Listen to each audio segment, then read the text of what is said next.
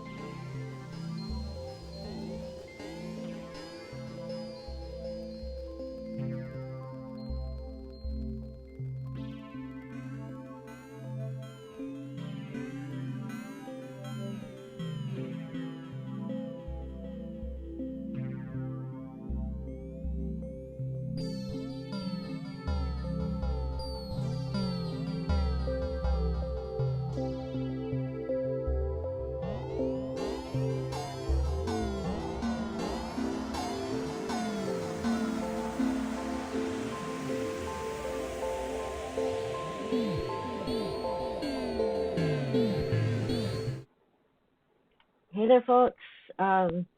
So, I know things are not working the way we expect them to work, or we're working on making that be the case. In the meantime, I hope that you enjoy a little spiral rhythm while we figure some things out. Thanks.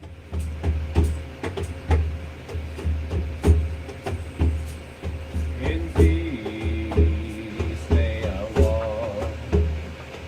In peace may I walk. In peace may I walk. In peace may I walk.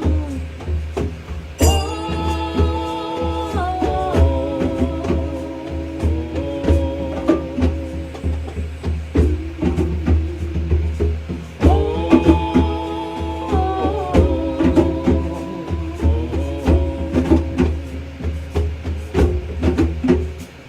in beauty may I walk. In beauty may I walk.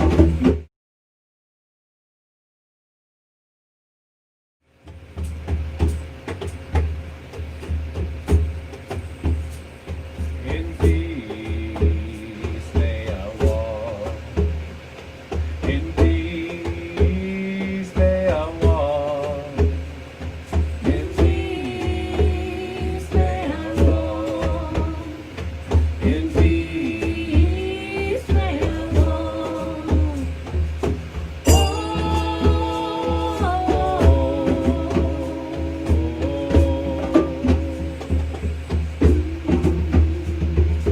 Oh,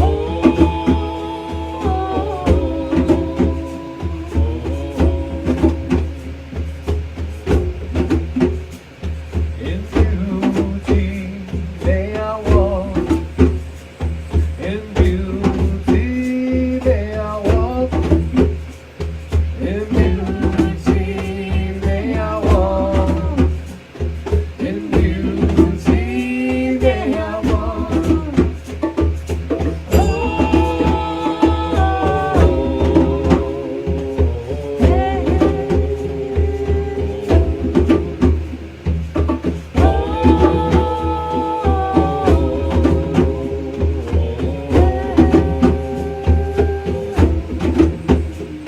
In power may I walk. In power may I walk.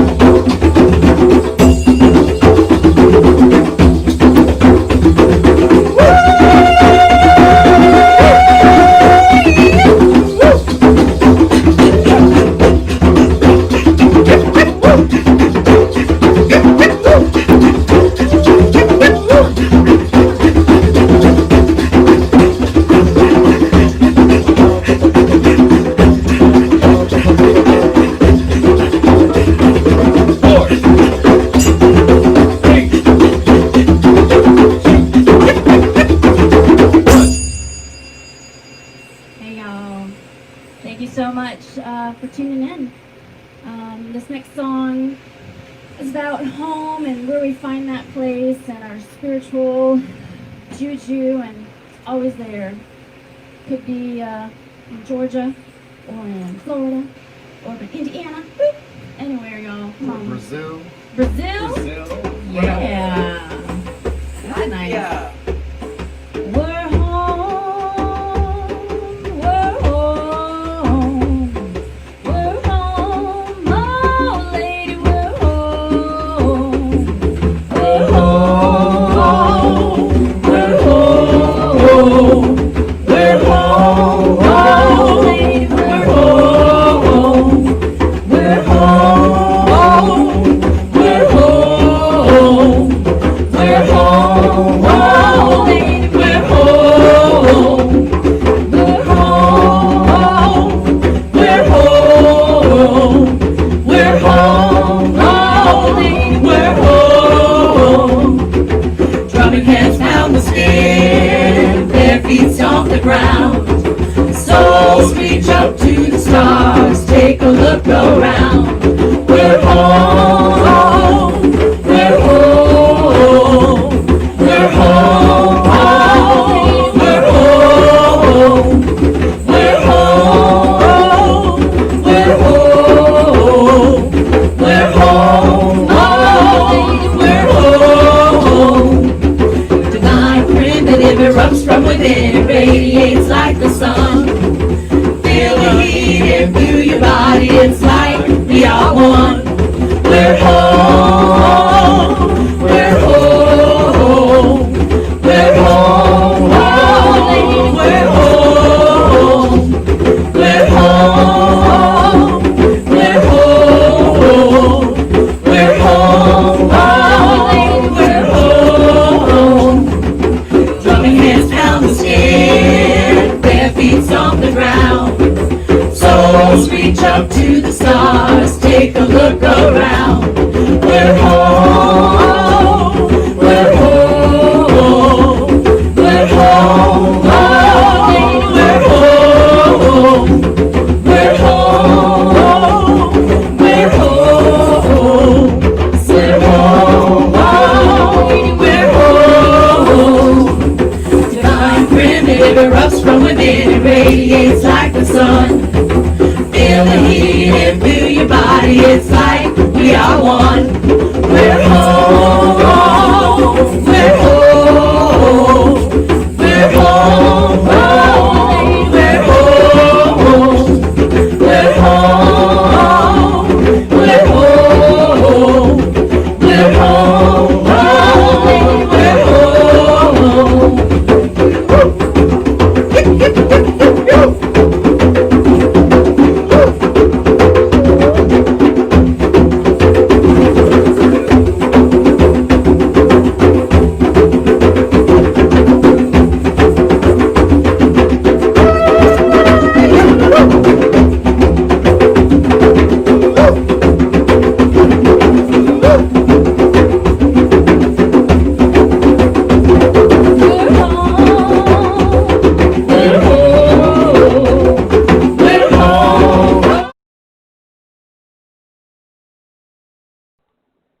Hey there, folks.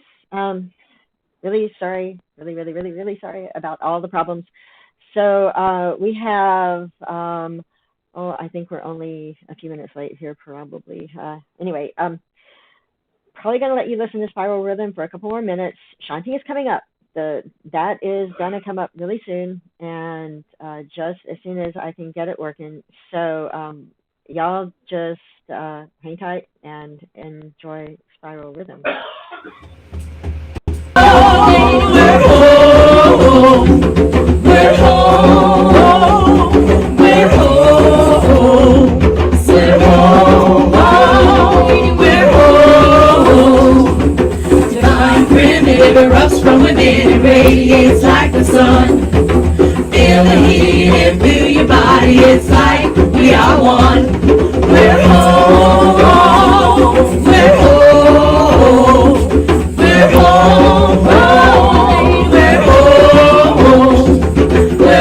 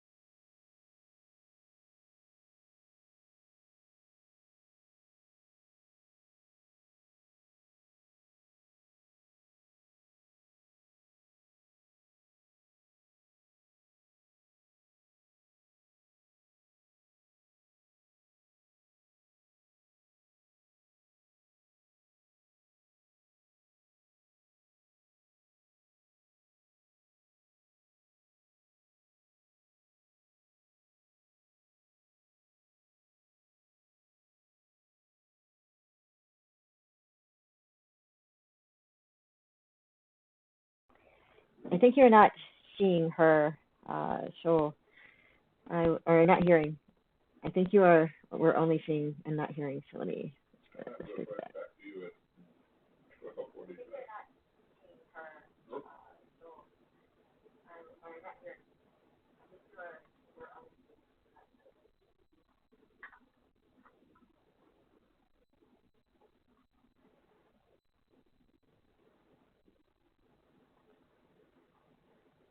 All right. Now what I need is desktop audio. I don't know which one it is. I've got two desktop audio. Okay. I think that we will get you to see Shanti Prize now, I think. So let's go. Hi, community. My name is Shanti Price, and I'm going to be supporting you today in reaching your breath, finding the realm of body being an intimate source to connect to that quiet within, that compassionate heart, the place that's beyond the cognitive, beyond the to-dos, brings you into the present moment with stillness. Just find yourself comfortably seated. Find the sit bone, find that balance point to begin the quieting. Deep breath, full in the belly, lifting and expanding in the ribs and the chest, elongating the neck, coming up to the crown, moving back through. All the way through the pelvis, down the inner thigh, down the legs, into the feet, touching the earth. This is a practice of gathering chi and of knowing how to gather. So we're going to start with a little bit of guidance for that. Some of you might have experience at Qigong, Tai Chi, energetic touch, and if not, this is new. Just close your eyes, relax, center yourself, and just take a pulse until you feel a tangible energy between your hands. This bioenergetic energy runs through us all. It's healing, chi. So take 3 pulses and then a hold. 1, 2, 3, and hold. Relax your fingers. Chest is open, shoulders rolling back. Okay. This is a practice of being completely enthralled, excited, and relaxed in the body as you become aware of it. So with that energy, just take a move, create like an orb, a healing glow. All of these movements are to practice the focus of our energy or chi. Hold that energy globe and move to the center. Find yourself very present in the center as your body is elongated, tailbone is touching the earth. Carry it to the other side. It's precious. We're learning how to gather chi and create that orb.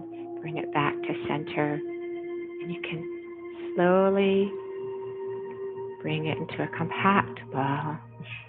Slowly, and even blow on it, you feel the movement. It's our nature to feel movement and to feel peace and stillness.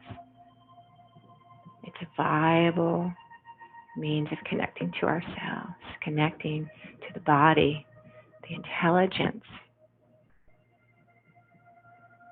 is one of peace and balance. One hand in the belly and one in the heart. So that is the gathering and the feeling of chi. Also, under the arms, we're open. So there starts to create this bioenergetic field. So there's energy within and without. It moves outside our body and informs our body. Our body informs, touches nature. So this is an awareness of our connectivity with the natural order, intelligence, with ancestors, with your teachers, information that's present.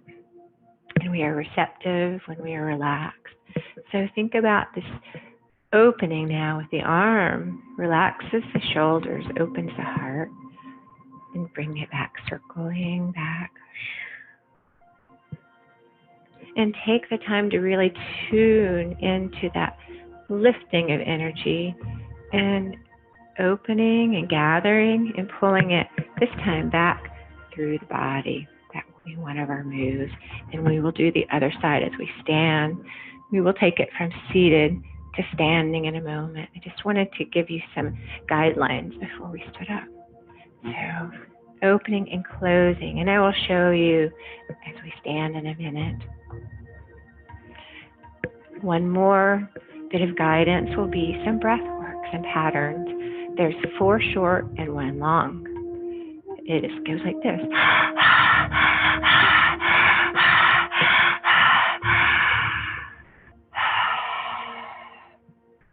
The breath is like never before, perhaps. It's very focused and large, expanding in the ribs, filling the lungs.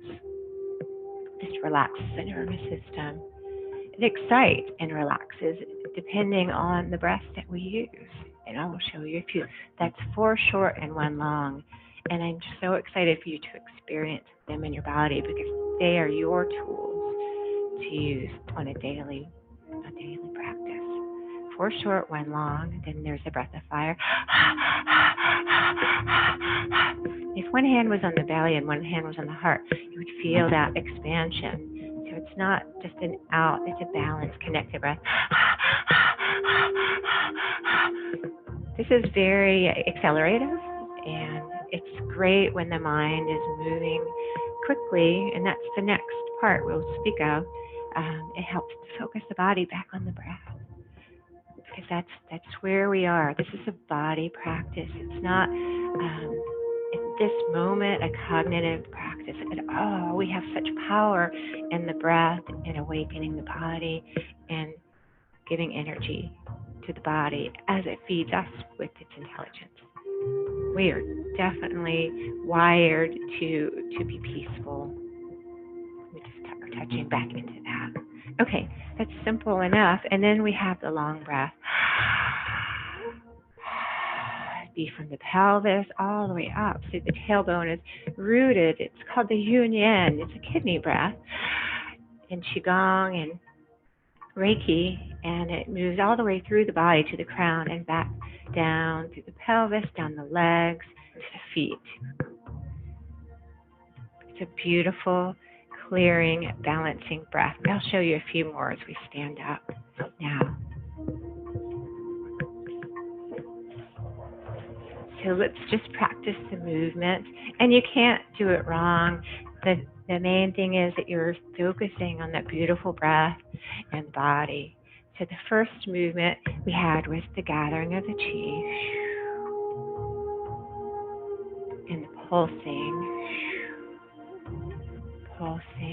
feeling, really start slowing it down and becoming part of the rhythm of the cellular movement.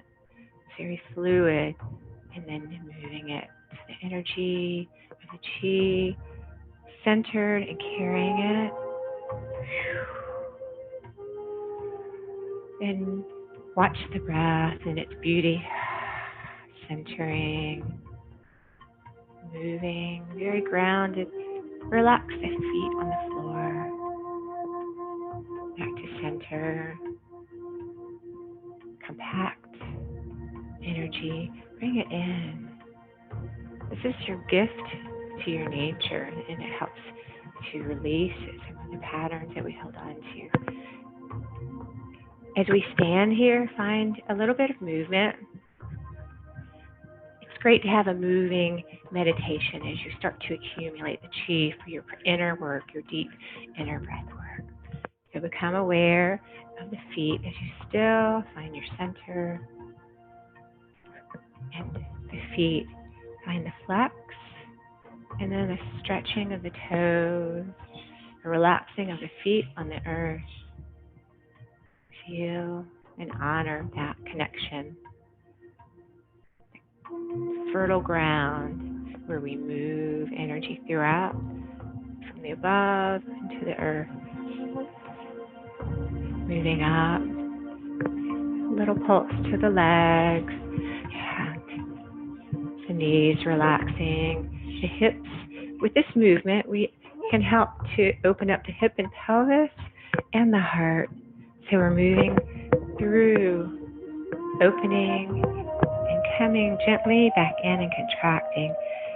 It's as if you're pulling part of the sky, the stars down, the sunlight, the whole fabric of energy moving into your body.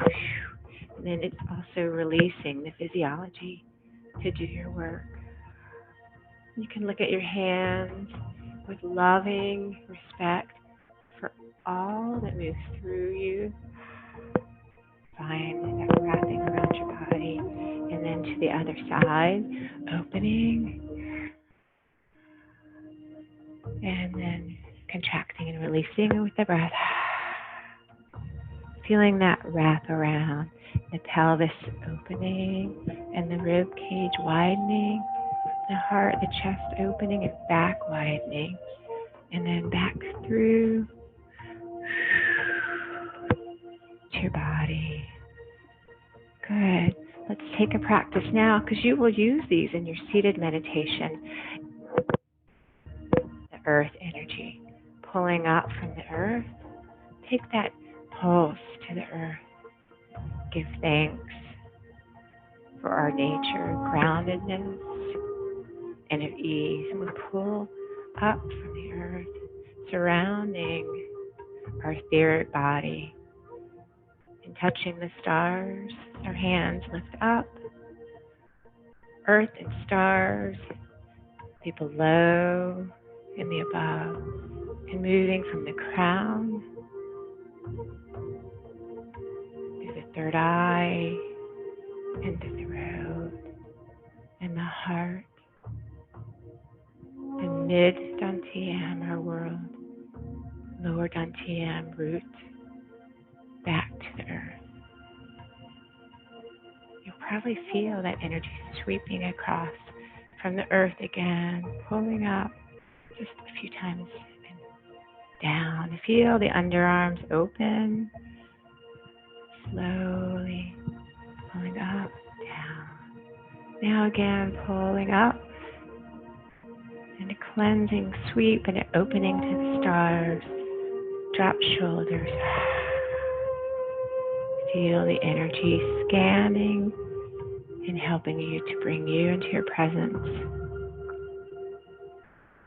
Wonderful. We'll take another movement from the heart to the side. Opening and opening. Find the weight shifting and the ease of that, and the body's excitement of the movement that's so wide. Back to the earth. Coming up from the lower dantian.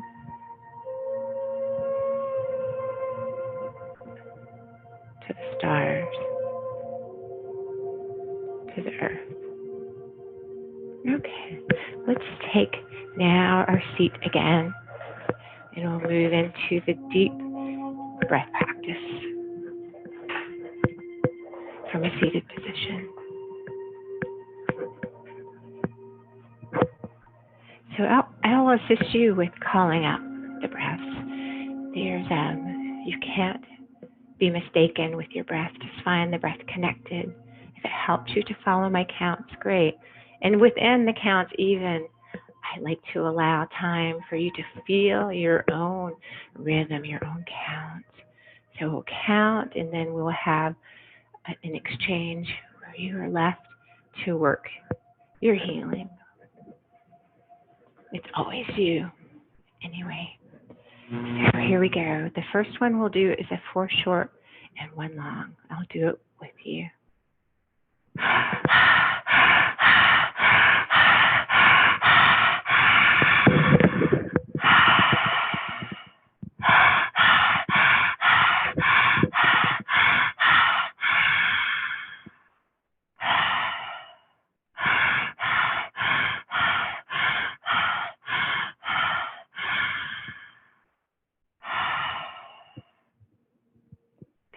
first full body breath. Let's break it down because this is our first time together, and it's always good to awaken and really focus as we move up our anatomy and our energetic system. It correlates. So we're awakening the nervous system, bringing calm, because that's what it does for us. So we'll take our start at the root chakra. It's the pelvis. We've already worked on relaxing the hips. So as you seat yourself, find yourself comfortable and relaxed and free to move as we do the breath. Movement is wonderful. There's no need to be static. If it helps you to move and scan, beautiful. It's such a wonderful combination, movement and breath. Okay, this time we're going to focus on the pelvis, and we're going to take 4 short and 1 long, and just keep that focus there, enlivening the fire, the energy, the streams that move up through our system and are met and move back through our system for balance. So 4 short, 1 long.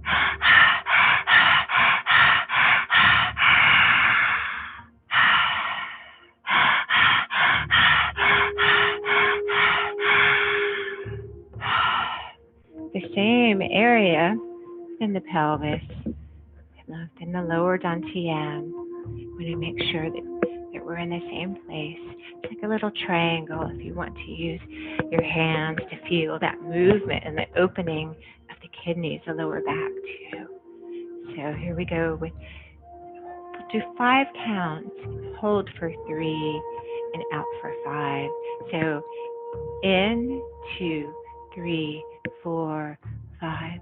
Hold, just like that little energy turning within, and release 2, 3, 4, 5. And with the exhale, you can let it go all the way through your legs and to your feet. Okay, let's again. 1, 2, 3, 4, 5. Hold. 2, 3. Release. 2, 3, 4, 5. Wonderful. Now let's take the breath of fire, the same focus. Exciting the nervous system. There's a sympathetic and parasympathetic dance. So keep the breath connected.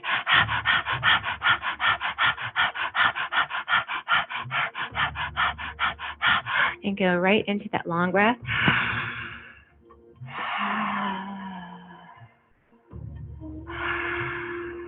Same focus in the root chakra.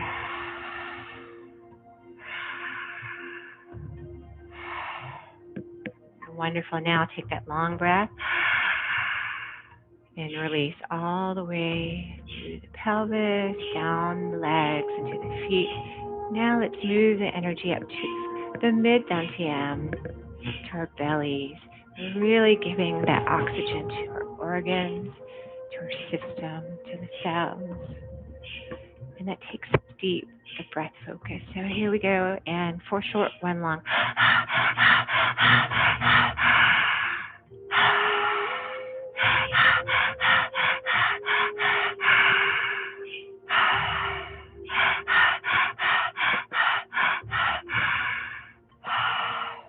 Now find yourself in the breath of fire with your own rhythm.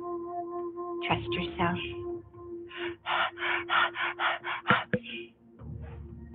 I'm going to support you with music as we're awakening and moving up the system. Find your breath and focus in the mid-dantian.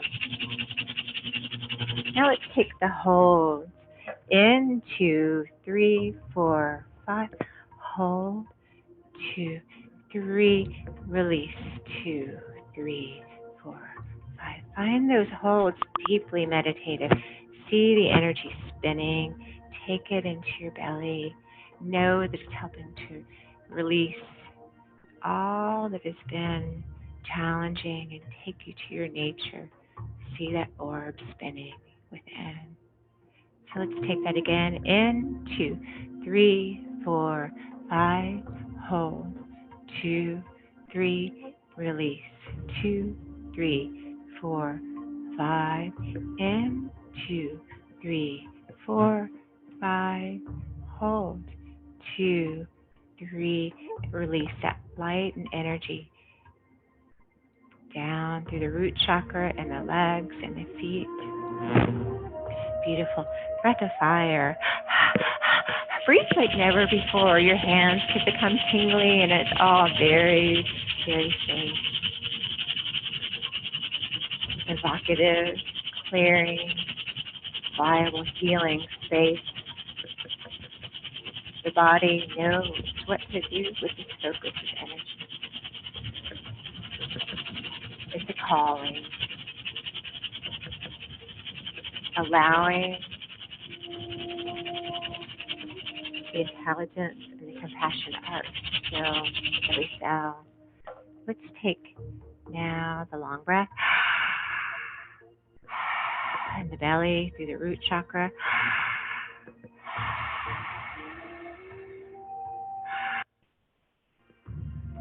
Widening the ribs, releasing down through the body.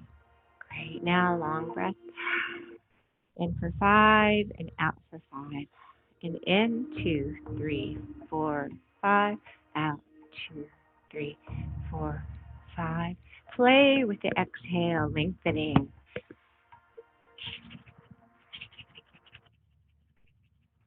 In 2, 3, 4. Take the breath at your speed. The healing breath is your tool for the everyday.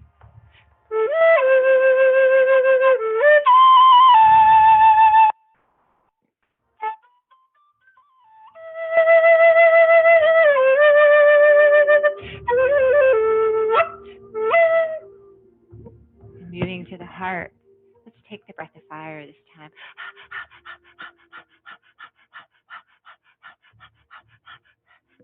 4 short, 1 long. In, 2, 3, 4, 5. Out, 2, 3, 4, 5. In, 2, 3, 4, 5. Out, 2, 3, 4, 5. Taking the hold. In, 2, 3, 4, 5. Hold. 2, 3. Releasing. Remember that scanning down the body.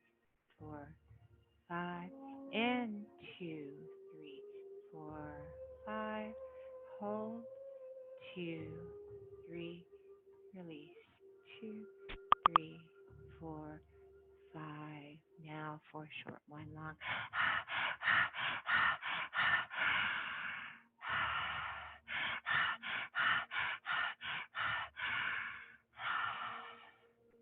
Take that long breath in for 5 and release for 5. In for 5, 2, 3, 4, 5. Release this time for 6. Find the breath of fire within the heart, awakening and a calling and an allowing your presence to override history that does not serve.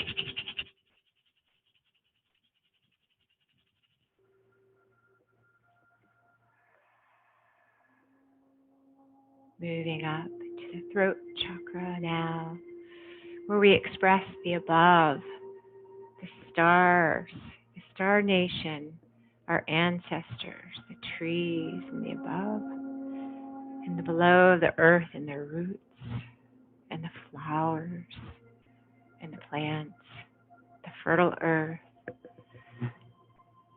the open intelligence of both meet here. 4 short and 1 long, opening and relaxing. Before we start, just it's such an area of tension for some, just take a nice time with your Reiki hands, your energy that's growing, and find a stretch for the neck, releasing the shoulders, for the neck, releasing and relaxing ever more in the shoulders, the back of the head.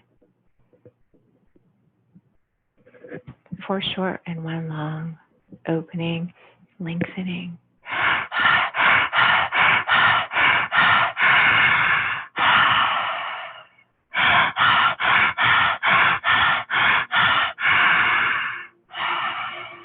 Now take that breath of fire.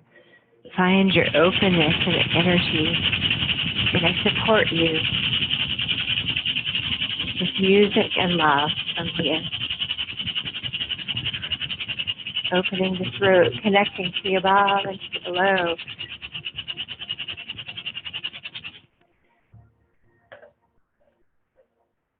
Let's take another breath now. The hold. In, 2, 3, 4, 5. Hold. 2, 3. And release. 2, 3, 4, 5. In, 2, 3, 4, 5. Hold. 2, 3. And release. 2, 3, 4, 5. Find your timing and move from there into that nice long breath, focusing on the throat chakra.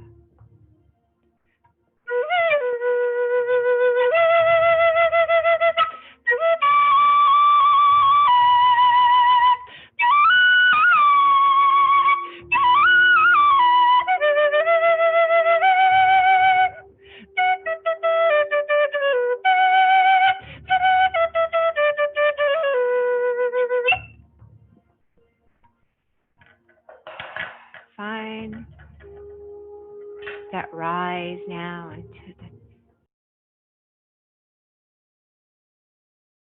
the mind, the third eye opening, relaxed, calming patterns that no longer serve us, calling the release and the falling into self, into guidance, of star, of ancestor, of earth, of tree, of mountain, of wind, of fire, opening and relaxed. Take the 4 short and 1 long.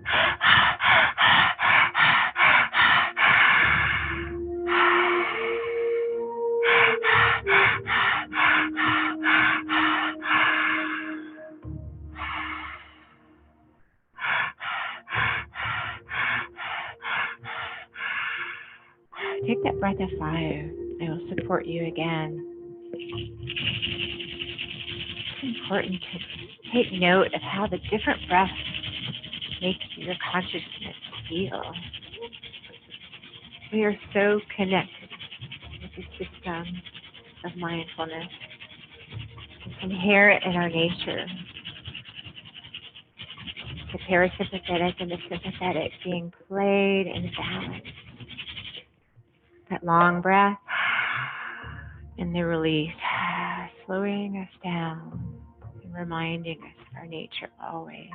Take the breath in for 5, 2, 3, 4, 5. Release for 6, 2, 3, 4, 5, 6. In, 2, 3, 4, 5. And out, 2, 3, 4, 5, 6. Now the hold. In, 2, 3, 4, 5. Hold. 2, 3. Find that release down the body. Light touching throat and heart and belly, pelvis, legs, and your feet touching the earth. Remember the movement coming to the stars and scanning through our breath, our movement, whether in motion or inner movement and vision. Help us to navigate consciousness. Wonderful. Now to the mind, the great mind that has held our patterns and to-dos and given us such welcome in the planet. This is a time to focus on the relaxing of all those timelines and patterns, to open up for clearing that which does not serve us. Our mind and glial cells are as the Milky Way, moving starlight and fire into our mind, relaxing. Take the 4 short and 1 long. Opening up to the star way and the intelligence and the ancestors, the messages, the words that we must bring here to this wonderful planet. It moves through our system to the feet. 4 short, 1 long, one more time.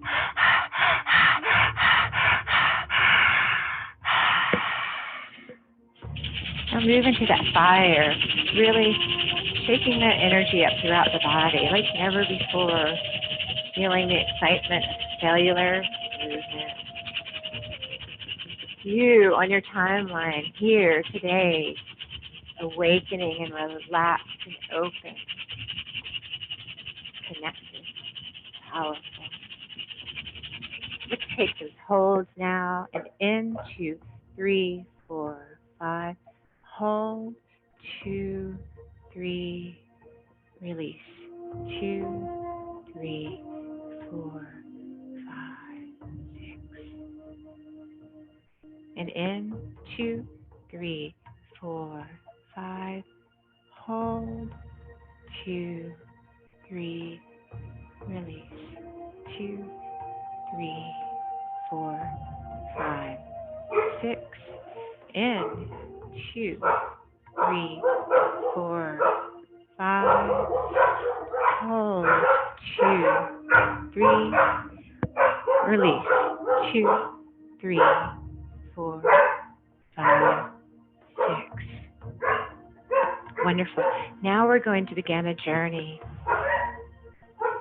So you've got the breath and you've got the movement in the body and the opening.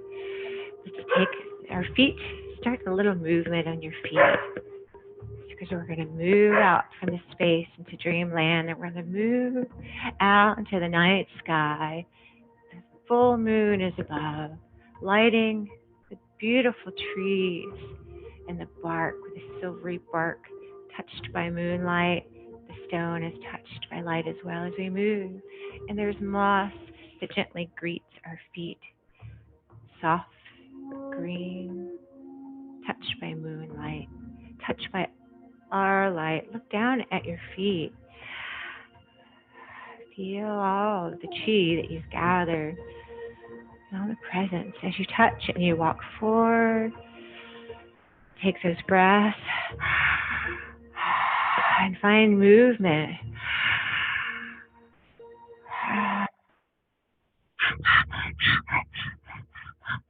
Maybe you're moving faster with the breath, touching out to the trees, opening that body, sharing your light, and being wrapped up by the night sky and the energy that fills the air.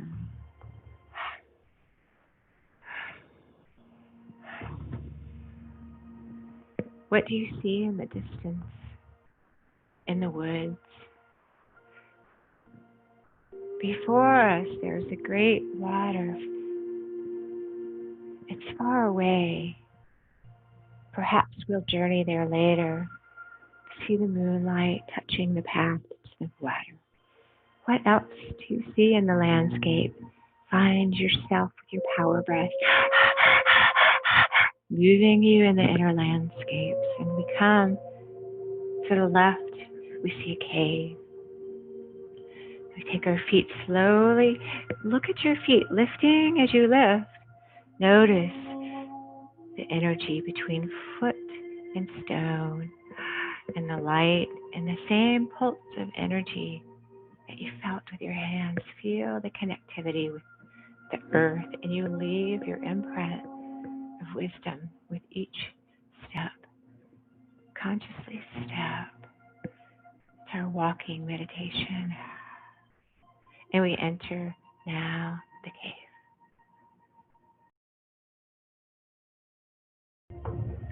Hi community, my name is Shanti Price, and I'm going to be supporting you today in reaching your breath, fills the air.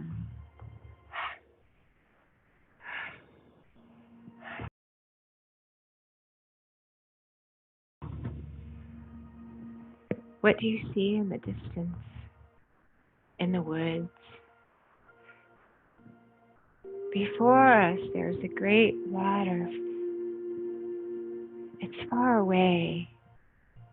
Perhaps we'll journey there later. See the moonlight touching the path to the water. What else do you see in the landscape? Find yourself with your power breath, moving you in the inner landscapes. And we come to the left, we see a cave. We take our feet slowly. Look at your feet lifting as you lift. Notice the energy between foot and stone and the light and the same pulse of energy that you felt with your hands. Feel the connectivity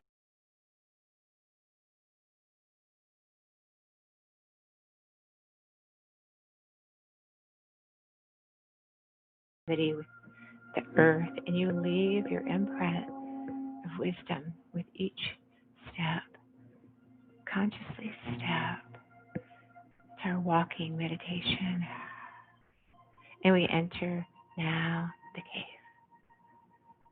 On the walls are great amethyst stones, symbols of old.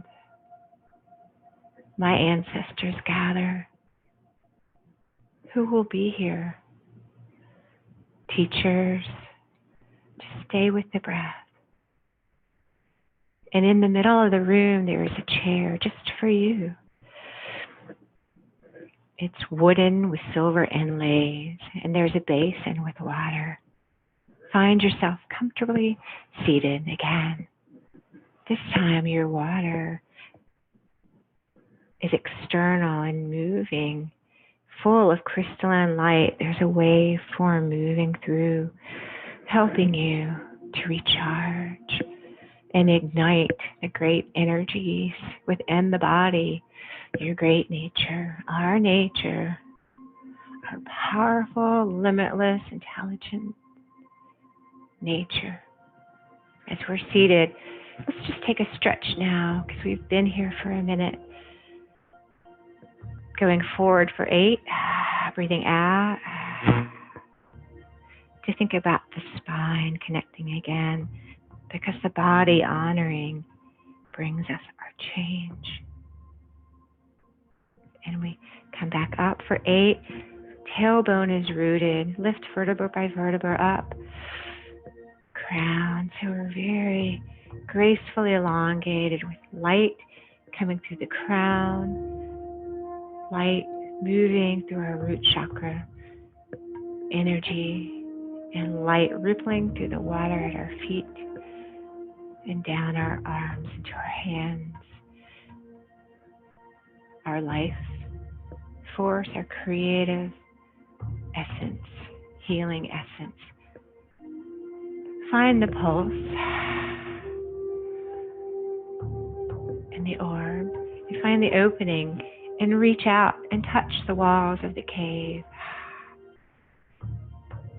Clearing, relaxing, releasing the shoulders as your arms and etheric hands and arms reach and are grounded by the wonderful stone, crystalline stone of the ancient walls, for which you are a part and not separate. And to the other side, a stretch, an opening the rib cage, finding the movement in your body, bringing it into the belly. Let's do the 4 short and 1 long. This time, full body.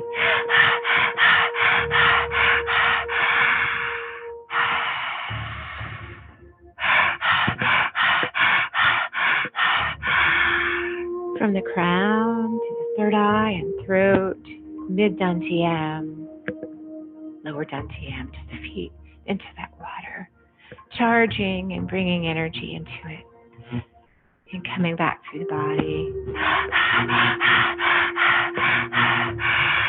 I'm going to let you take your journey with the breath, and I will support you with some music. I'm feeling you now. I'm feeling your wisdom and your bravery to have made this journey.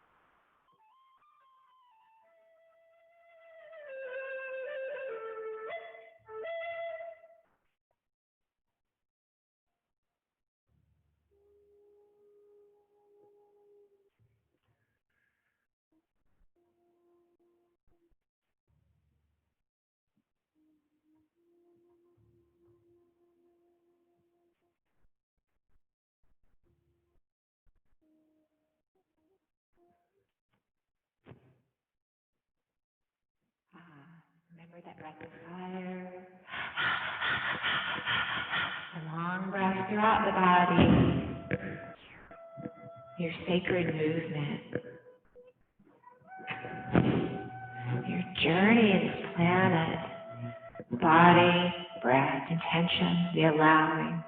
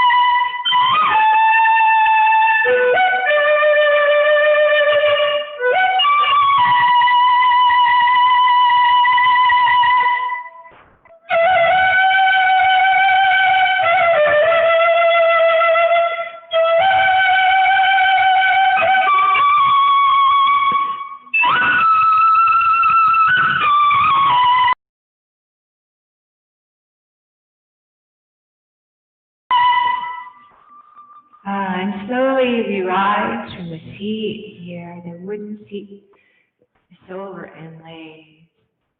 Splash the water one more time. And we'll move slowly one step down and then the other from the seat. Noticing the great energy that courses through our body. Remember the breath. Moves through us, bringing consciousness and choice. With each breath, with each change, with each remembrance, we bring more of ourselves right here. You can put your right hand out. There might be something there for you.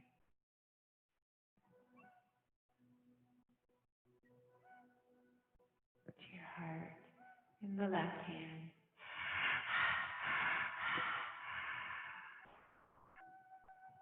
Feel the expanse under the arm open. Back to the heart. And we move out. And you return slowly through the woods in the moonlight. Perhaps the next time we'll visit the waters. We see the mountaintops in the distance and the clouds circling them. The breath and the wind is one within our bodies. And the water flows from the crown and the root, balancing our form and bringing intelligence. Heart open, shoulders relaxed. We move back into our graceful seated position. Root moving down to the earth. Spinal cord is lifting up to the sky. Our belly is relaxed. Heart's open. Take that breath. A long, deep breath. Find the exhale longer than the inhale. Play with your breaths. Play with them. And then gently bring it back to your natural breath, because that's to be honored as well. We watch the breath because it teaches us so much about our mind. It helps to release. When we see the thoughts arise, we don't have to name them. We can let them flow on by as we work this body practice and breath practice of mindfulness. Continue to find your seat in your gentle and graceful opening and grounded nature, bringing you into the room.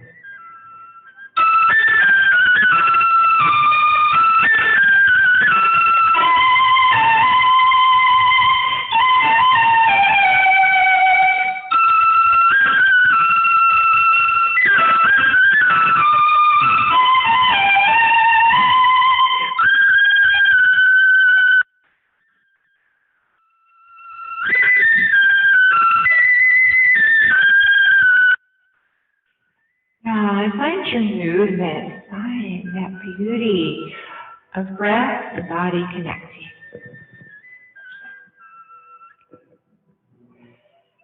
Thank you for your practice.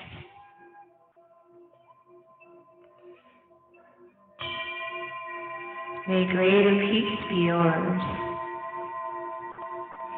May it extend to community and extend into our world. Thank you for your practice. I love you.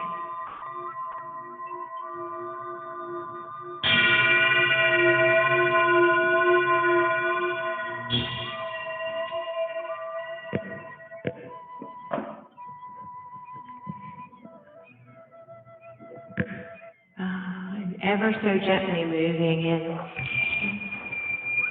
to your natural breath.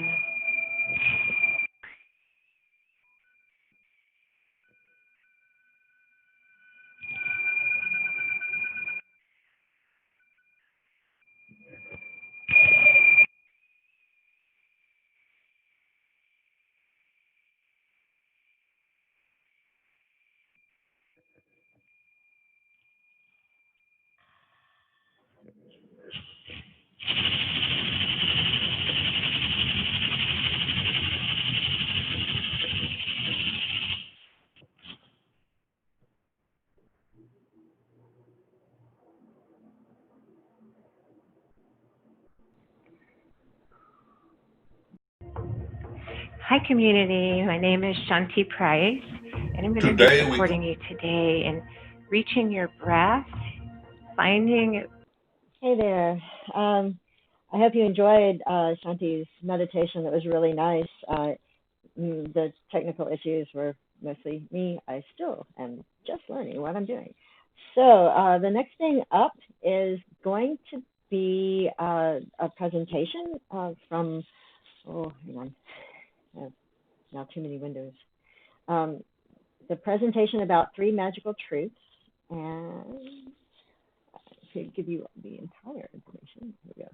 All right, so this is 3 magical truths or realities, and we'll have that up for you in just a second. by Lady Dia, indeed. So let's see, put that out of here.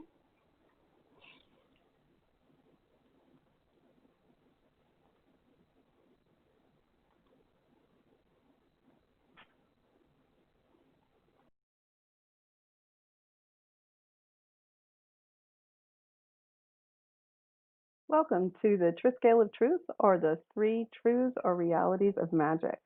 My name is Lady Dia. I'm from Willow Dragonstone Community and Coven out of Gwinnett County, Georgia. Our website is www.willowdragonstonecommunity.org. You're welcome to look us up. Today we're going to be talking about magic and how magic intertwines with the 3 truths of magic. So let's talk about these 3 truths. You can see here in this slide, the Scale of Truth shows that the circle truth, the amygdala truth, and the mundane truth are the 3 truths that we're going to be discussing. Let's proceed. The mundane truth, that's the physical reality of a situation. The best example I can come up with is there's a spider in the corner, and that's a reality. That's a mundane actual fact. There's a spider in the corner. And as a human being, our first reaction to a spider in the corner can be to examine what kind of spider is it. Is it a poisonous spider? Should you let the spider live? Should the spider be set free? Should we ignore the spider? All of these are mundane, actual physical concerns that we may have about the situation of a spider being in the corner in our house. So that is the mundane truth. Another example of mundane truth would be you have an interaction with a human being. So you're going to have a conversation with Witch B, and you and Witch B are going to talk about whatever it is to talk about. The interaction is the physical thing that's happening between you, whether it be via Skype or Facebook Messenger, whatever it is. There are those, that's the interaction. The circle truth is the truth of the situation as it exists on the magical plane of existence. So in the circle truth, if we talk about our spiders again, spiders have meanings in the circle truth. Grandmother spider, for example, weaves a reality that we're in, whereas the spider in Tolkien's Shelob is seen as a sinister spider that's out to drain us and bind us and keep us from doing something. And then in some cultures, the spider is how man gets fire.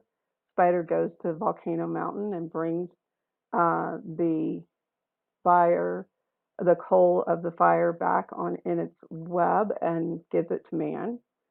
So then there are also different meanings for different types of spiders. So for example, if you had a black widow, that may have a specific meaning versus your common, ordinary orb weaver spider or a wolf spider. All of those would have some different kind of connotation to them in the magical or mundane realms. A black widow might indicate danger with its red hourglass on its back, whereas an orb weaver spider might mean written communication or some kind of communication being given to you. So these are the circle truths, the truth of a situation as it exists on the magical plane. When you talk to someone about something, there is also the ability to talk to them and to feel their energy. And that's going to be part of your circle truth there. You're going to feel, are they relaxed? Are they defensive? Are they hostile? What is that energy like? That's part of the circle truth of interacting with someone. When you're on Facebook with them, as you read their message, the energy that you get from that is part of the circle truth. So that is the second plane of existence, our truth or reality. The amygdala truth. The amygdala truth has to do with the inerrant and reactive truths that most people do not consider and aren't aware of. So the amygdala is a part of your brain where all of your instinct resides. So this is, if I asked you if you like chocolate or vanilla, and you can say chocolate vanilla or strawberry or rocky road, whatever it is, that instantaneous, reaction you have about which one of those kinds of flavors of ice creams you like, that comes from your amygdala. And your amygdala, because it is the instinct center of the brain, gives you visceral reactions to things. So, for example, you are going to have a visceral reaction to spiders. Whether that reaction is of indifference or of tolerance, there's a base and primal reaction you have regarding spiders that's been fostered and nurtured throughout your life. So let's talk about Bendy Irwin for a minute. The crocodile hunter's little girl has been raised to play with spiders from a very young age. She's had spiders in her hands, spiders crawling all over her, and her parents normalized that. So her amygdala didn't learn the visceral reaction of fear, she learned the visceral reaction of love and acceptance.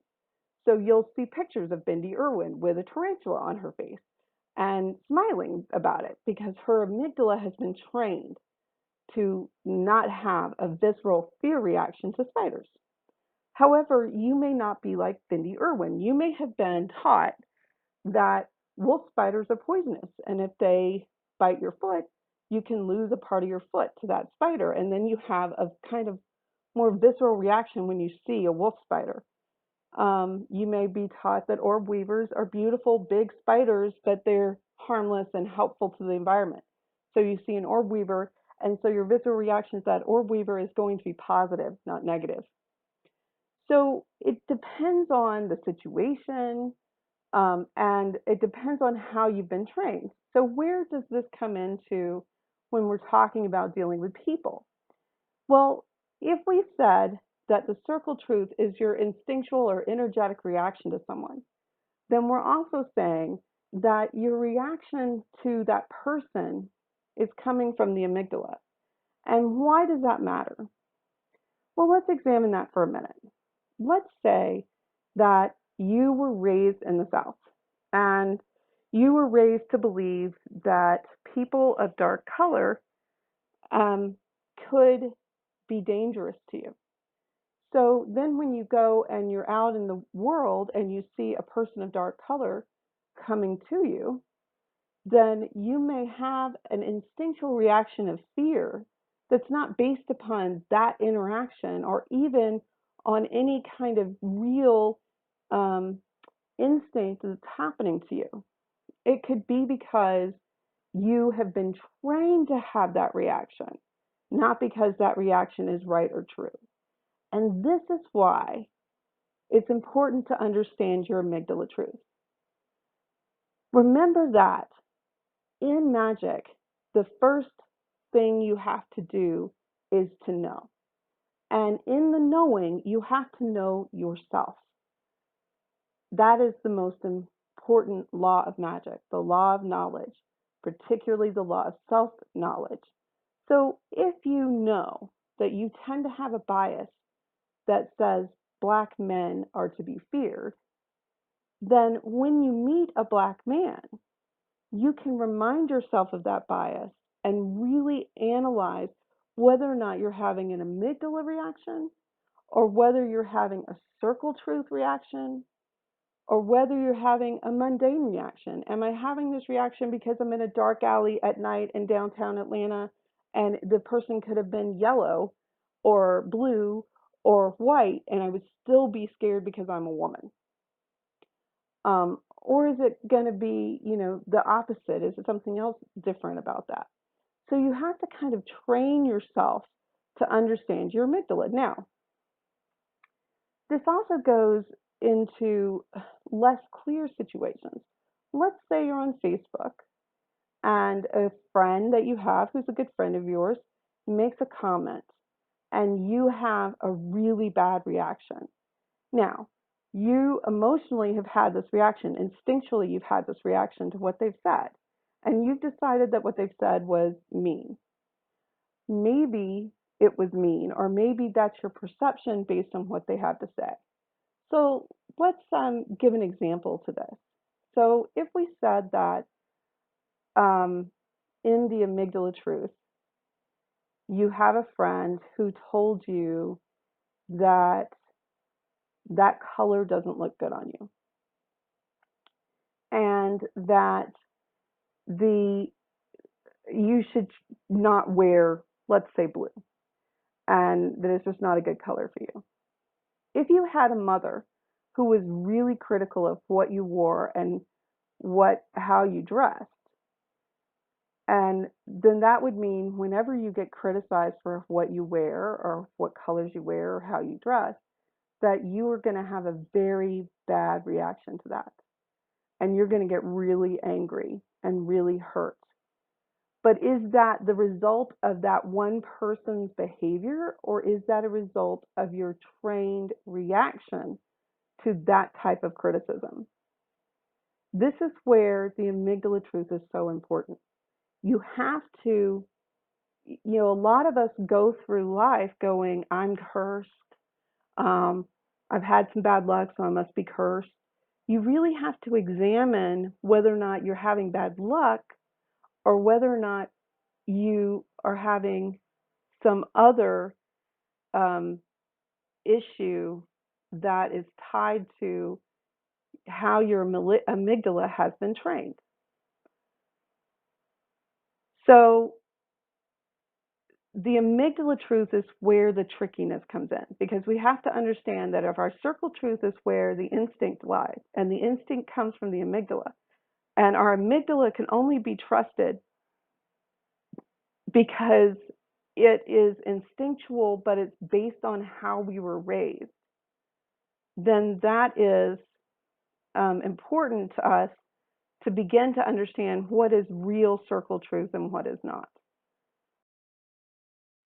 And this leads us to discuss what we are going to do with these three truths that can be at conflict with one another: the mundane truth, the circle truth, and the amygdala truth. So let's start with the spiders.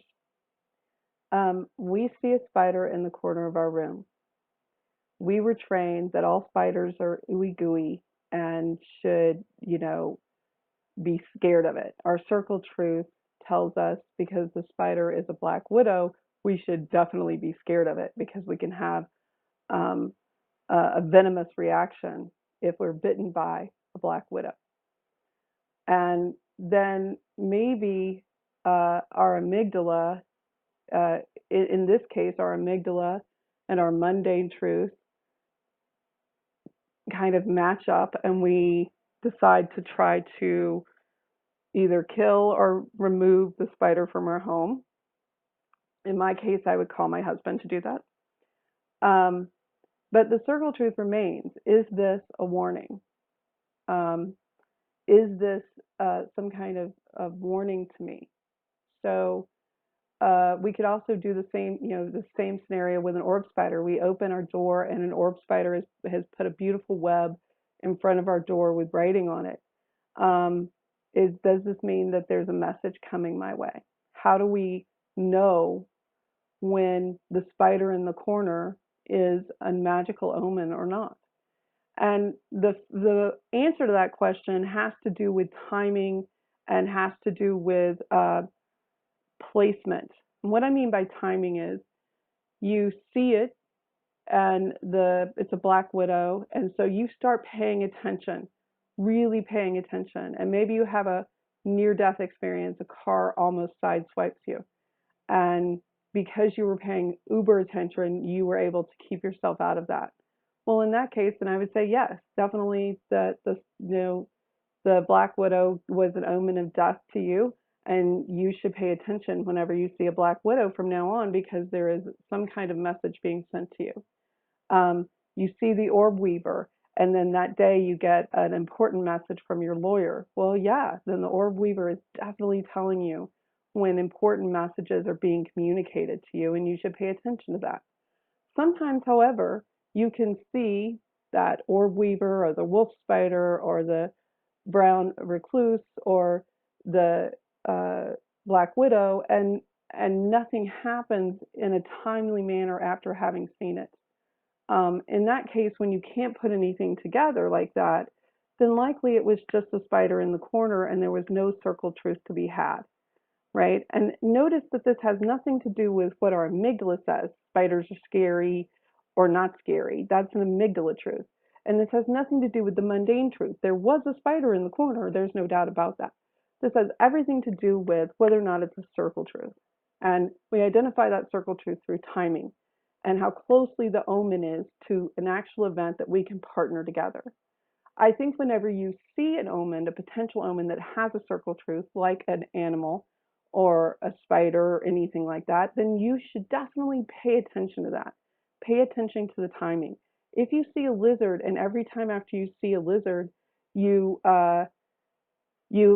have a problem with this person that's like a buzzing fly in your life, and then you see the lizard, and then there's that buzzing fly person. Maybe the lizard is telling you it's time to get rid of the buzzing fly person in your life. If you can't put together these events, then it's likely you just saw a lizard because that was the lizard in your garden, and that lizard lives in your garden and he's there all the time, and so you're likely to see him more. So this is kind of how you begin to do what this particular slide says, which is identify, acknowledge, and balance. You have to identify the mundane truth. You have to try to acknowledge what the potential is. That could be a sign, and we're talking about spiders. We're talking about the spider. Circly could be a sign in the circle truth. And the amygdala truth has nothing to do with whether or not this is a sign, unless it is, we can kind of use the circle truth to create that reality for ourselves, meaning that there's some timing in that with that omen that helps us identify exactly when that is. So that is one of the things to look at when you're talking about identify, acknowledge, and balance. When you're faced with issues of magic, you need to identify and acknowledge and balance the three truths. This helps you decide how to react, whether you need to react with magic or mundane action or simple recognition and acceptance. For example, if you saw the Black Widow and then you had that near-death car experience, the next time you saw a Black Widow, I would strongly encourage you to do some extra protection around yourself, because Black Widows may be telling you to pay attention to near-death experiences in your future. If you receive a message after seeing an orb weaver spider, then I would, the next time you see an orb weaver spider, I would do magic that says, I'm open to the next message that's coming my direction, because you have a history of the orb weaver spider preceding you into becoming important messages. Now, this is one of the reasons why a lot of witches keep a daily journal of things that happen to them and of omens and symbols that they see, because this way they can tell in timing what things are doing. For example, if you are someone who pulls a card or an ogham or a rune on a regular basis, say you pull one every day, and every time you pull, and I always use real experiences. I do geomancy, and in geomancy there's a figure called Rubeus, and Rubeus is all about passion out of control. And I have found in my dating life that when I pull Rubeus and I have a date, that the date is thirsty and just wants to have sex. It's just something that I've noticed. So whenever it's gotten so bad that when I pull Rubeus and I have a date, I've actually started canceling the date because I know it's not going to work out, because Rubeus tells me that it's not going to work out. That's how often it's happened. I would never have known that had I not, when I pulled Rubeus, also noted that I had a date that night and that it went badly. So you can see there's that timing that I was talking about again. There's the mundane action. I pulled Rubeus as my figure for the day. There's the circle truth action. The circle truth action, which is Rubeus, stands for passion unchecked and uncontrolled. And then there's the amygdala reaction that I'm now having that says, ooh, if I have a date on the days that Rubeus has been pulled, then I'm going to have a bad date. And that person is not really interested in a long-term relationship, which is what I'm looking for. And so it's not going to be a good match, and I might as well cancel the date. So that is how you begin to pull together these three truths and use them to your advantage. I would like to take a few minutes to examine a couple of specific examples of how to use the three truths to help you identify if you're under magical attack, if you're experiencing, if you're cursed, for example.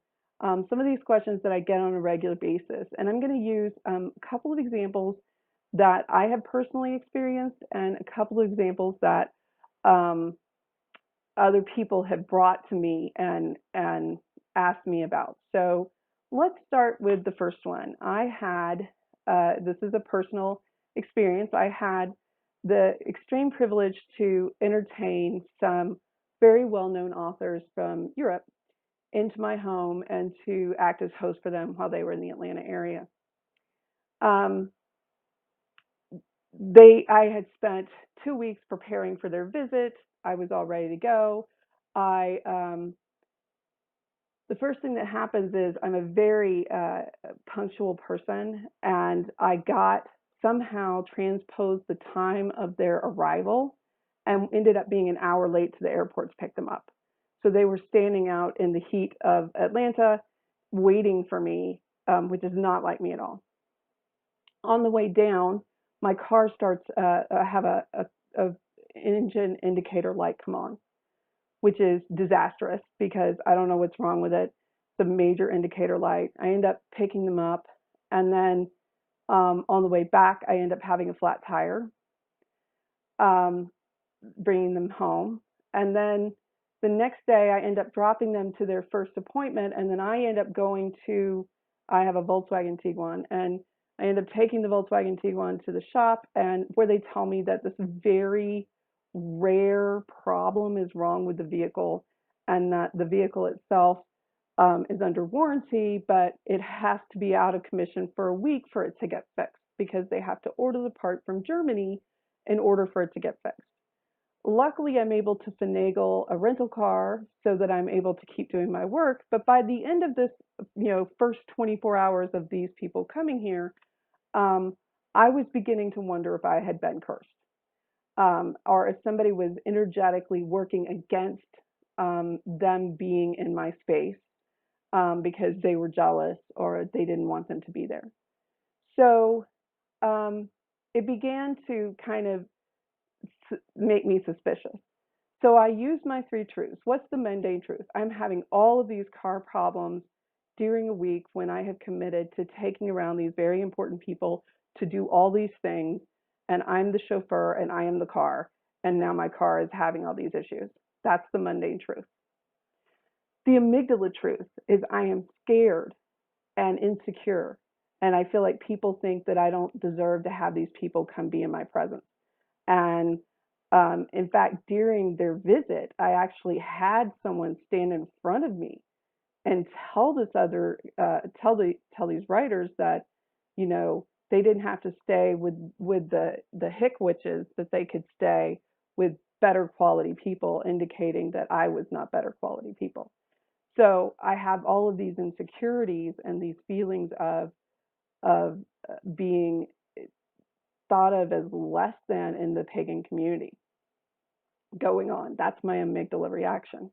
That's all of my personal insecurity. And then I have the circle truth. So am I having, the question is, am I being energetically worked against? So what did I do? I went that night and I did a very quiet meditation. I examined energetically the energy around my car. I did some working around the energy of my property. I did, just kind of energetically relaxed and tried to really see if there was a problem. One of the interesting things that happened is as I was doing this, the guests in my home happened to be doing the same thing at the same time. We conferred about this the next morning. And as I'm doing the energy work, I feel his energy work come up around me. And then we both at the same time kind of identify a third energy at work. And we kind of ended up combining energy and redirecting and eliminating that energy. And in doing so, that night, everything kind of settled down, and I left that situation really feeling like, yes, someone had deliberately tried to energetically sabotage their visit with us, and that there was some active energetic sabotaging going on. The next day is when I find out that the Qigong had a problem that was so unusual they had to send for the part for Germany, but they gave me for free for a week a rental car and didn't charge me for it. And it was a nicer car than my car. It got better gas mileage. And in the end, I was ahead, even though there was a little bit of I mean, it was a little bit of an inconvenience, but at the end of the day, it didn't hurt them. It didn't hurt their visit, and it didn't hurt me in the long run either. And I feel like that was a function of the energetic work done by myself and my guests.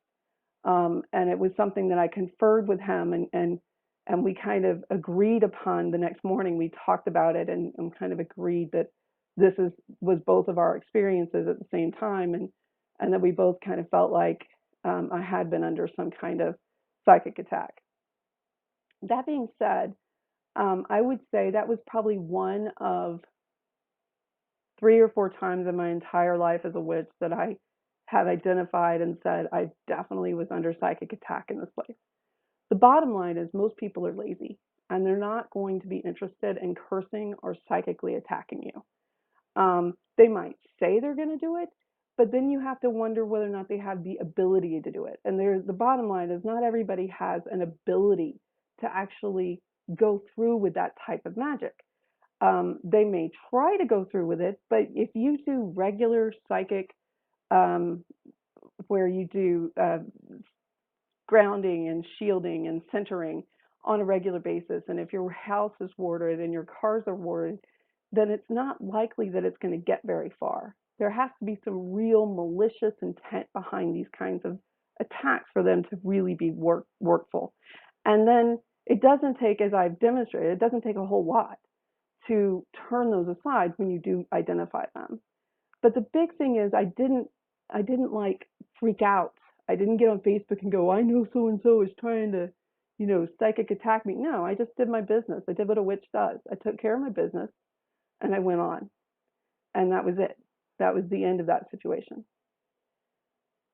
So that's one example of a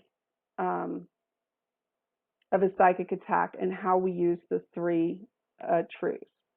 So let's use another one that is common that I get a lot, which is my in-laws don't like that I'm a witch and they're praying for me.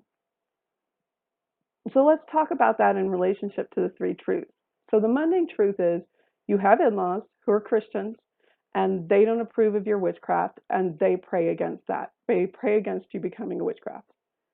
That's the mundane, actual, no doubt about it truth. Then the amygdala truth is that you're not being accepted by your in-laws, that there's not an unconditional acceptance and love there. And that may affect you because you have never had that kind of acceptance and love from anyone. And so it doubly hurts you and it doubly causes fear in you. That's the part of knowing yourself. That's where your amygdala demands you know whether or not that's going to be part of your issue, because you don't need that feeding into this situation. And so those are 2 truths, the amygdala, the mundane. Now let's talk about the circle truth. The question about the circle truth when it comes to thinking about people who pray against your witchcraft is whether or not you think that the people have energetic ability to energetically interfere with you, and whether or not you think that the powers they pray to will energetically interfere with you. So let's divide these into 2 places. If you think that you have what I call them prayer warriors. These are people who use not just prayer, but energetics in their prayer to try to bring everyone into a Christian point of view and mindset. These are energetic warriors, just like we are energetic warriors. It is possible that their energy alone could be enough to do that. If it's just your nice old Catholic grandma who prays the rosary for you, the likelihood that level of energy is going to be enough to interfere with your life is pretty low. However, if it's a prayer warrior, someone who has a very deep belief, very hostile energy about them when they come to prayer, they may have an energetic ability to interfere with you. You have to decide in the circle truth which of those it is. Then you have to decide if you believe that the Jesus, the God, the Mary that they're praying to believes that you are evil enough to interfere with, or do they believe that the people who are praying for you are misguided? So, see, it's not so simple. You've taken, I'm getting psychically attacked by my in-laws because I'm a witch, and now you've broken it down into these different parts, and all of a sudden it's a little more complicated than it seemed at first blush. My suggestion is decide what the energy they're praying to believes. I don't believe that Jesus is a malicious God. I don't think that Jesus is going to be actively trying to get me to turn away from my witchcraft ways, because I think I have more in common with Jesus than a lot of Christians do. That's just my opinion. However, if I were to have a Jewish grandmother who was praying to Adonai, and I might have a very different view, or if I had a Muslim in-law who was praying to Muhammad, I might have a very different view, right? Because that I view those gods and those divinities in a different way, and I think of them as a separate entity. So first of all, decide how the energies that they're praying to, how you believe they interact with you, and then decide whether or not the people who are praying have the energy to interact with you in a negative manner or not. These are your circle truths here that you're trying to identify, acknowledge, and balance. You're trying to figure out where it all lies out. And once you've decided all of that, then you can magically react to this situation, and you're not doing it from a place of fear. You're not setting up, crazy spells to get back at your in-laws. You're setting up simple, strong protection spells to help you navigate these this interference from them. So I think that you have to really examine it when you have that particular question. The next example that I wanted to touch on is another one that I get a lot, and it has to do with dealing with a third party. So in this example, I had a wife come to me and say, I need a magic spell to make my husband stop bringing up something from our past that I did that he didn't like, and he brings it up every time we get into a fight. So the mundane reality is that there are these two people and they're having a fight. And when they have that fight, he's bringing up something from the past and it's upsetting her. That's the mundane reality. The amygdala reality is that he's hurting her. He's emotionally and mentally hurting her by bringing up this past wrong. And the circle truth is that she can't magically do something to make him change, ultimately who he is. If he's the kind of person who's going to bring up the past, he's the kind of person that's going to bring up a past. Magic is going to have little to do with your efforts in that manner. So what are you supposed to do? Well, this is a mundane issue and an amygdala issue. It's not a circle issue. It's not something that we're going to be dealing with in magic. You're going to have to go to your partner and say, partner, when you bring up X, Y, and Z when we're fighting, it makes me feel bad. And that's my amygdala truth. I feel bad. You're hurting me. And so I need you to not do that for me anymore. Now, you can do that. That doesn't guarantee that this person is going to stop. And that is where sometimes you have to give a simple recognition and acceptance. So the person, you tell the person this, and then the next time you fight, he brings it up again. Then your response is going to be, I hear that you are bringing up X, Y, and Z. I've apologized for X, Y, and Z. That's not the argument that we're having right now. We're actually arguing about ABC. I would like to talk about ABC, please. But you understand that this requires a level of knowledge of self that is inherent and deep. You have to know yourself in order to react in these ways that are positive and bring about change. You didn't do anything magically to affect change, but you can do something in the mundane that will affect that change. So that's another example of dealing with people. So we have looked at several things. We've looked at the mundane truth, which is the actual truth of a situation. We have looked at the circle truth, which is the magic or instinctual truth of a situation. And we've looked at the amygdala, which not only houses our instincts, but it houses our biases as well. And that's an important thing for us to understand and know, because then we can react in appropriate manners when we're dealing with these different issues. In order to identify, acknowledge, and balance, one of the things we can do is look at when something happens in the mundane truth and it's timing to other events.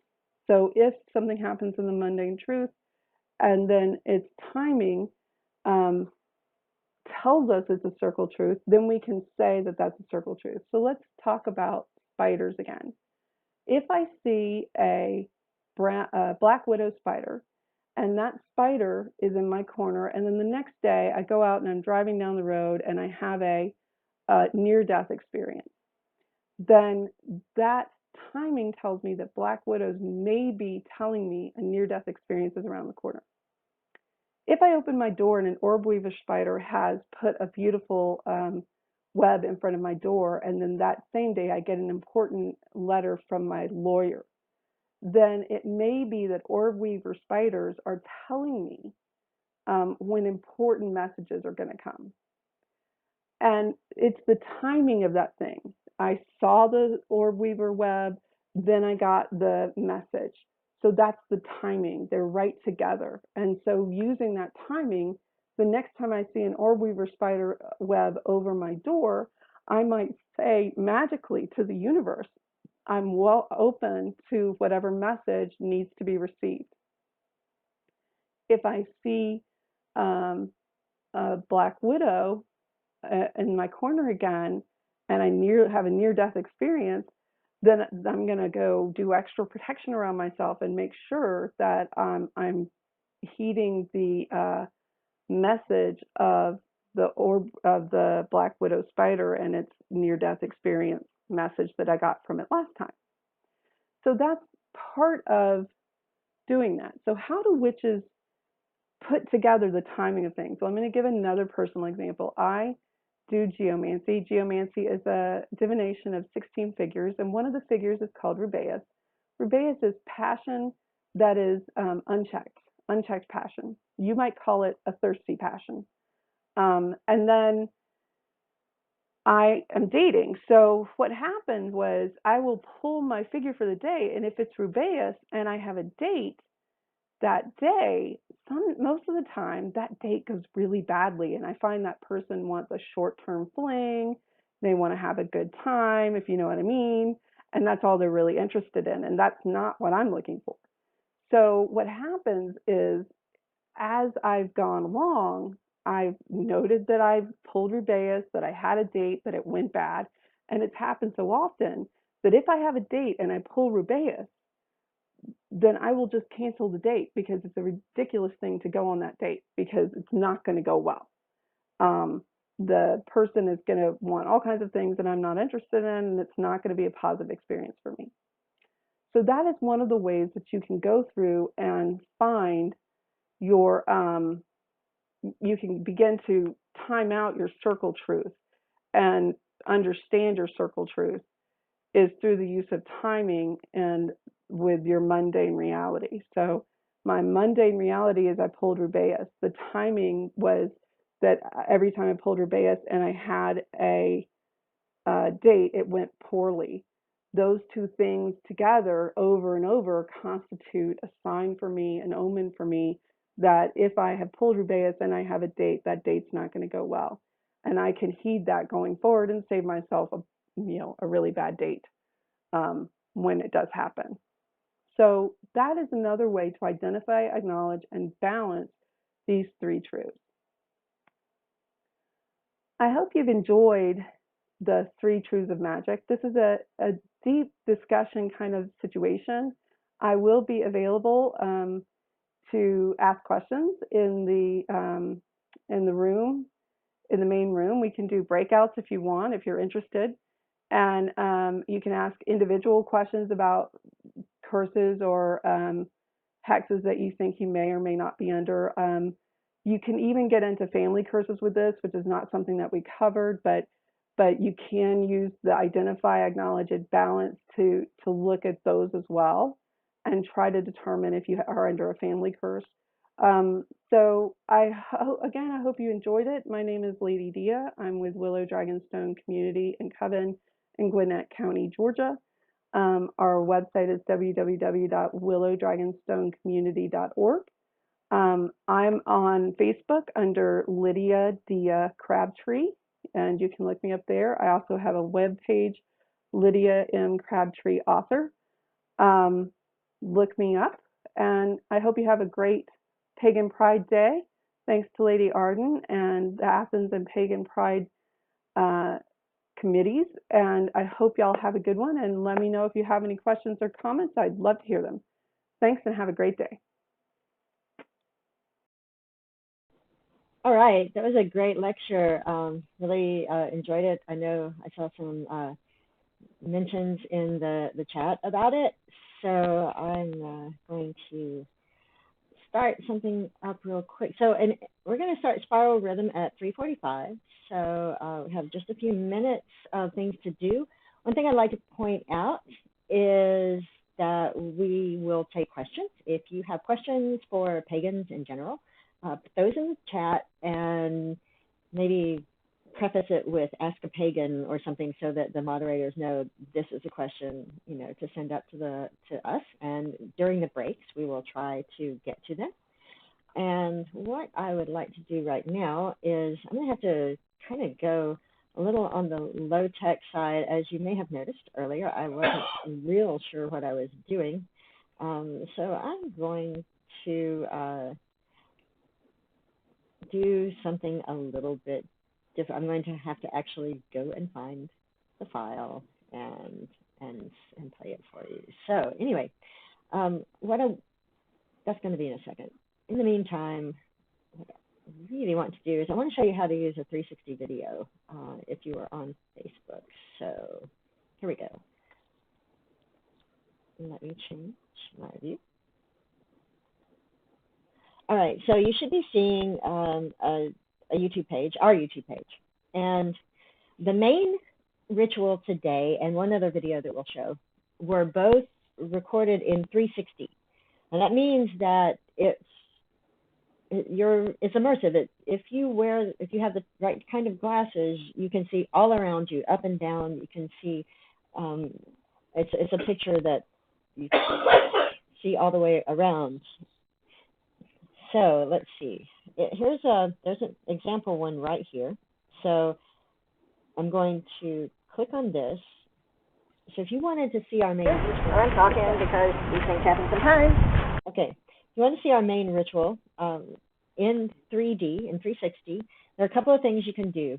So those of you who have a virtual reality headset know how to use a virtual reality headset. I'm not talking to you because y'all can probably figure it out. Just open the video once in YouTube, crank up the YouTube app inside your VR headset, and then go look at it again, and you should be in 360. Those of you who don't have a virtual reality headset, you can still sort of get it.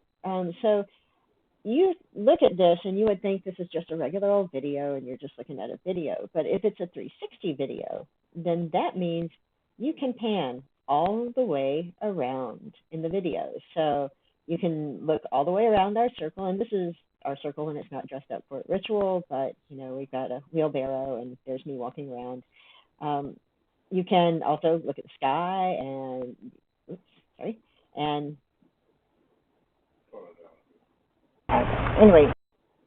you can look down, and you can see the camera. Or you can't see the camera, but you see the tripod. So it is possible to look all the way around. Now, when we show the ritual in the stream in a little while, I'm going to be doing essentially this, and I'm just going to be sort of following the action of the ritual around as things happen. And so you're going to get to see whatever I decide to show you.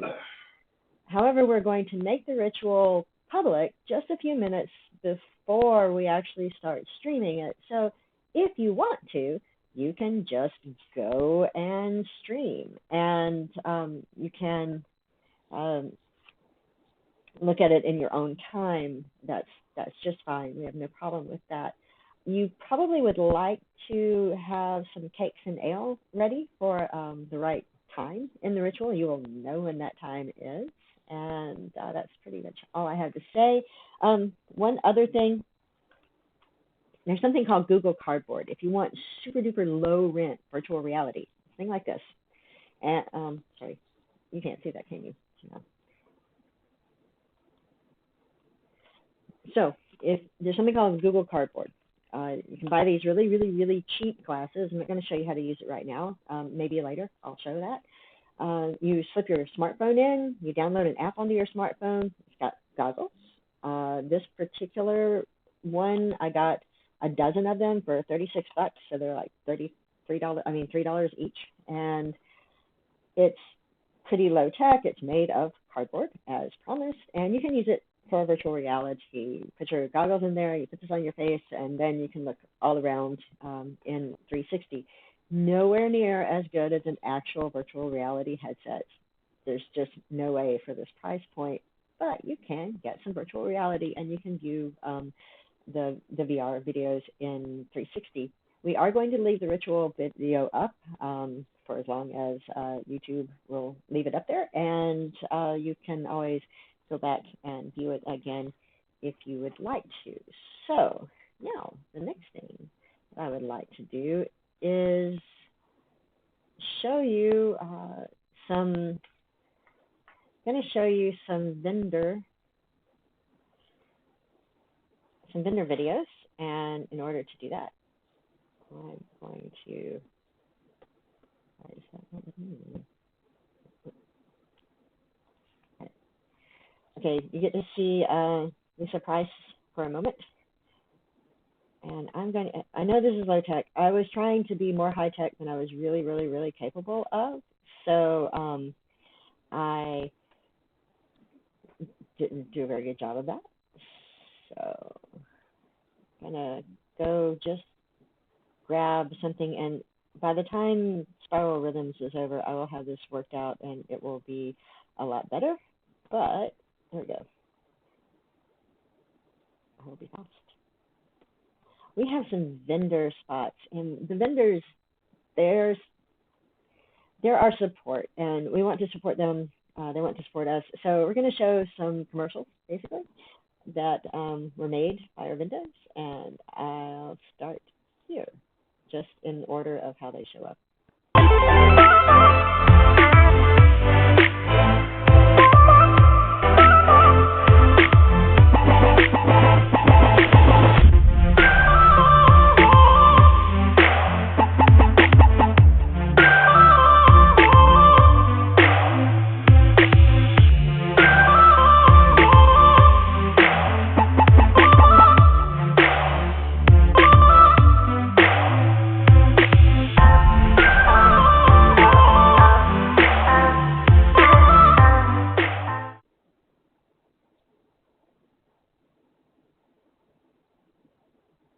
All right, so that was a commercial from Starseed.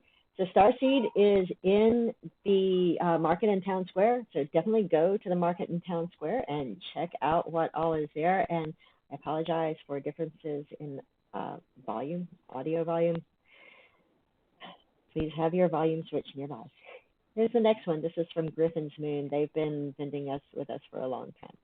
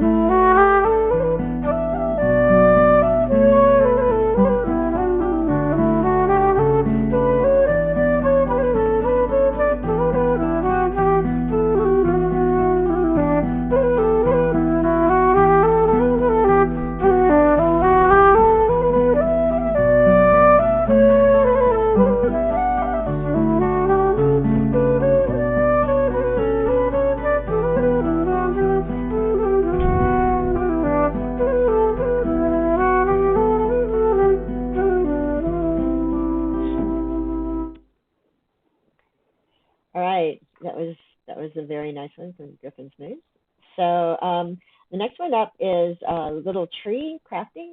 This is a member of Athens Area Pagans, our group, and one of the people who works a lot on making Athens Pagan Pride Day work, and has been working really hard to make Georgia Pagan Pride Day work as well.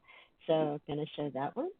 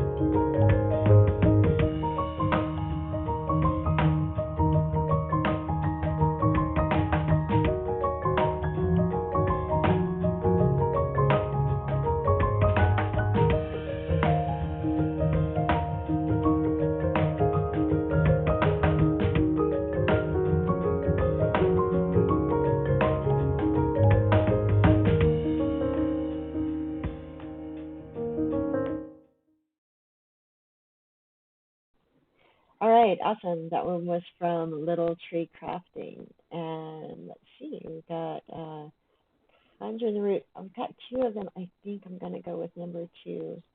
Here we go.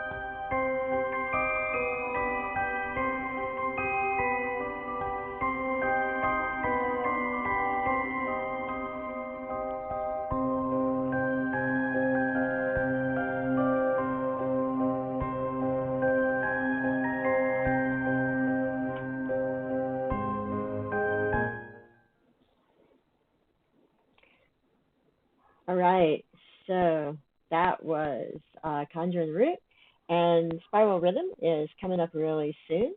But before we go there, I just want to point out some things on our website. So we put this up in a real hurry, so there may still be some links. I think we caught most of them this morning. You can see in the chat stream. Oh, where do we go? Very sorry about that, but I think we've got it together now. Anyway, if you want to find out what's going on, you can go to the schedule of events. I'm just going to open it in a new tab. So here you can get a schedule of events either in color or in black and white, be printable or color print if you want to color print it. There's also a user's guide to Pagan Pride, which you can go and look at. So here's the schedule of events. And some events are taking place in the market and town square in the breakout rooms. So definitely keep that in mind. And speaking of the market and town square, this document helps to show you how to get to the market and town square. Also on the main page right there, that link, the big square thing, that should get you to the Zoom meeting. And there's also on our YouTube channel, there's a video that you can link to from within this document and other places. There's a video explaining how the market and town square works. Our vendors are there, lots of other people are there, there's conversation going on, there's little side rooms if you want to just go off to the side and chat with a few people, there's space to do that. The classes, at least a couple of the classes are there. The vendors have their own individual rooms. You want to go chat with a vendor individually, have them maybe share screens, show you some of their wares, or you want to talk about, details. All of that is absolutely possible here on this site. So let's see what to do next. So I think I will play some more ads. So let's see what we do.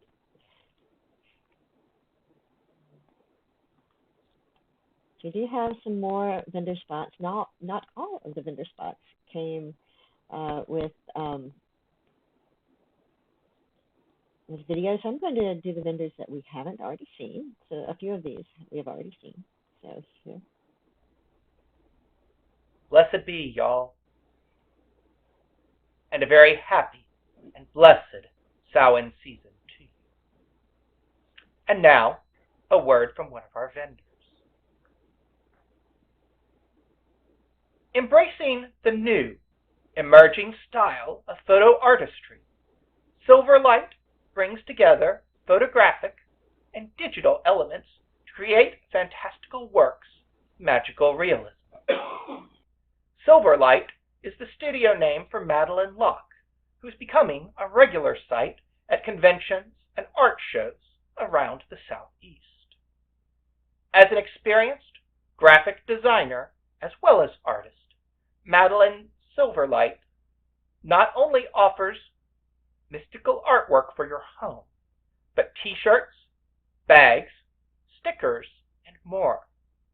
Truly something for everyone. Commissions are available. Visit the fantastical world of art by Silverlight. That's SYLVERLIGHT.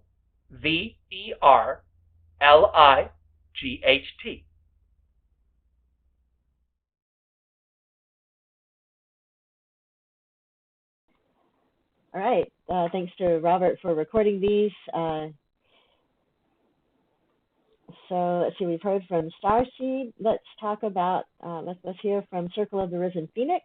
Circle of the Risen Phoenix, that's up next. They're leading our main ritual that's going to come up a little bit later this afternoon. So this is a little spot about them.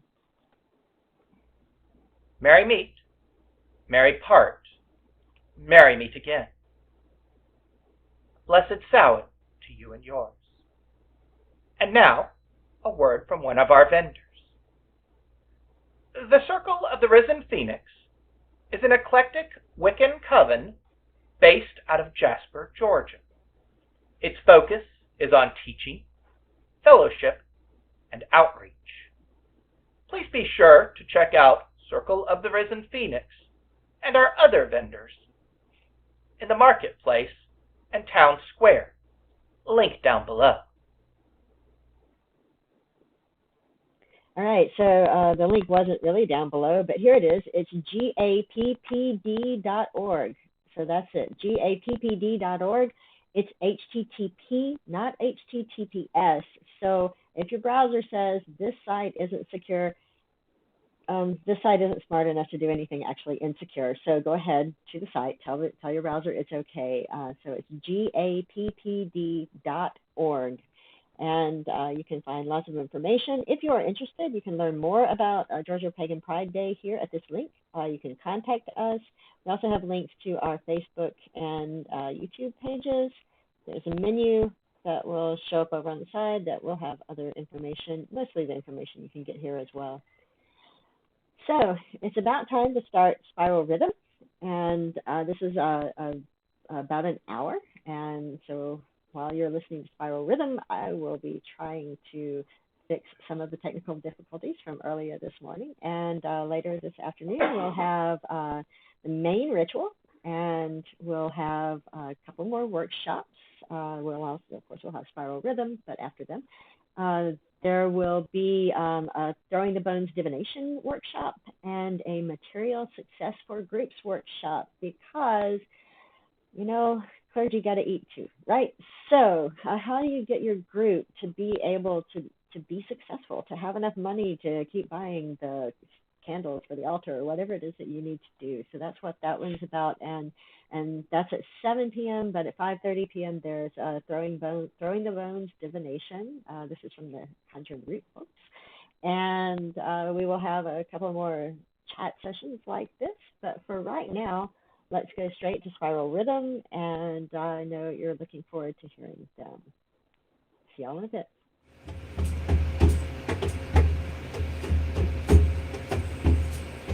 In peace may I walk. In peace may I walk. In peace may I walk. In peace may I walk. Oh, oh, oh.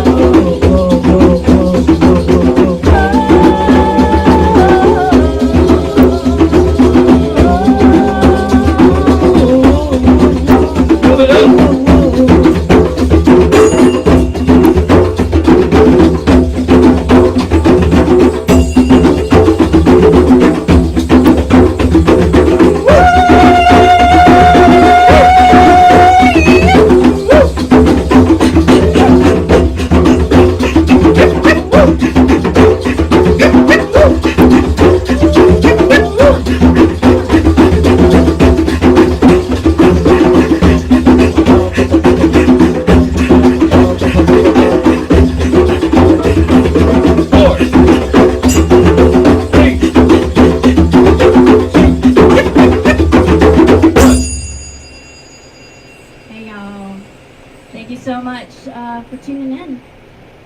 This next song is about home and where we find that place and our spiritual juju, and it's always there.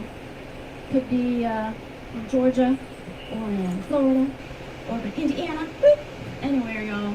Brazil. Brazil? Yeah. That's nice. Yeah.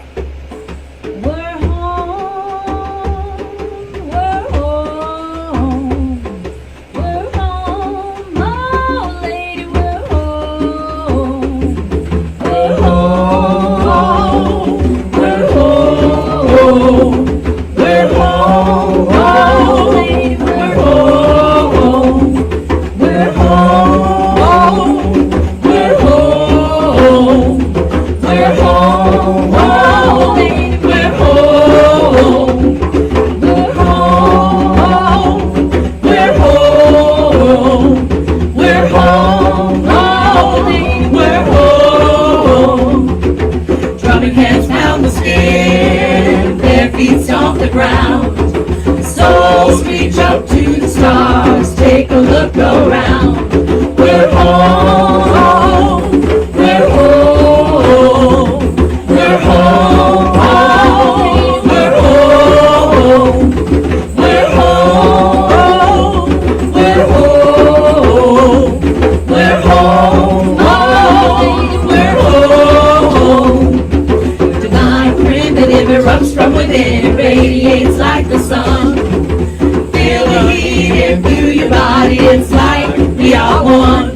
We're home, we're home, we're home, oh, we're home, we're home, we're home, we're home, oh, we're home. Drumming hands pound the skin, bare feet stomp the ground. Souls reach up to the stars, take a look around. We're home, we're home, we're home, oh, we're home, we're home, we're home, we're home, oh, we're home. Divine primitive erupts from within, it radiates like the sun. Feel the heat imbue your body, it's like we are one. We're home, we're home, we're home, oh, we're home, we're home, we're home, we're home, oh, we're home.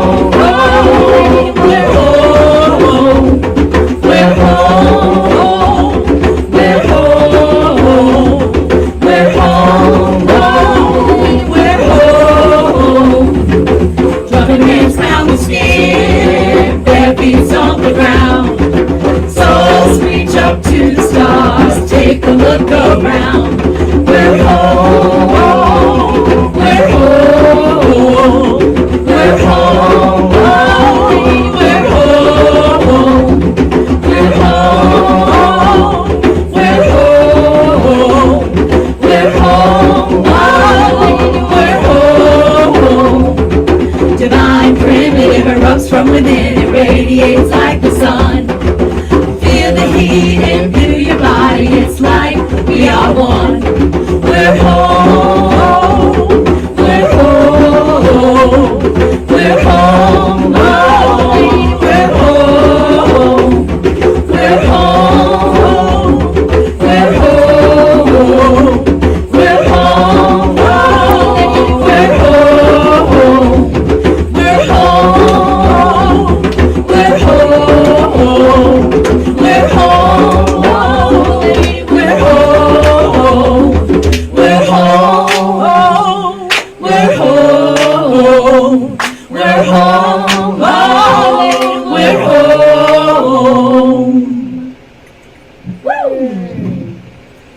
Welcome home, y'all.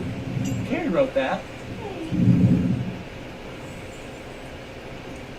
Kira just shimmied her booty right off. I saw that. All right. Next one's a classic. A classic. Classic. Okay. 1997 classic. I think it was a register as a classic. I don't know. So it's an original. Well, right. I go to a lot of our stuff is original. Anyway.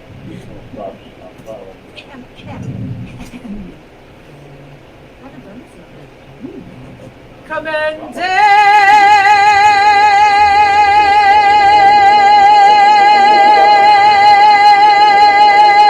dance with me. Come and dance with me. Come and dance with me.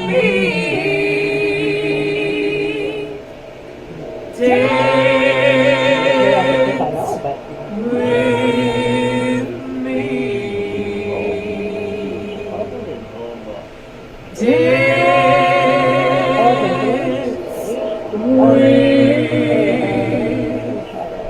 me.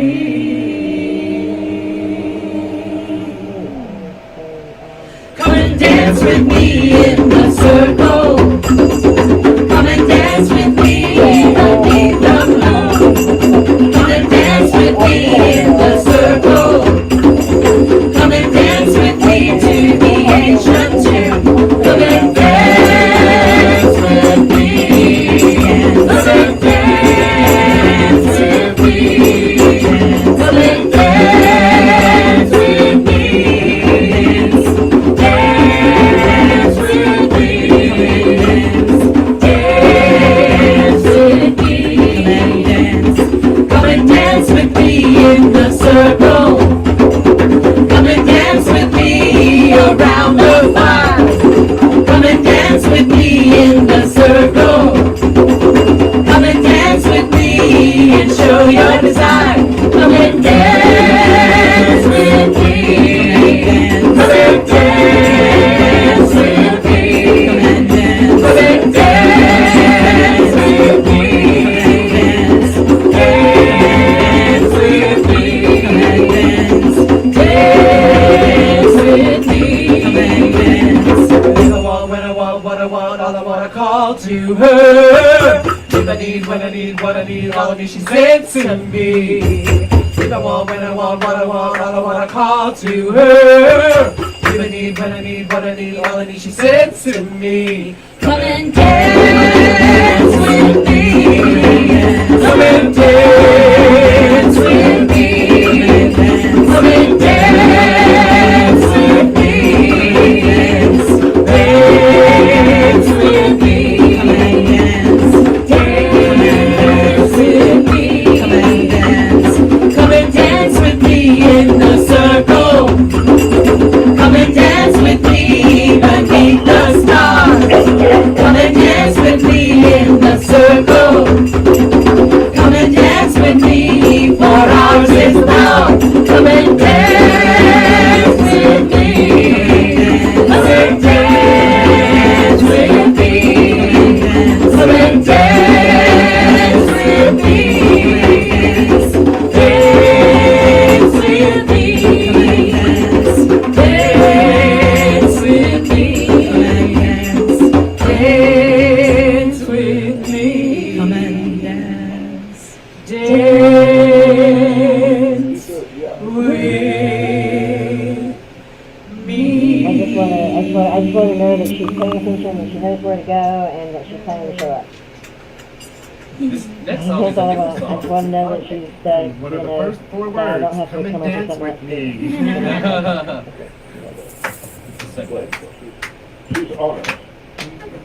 Come and dance with me around the fire, and you'll see that the goddess and the God is within me.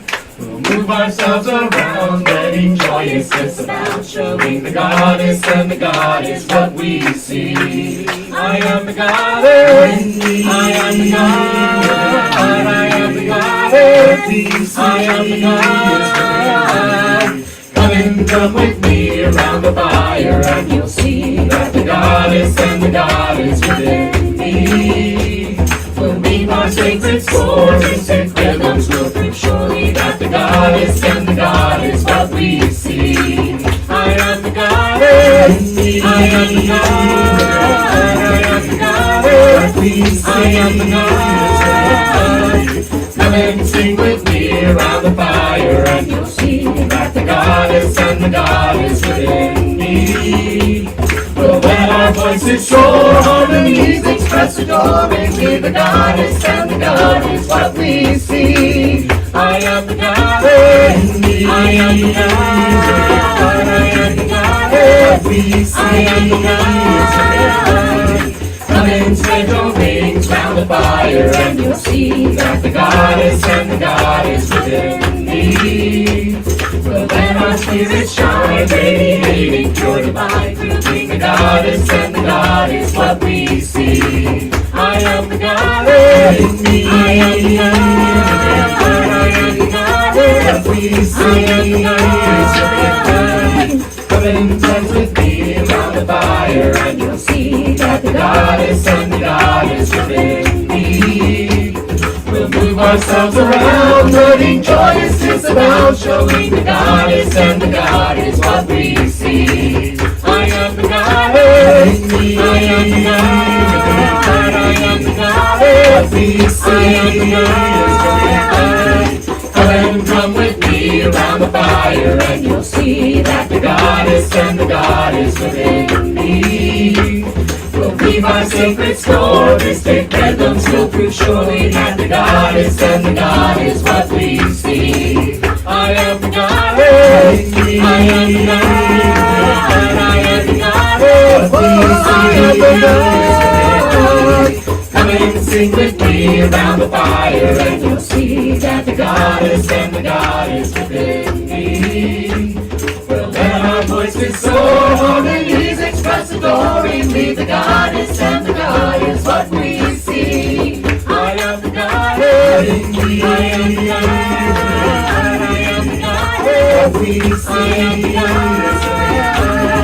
Come and spread your wings round the fire, and you'll see that the goddess and the God is within me. Let our spirit shine, radiating pure divine, proving the goddess and the God is what we see. I am the goddess, I am the God, I am the goddess, I am the God, I am the goddess, I am the God, I am the goddess, what we see. I am the goddess.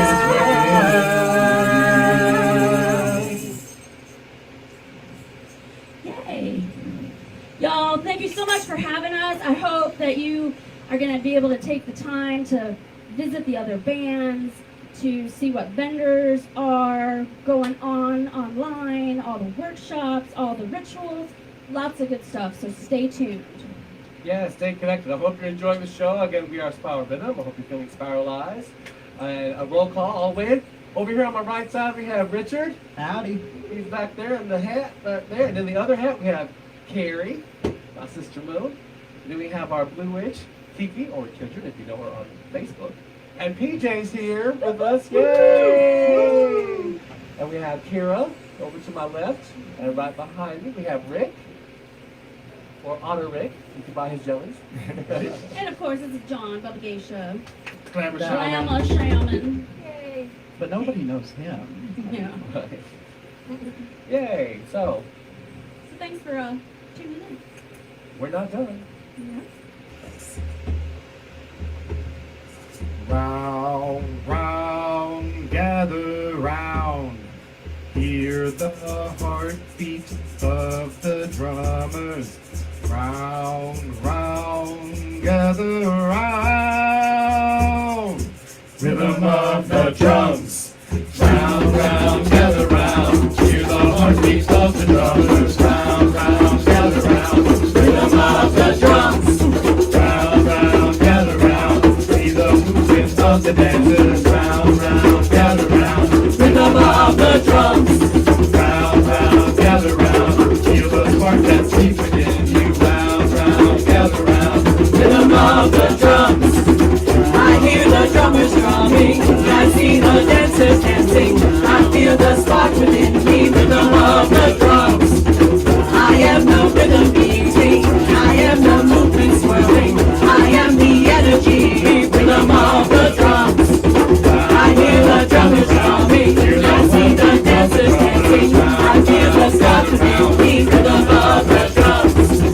I am the rhythm beating, I am the movement swirling, I am the energy, rhythm of the drums.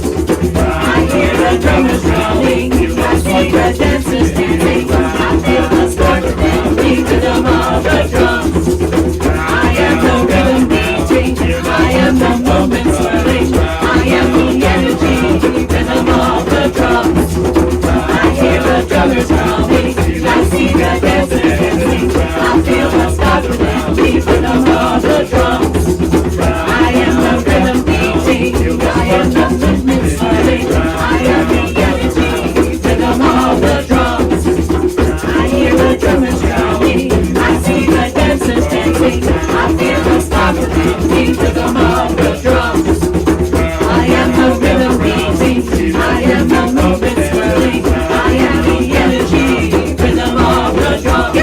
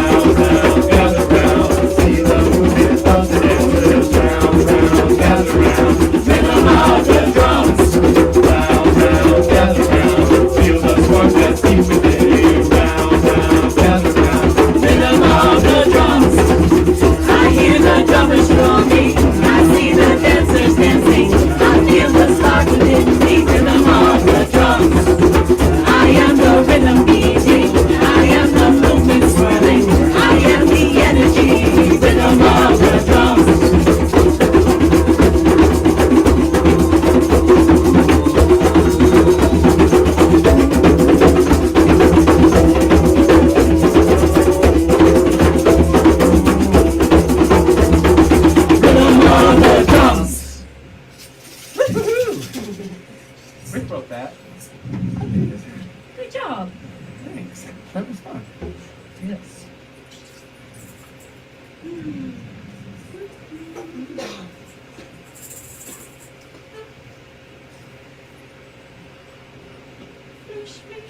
I am a leaf in a tall, tall tree, and the wind that blows it free. And the river it flows to the ocean shore, and the fiery sun that was the sea. I am, you are, we are one. I am, you are, we are one. I'm the rock, the bark, the rain that falls, and the bird upon their wings. The snake, the fish, and all things with claws. You'll find I'm everything. I am, you are, we are one. I am, you are, we are one. See your face in the mirror, what you see is me. I protect everyone you meet. Your mother, your father, your daughter, your son.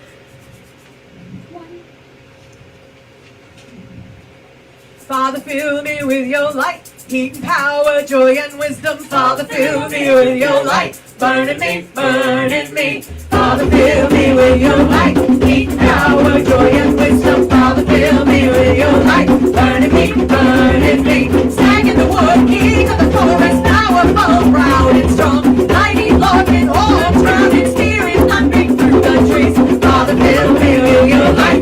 Heat and power, joy and wisdom. Father, fill me with your light. Burn in me, burn in me. Burn in me, burn in me.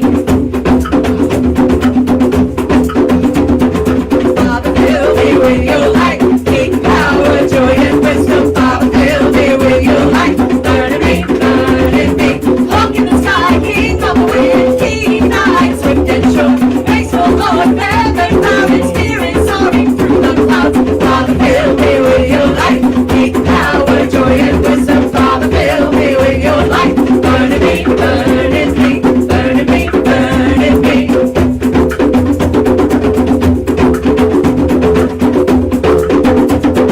Father, fill me with your light. Heat, power, joy, and wisdom. Father, fill me with your light. Burn in me, burn in me.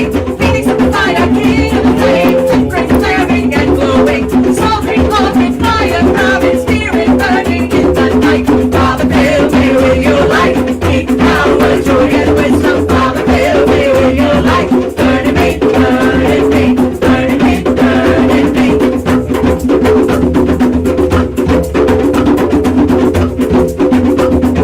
Father, fill me with your light. Heat, power, joy, and wisdom. Father, fill me with your light. Burn in me, burn in me. Salmon in the river, king of the water, graceful, gentle, and wise. Shining one with scales, proud in spirit, glinting through the depths. Father, fill me with your light. Heat, power, joy, and wisdom. Father, fill me with your light. Burn in me, burn in me. Burn in me, burn in me. Burn in me, burn in me.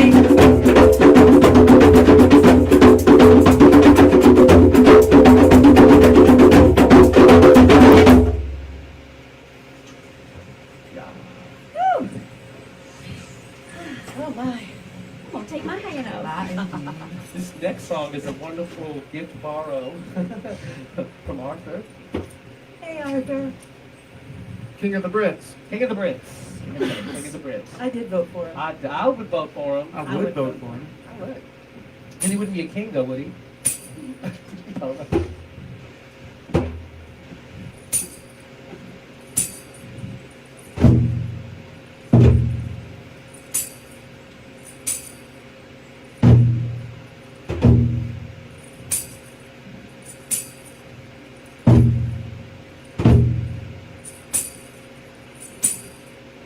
Come to the dance, we step in a circle. Dance to the earth and your soul attune. Come with us, sing for the love of the mother. Sing with the voice of the rising moon. Come to the dance we do for the old ones. Dance into space and time apart. Send up the call to those who will hear it. Arise, all you of the pagan heart. Come to the dance, we step in a circle. Dance to the earth and your soul attune. Come with us, sing for the love of the mother. Sing with the voice of the rising moon. Come to the dance we do for the old ones. Dance into space and time apart. Send up the call to those who will hear it. Arise, all you of the pagan heart. Away we'll go to the rhythm of the pounding night. So we flow from darkness into light. We may dream from awakening into trance. So it seems as we all come to the dance. Come to the dance, we step in a circle. Dance to the earth and your soul attune. Come with us, sing for the love of the mother. Sing with the voice of the rising moon. Come to the dance we do for the old ones. Dance into space and time apart. Send up a call to those who will hear it.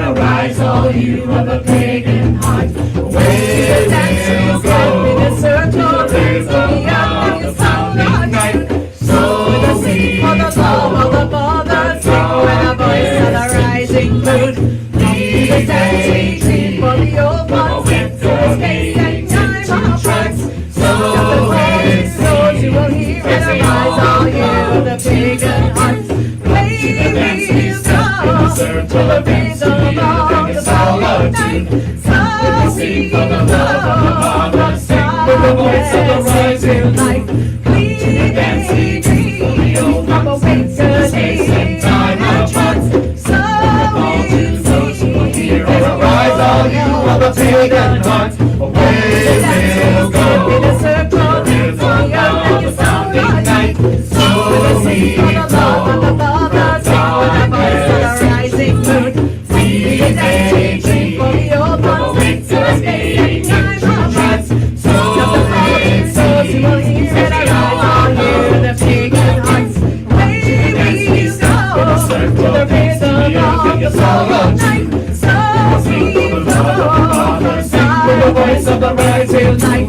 We daydream from a winter space and time of trance. So we see arise all you of the pagan heart. Away we'll go to the rhythm of the pounding night. So we flow from darkness into light. We may dream from awakening into trance. So it seems as we all come to the dance. Come to the dance, we step in a circle. Dance to the earth and your soul unto. Come with the sing of the love of the mother. Sing with the voice of the rising moon. Come to the dance we do for the old ones. Dance in the space and time apart. Send up the call to those who are here. And arise all you of the pagan heart. Away we'll go to the rhythm of the pounding night. So we flow from darkness into light. We may dream from awakening into trance. So it seems as we all come to the dance. Away we'll go to the rhythm of the pounding night. So we flow from darkness into light. We may dream from awakening into trance. So it seems as we all come to the dance. Thank you, Arthur. Thanks, Arthur.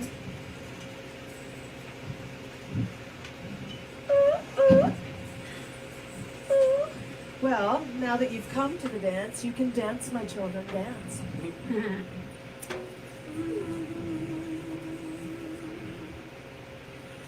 I call the earth, the fire, the wind and rain. Dance, my children, dance. To guide you on this mortal plane. While you dance, children, dance. I made the ground soft beneath your feet so you can dance, children, dance. And the fire made you with its heat. While you dance, children, dance. I made the rain fall to cool you down. While you dance, children, dance. And the wind to blow you dry again. While you dance, children, dance.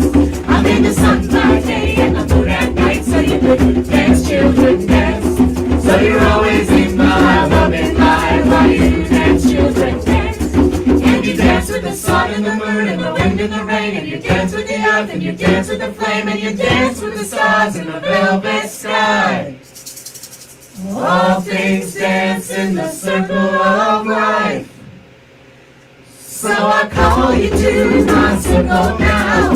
Dance, my children, dance. Peace and love and togetherness. And you dance, children, dance. Always dance, children, dance. I call the earth, the fire, the wind and rain. Dance, my children, dance. To guide you on this mortal plane. While you dance, children, dance. I'm in the ground, soft beneath your feet. So you can dance, children, dance. To bathe you with its heat while you dance, children, dance. I'm in the rain to fall to cool you down while you dance, children, dance. And the wind to blow you dry again while you dance, children, dance. I'm in the sun by day and the moon at night so you could dance, children, dance. So you're always in my loving life while you dance, children, dance. And you dance with the sun and the moon and the wind and the rain. And you dance with the earth and you dance with the flame. And you dance with the stars in the velvet sky. All things dance in the circle of life. So I call you to my circle now. Dance, my children, dance. In peace and love and togetherness. May you dance, children, dance. Always dance, children, dance. All things dance.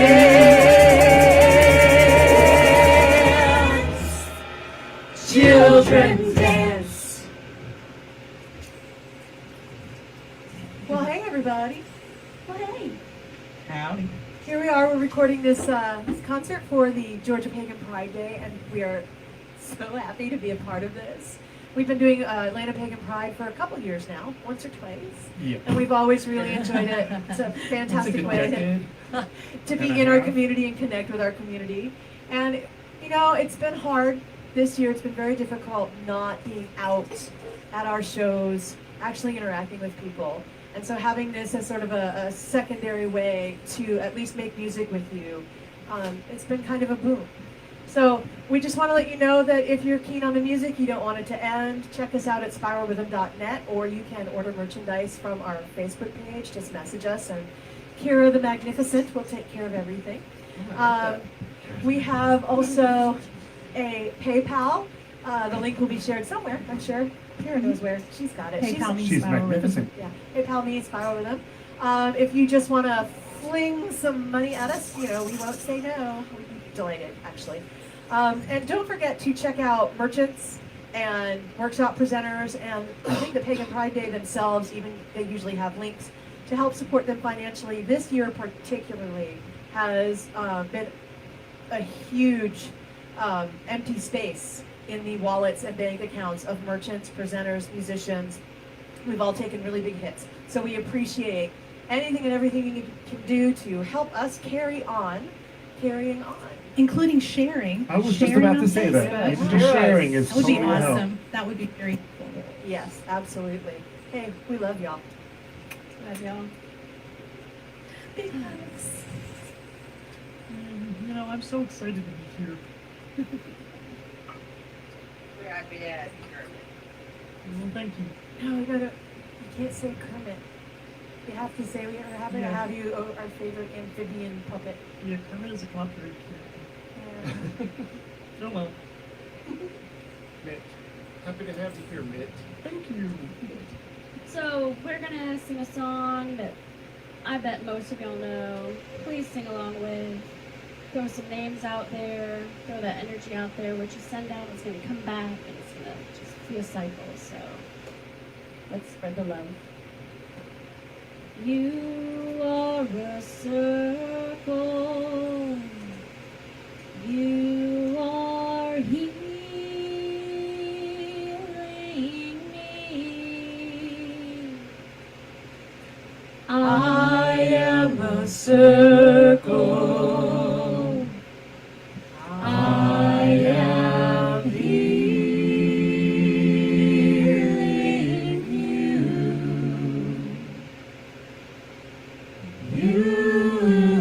United, we are one.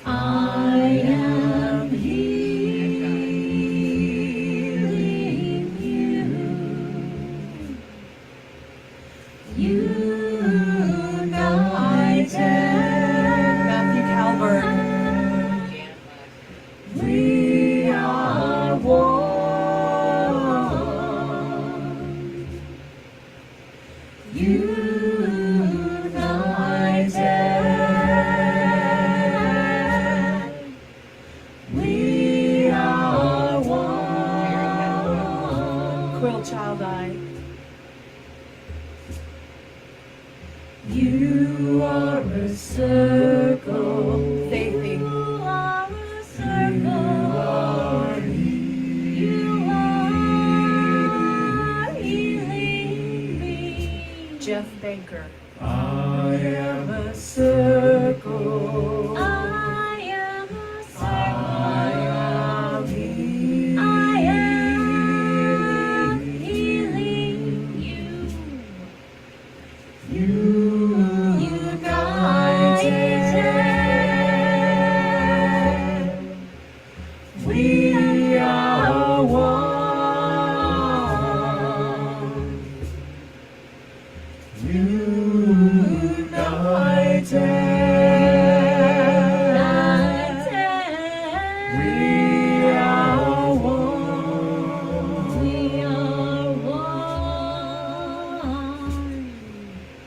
You are a circle. You are a circle. You are healing me. I am a circle. I am a circle. I am healing you. United, we are one.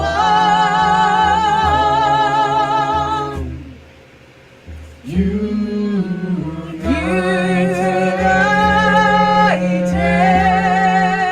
we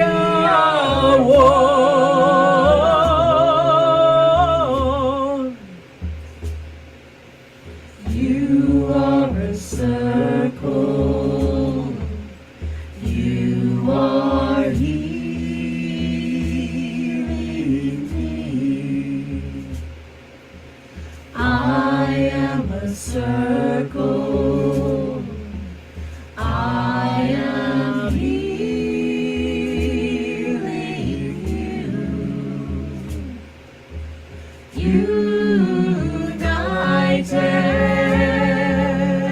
United, we are one. United,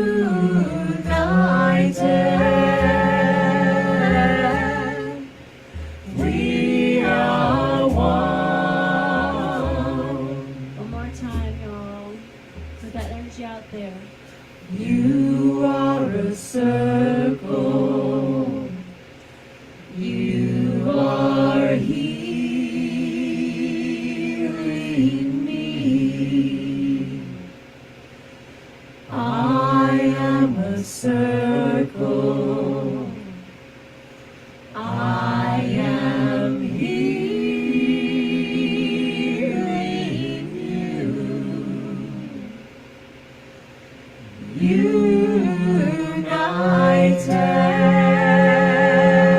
United, we are one.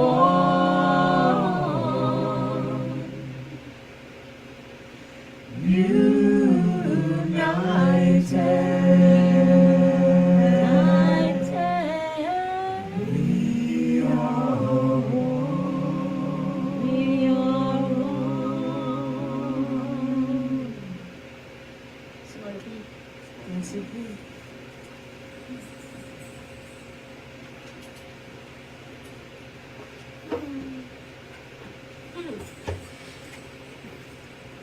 The word. Huh? The word. The V word. The word. What's the V word? Boat. Boat. Oh, that was not the B word I was thinking. You're okay. nasty. I was thinking. You're a nasty woman. I was thinking victorious. Then I was thinking victorious. Oh, oh, that's a good one. What the hell? Boat and B. Let's have a victorious, Victorious boat. boat. Right. Right. All right, just a little brief thing here, y'all. Yes, yes. Freedom isn't free. If you want freedom, you're going to have to pay a price. And right now, the price to pay is getting out there and voting. It doesn't matter if it's raining or if it's cold. It doesn't matter if it's cloudy. It doesn't matter if your big toe hurts. Go vote. You can vote by mail. You can vote early. You can vote in person. Just do it. If you need a ride, ask somebody. If you need time off, take it. get out there and do this thing. Because until everybody is free and we have equal protection under the law, nobody is free. I am freedom. I am freedom. I am freedom.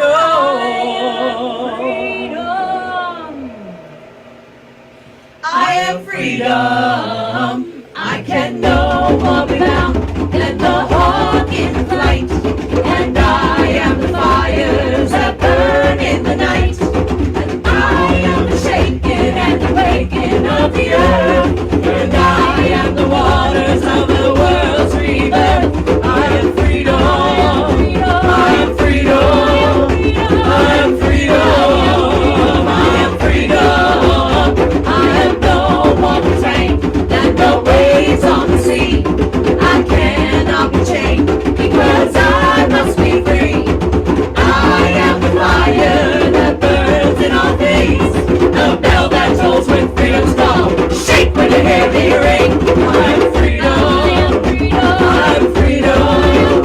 I am freedom. I am freedom. I can no more without than the hawk in flight. And I am the fires that burn in the night. And I am the shaking and the waking of the earth. And I am the waters of the world's rebirth. I am freedom. I am freedom. I am freedom. I am freedom. I am no more contained than the waves on the sea. I cannot be chained because I must be free. I am the fire that burns in all things. The bell that tolls when freedom's call. Shake when you hear me ring. I am freedom. I am freedom. I am freedom. I am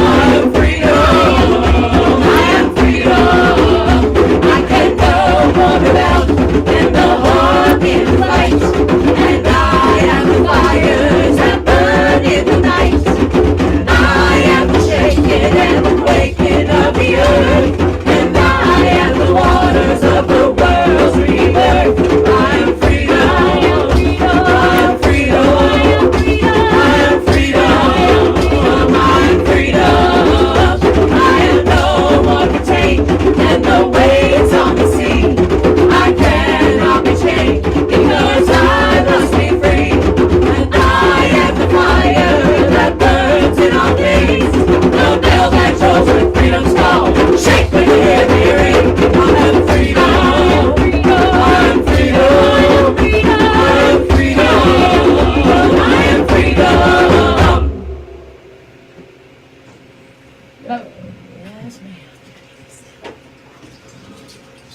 Woo!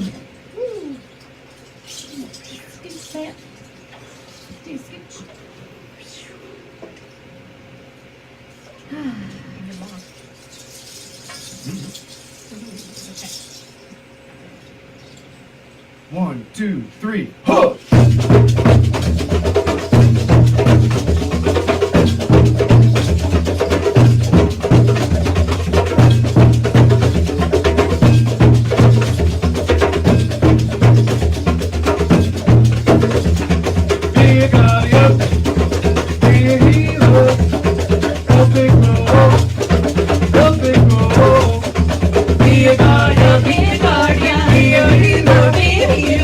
Help me grow.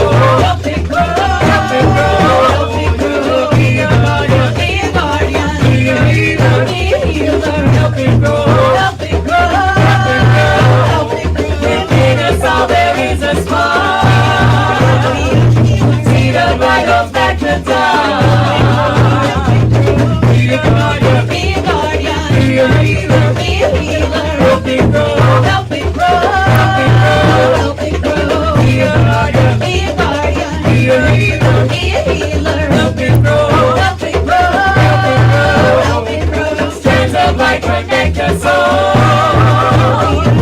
Feel the web, hear the call. Be a guardian, be a guardian, be a healer, be a healer. Help me grow, help me grow, help me grow, help me grow. Be a guardian, be a guardian, be a healer, be a healer. Help me grow, help me grow, help me grow. One people, one planet, one place. We call home, we reward and serve and nurture, care for her as we roll. Be a guardian, be a guardian, be a healer, be a healer. Help me grow, help me grow, help me grow, help me grow. Be a guardian, be a guardian, be a healer, be a healer. Help me grow, help me grow, help me grow, help me grow. Reduce, reuse all that you take. Recycle, repurpose, rebirth, remake. Be a guardian, be a guardian, be a healer, be a healer. Help me grow, help me grow, help me grow, help me grow. Be a guardian, be a guardian, be a healer, be a healer. Help me grow, help me grow, help me grow, help me grow. Within us all there is a spark. See the light holds back the dark. Be a guardian, be a guardian, be a healer, be a healer. Help me grow, help me grow, help me grow, help me grow. Be a guardian, be a guardian, be a healer, be a healer. Help me grow, help me grow, help me grow, help me grow. Strands of light connect us all. Feel the web, hear the call. Be a guardian, be a guardian, be a healer, be a healer. Help me grow, help me grow, help me grow, help me grow. Be a guardian, be a guardian, be a healer, be a healer. Help me grow, help me grow, help me grow, help me grow. One people, one planet, one place. We call home, be her ward and serve and nurture, care for her as we roll. Be a guardian, be a guardian, be a healer, be a healer. Help me grow, help me grow, help me grow, help me grow. Be a guardian, be a guardian, be a healer, be a healer. Help me grow, help me grow, help me grow, help me grow. Reduce, reuse all that you take. Recycle, repurpose, rebirth, remake. Be a guardian, be a guardian, be a healer, be a healer. Help me grow, help me grow, help me grow, help me grow. Be a guardian, be a guardian, be a healer, be a healer. Help me grow, help me grow, help me grow, help me grow. Be a guardian, be a guardian, be a healer, be a healer. Help me grow, help me grow, help me grow, help me grow. One people, one planet, one place. We call home, be reward and serve and nurture, care for her as we roll. Wah! We got one more thing. Wah! Oh, the reason for the day, I think. It's kind of a big might be one, you know. But Do you know it? I know Do it. you know it? No. No? Never heard it before. Oh, Wing it Lord. Okay. All right. Pigs in a blanket? Pigs in a I know it blanket. I ate some popcorn. Sounds very familiar. Let's see. I am pagan. There it is. And I'm proud. I am pagan. Gonna shout it loud. I am pagan. Want the world to know that I follow the goddess 'cause she rocks my soul. Don't need your Bible. I got the wisdom of the crow. Don't need your heaven. Into this life I'm reborn. No 10 commandments. One feels a bit. And I'm none, do what you will. I am pagan. And I'm proud. I am pagan. Gonna shout it loud.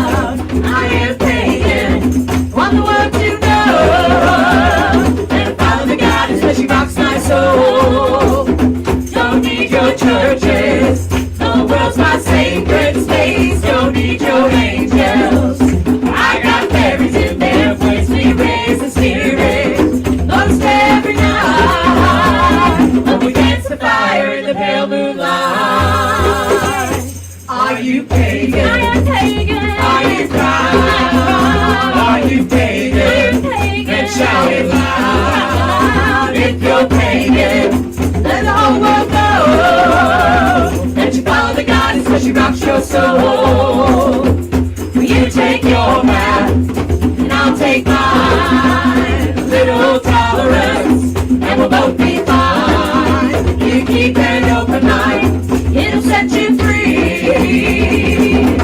And God is blessed, so motive thee. Are you pagan? I am pagan. Are you proud? Are you pagan? I am pagan. Then shout it loud. If you're pagan, let the whole world know that you follow the goddess because she rocks your soul.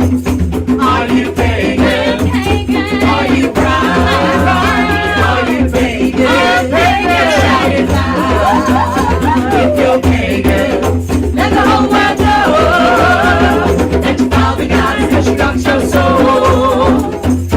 Are you pagan? Are you proud? Are you pagan?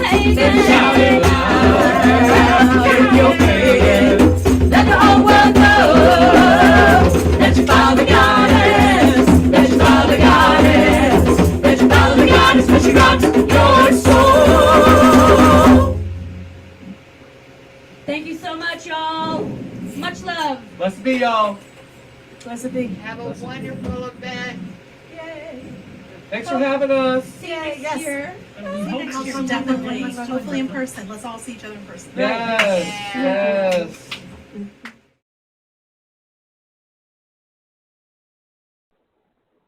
Hey there. I hope you enjoyed that from Spiral Rhythm. And so, up next, though, I want to show you a video about some land. So, Athens area pagans, who usually runs Pagan Pride Day in Athens, so Athens Pagan Pride Day, has acquired some land that should be used for an intentional community. We would like to have. There we go. All right. So now you can hear. And this is a 360 video. I'm going to be moving around. It's going to shake a little bit. I just got to tell you that. The video is going to shake a bit. I'm going to do my best not to have it shake. And that's Angela you're looking at. That's Little Tree Crafting.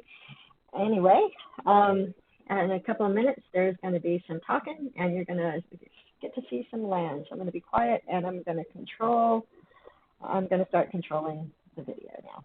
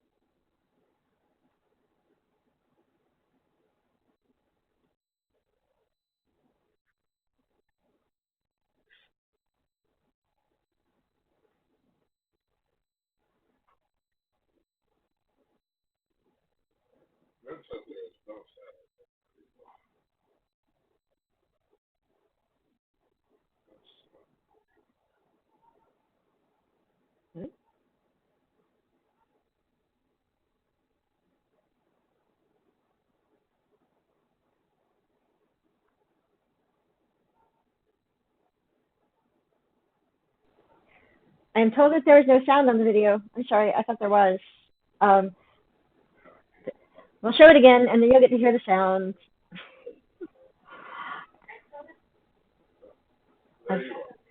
Right.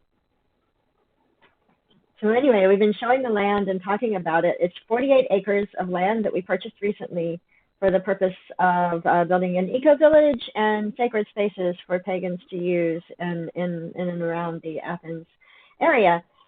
And these are just photos.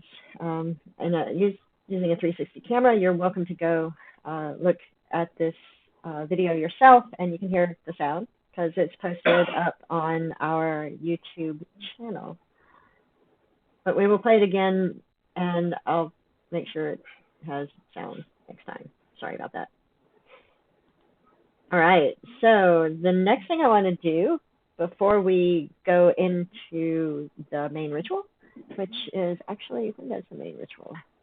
Main ritual starts at 5, 3 minutes. All right, I'm going to give a minute or two. So I'm going to play a song by Motion Sickness of Time Travel. This is called Ballad for a Snow Moon. It's an excerpt from that.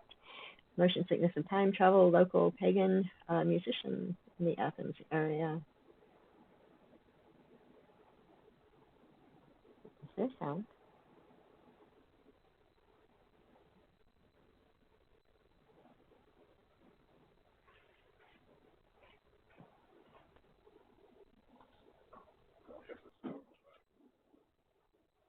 Tell me if there's sound.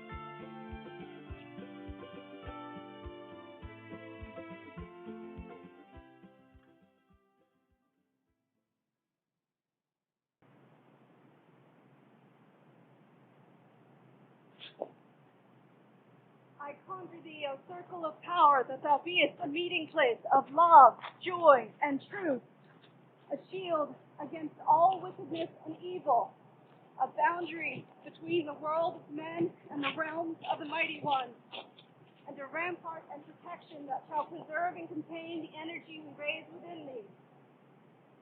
Wherefore I do bless and consecrate thee in the names of Ascate and Communal. So mote it be. So mote it be.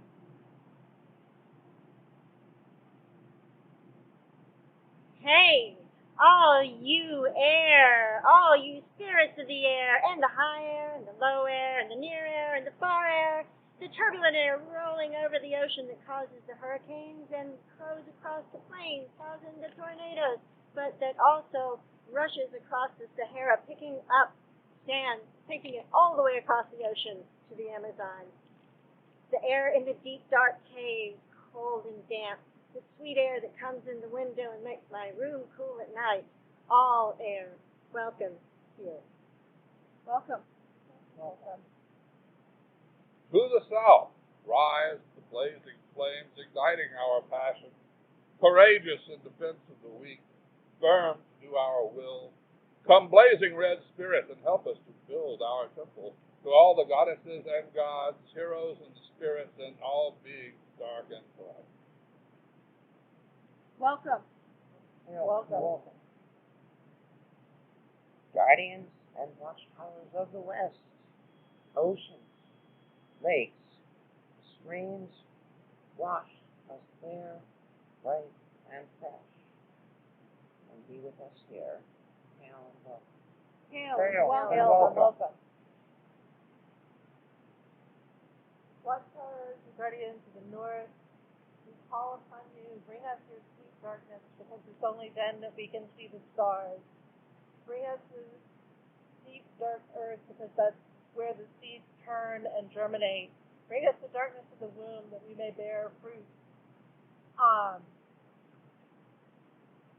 Hail and welcome. Hail and welcome.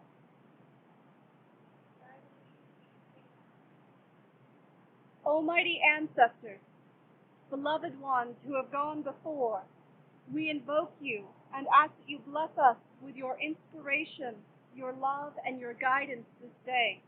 Blessed ones, we bid you hail and welcome. Hail and welcome.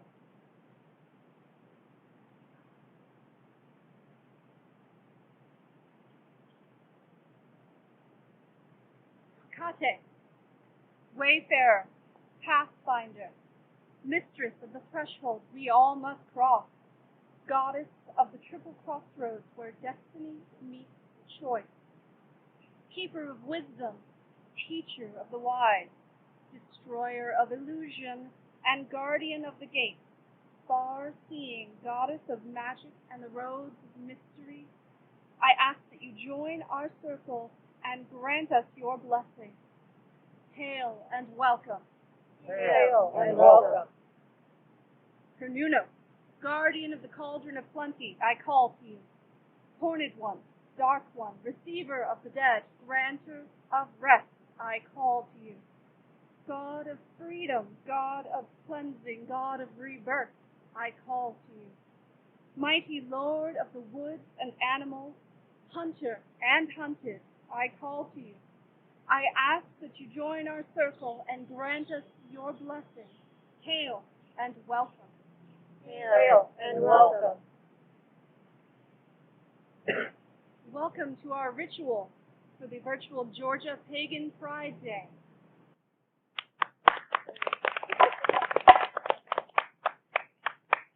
We are in a time of transition. This time of year, this very year, much has changed, much has fallen, much may be rebuilt. This is our time to be the guardians, to be the midwives, to be the caretakers of all that is yet to come. Let us look to the past and build upon it to create the future that we will. A future of equality, a future of justice, a future of peace. Let us honor all of those who have gone this year.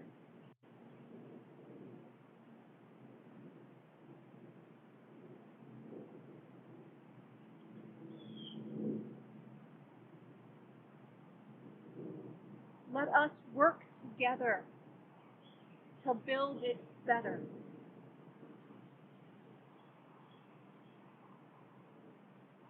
Join us in chanting, "We all come from the goddess," and form as we build our cone before sending it out in peace with the Corellian prayer for peace that I will read. We all come from the goddess, and to her we shall return like a drop of rain, flow into the ocean. We all come from the goddess, and to her we shall return like a drop of rain, flowing to the ocean. We all come from the goddess, and to her we shall return like a drop of rain, flowing to the ocean. Hoof and horn, all that die shall be reborn. Corn and grain, all that fall shall rise again. Hoof and horn, all that die shall be reborn. Corn and grain, all that fall shall rise again. Hoof and horn, all that die shall be reborn. Corn and grain, all that fall shall rise again. I pray for peace. I pray for love. I pray for stability. I pray that love may overcome fear, and I send energy of love and peace for all people of the world. I create it. I accept it. I receive it. By my will, so mote it be. Let us share in the cakes and ale together.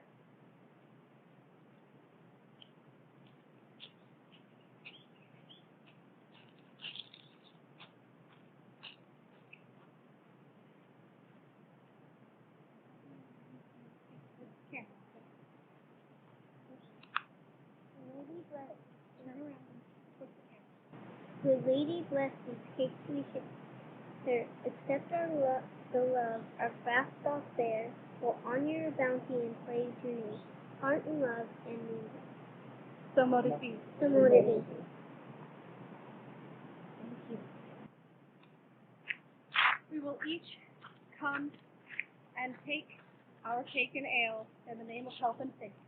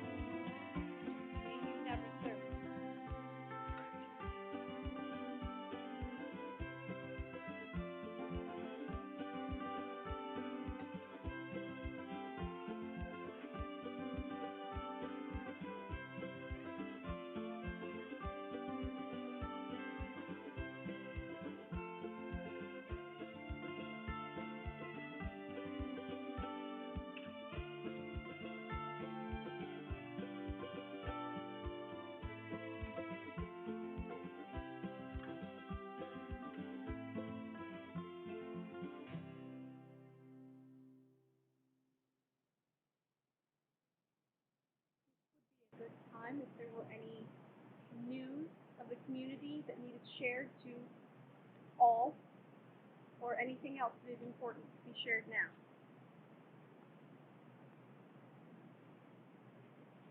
And we can always edit it out. We have land. Congratulations.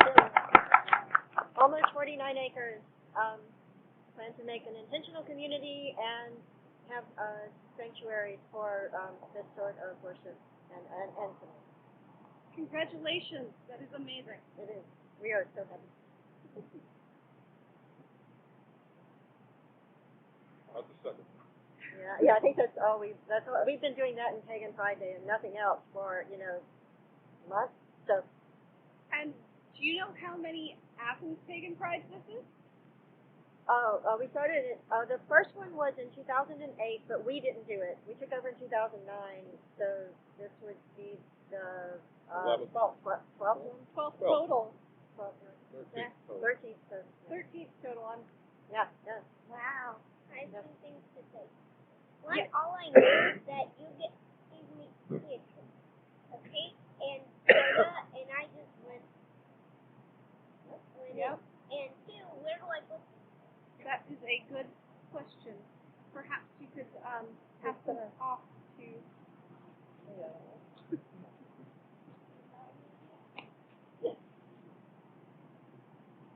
Do you have anything to share? Well, the Circle of the Risen Phoenix has now been in existence for 5 years, and we are incredibly happy to have celebrated with Athens, I believe, all 5 of those years. Yay! And we're also happy to have you celebrate with us. It's been great. And I'm very glad that Atlanta was able to join in and we could have a virtual Georgia Pagan Pride for all of us. Yes, it is. It's great. It has been much easier having the collaboration.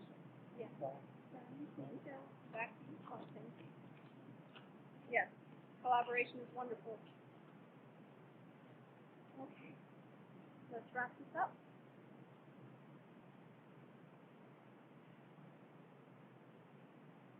Kernuno, gatekeeper, guardian of the sacred wood, we thank you for your blessing this night. We thank you for joining us. Help us walk in your path always. Hail and farewell.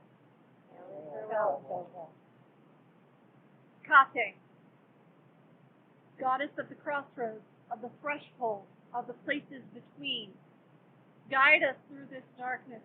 Help us return to the light and gain wisdom on our path. We bid you hail and farewell. Hail and farewell.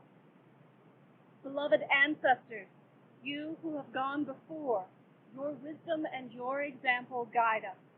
We pray that you will be with us as we go forward, that we may call upon the wisdom and knowledge of the past, even as we build the future. We thank you for your presence and your aid this day and at all times. We offer you our love and respect. We bid you hail and farewell. Hail and farewell.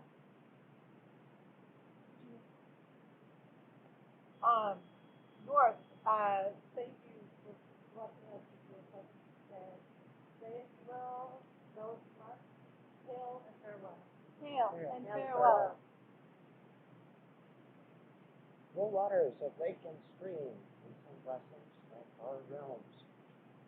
I can remind you, mindfully thank you. Stay if you will, go trust. Hail and farewell. Hail and farewell.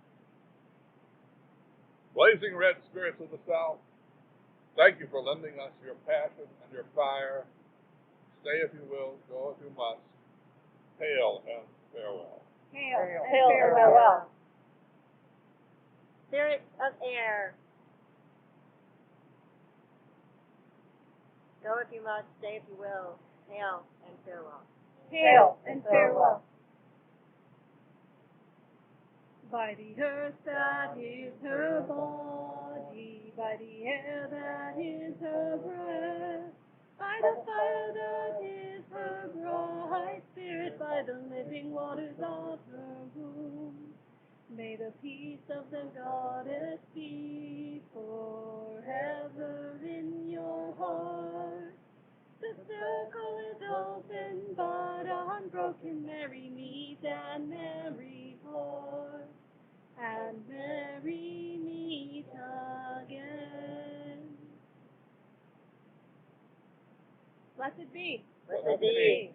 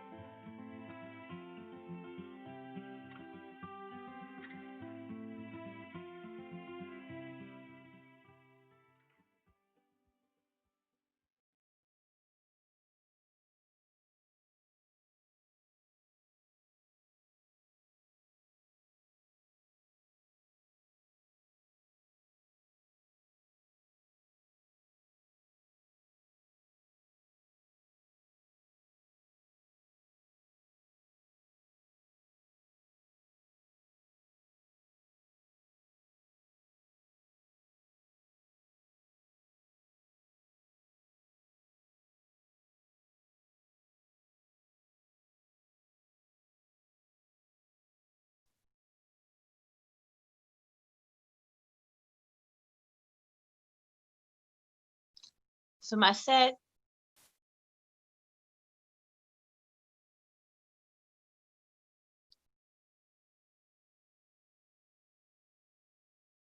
my live. So my name is Atalanta. I have been reading bones for about 10 years. I started by going to a workshop, and I kind of got addicted. I took a little workshop on it. So I'm going to do a little demonstration workshop for you. I'm 51 years old. I've been practicing for 38 years. I'm eclectic, but I've been studying hoodoo and Hecate witchcraft lately, which have been my passions. So we're going to start with the simple stuff, a little bit of history about throwing bones. It's been around for thousands of years. We don't know exactly when it started. It started way back. There's been runes, there has been dominoes, there's been dice, there's I Ching, there's many different forms of bone divination. The type that I'm going to be teaching today is Southern Hoodoo, African and Native American mix. And we're just going to kind of dive right into it because we don't have a whole lot of time. So we're going to go into the things that you need to get started. The first thing you're going to need is a container. And I use a box for mine because I have about 300 pieces. And so I have to keep them all in my little box. You can use a bag. You can use a bowl as long as you keep the bowl covered whenever it's not in use. You can use a little basket like this. Just keep it covered whenever it's not in use. So that's the first thing that you would need. You also need a throwing bowl, which is similar to the basket. That's what I use my basket for, is a throwing bowl. But you can throw directly from your container. I do that most of the time because I have so many bones. I don't throw them. I turn them over and dump them, and then have the querent 3 times go counterclockwise and spread the bones out. And that gets them, their spirit, more in connection with the animal spirits that we're communicating with. So another thing you'll need is a mat, a throwing mat. And I brought a couple of examples.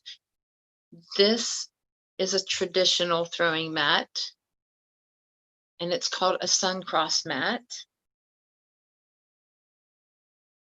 And you can see it has the 4 quadrants, and that's for a particular type of reading, the sun cross reading. Another mat that I brought, just to show, is a circle within circle, which is another type of reading. These are advanced readings, but it's really pretty.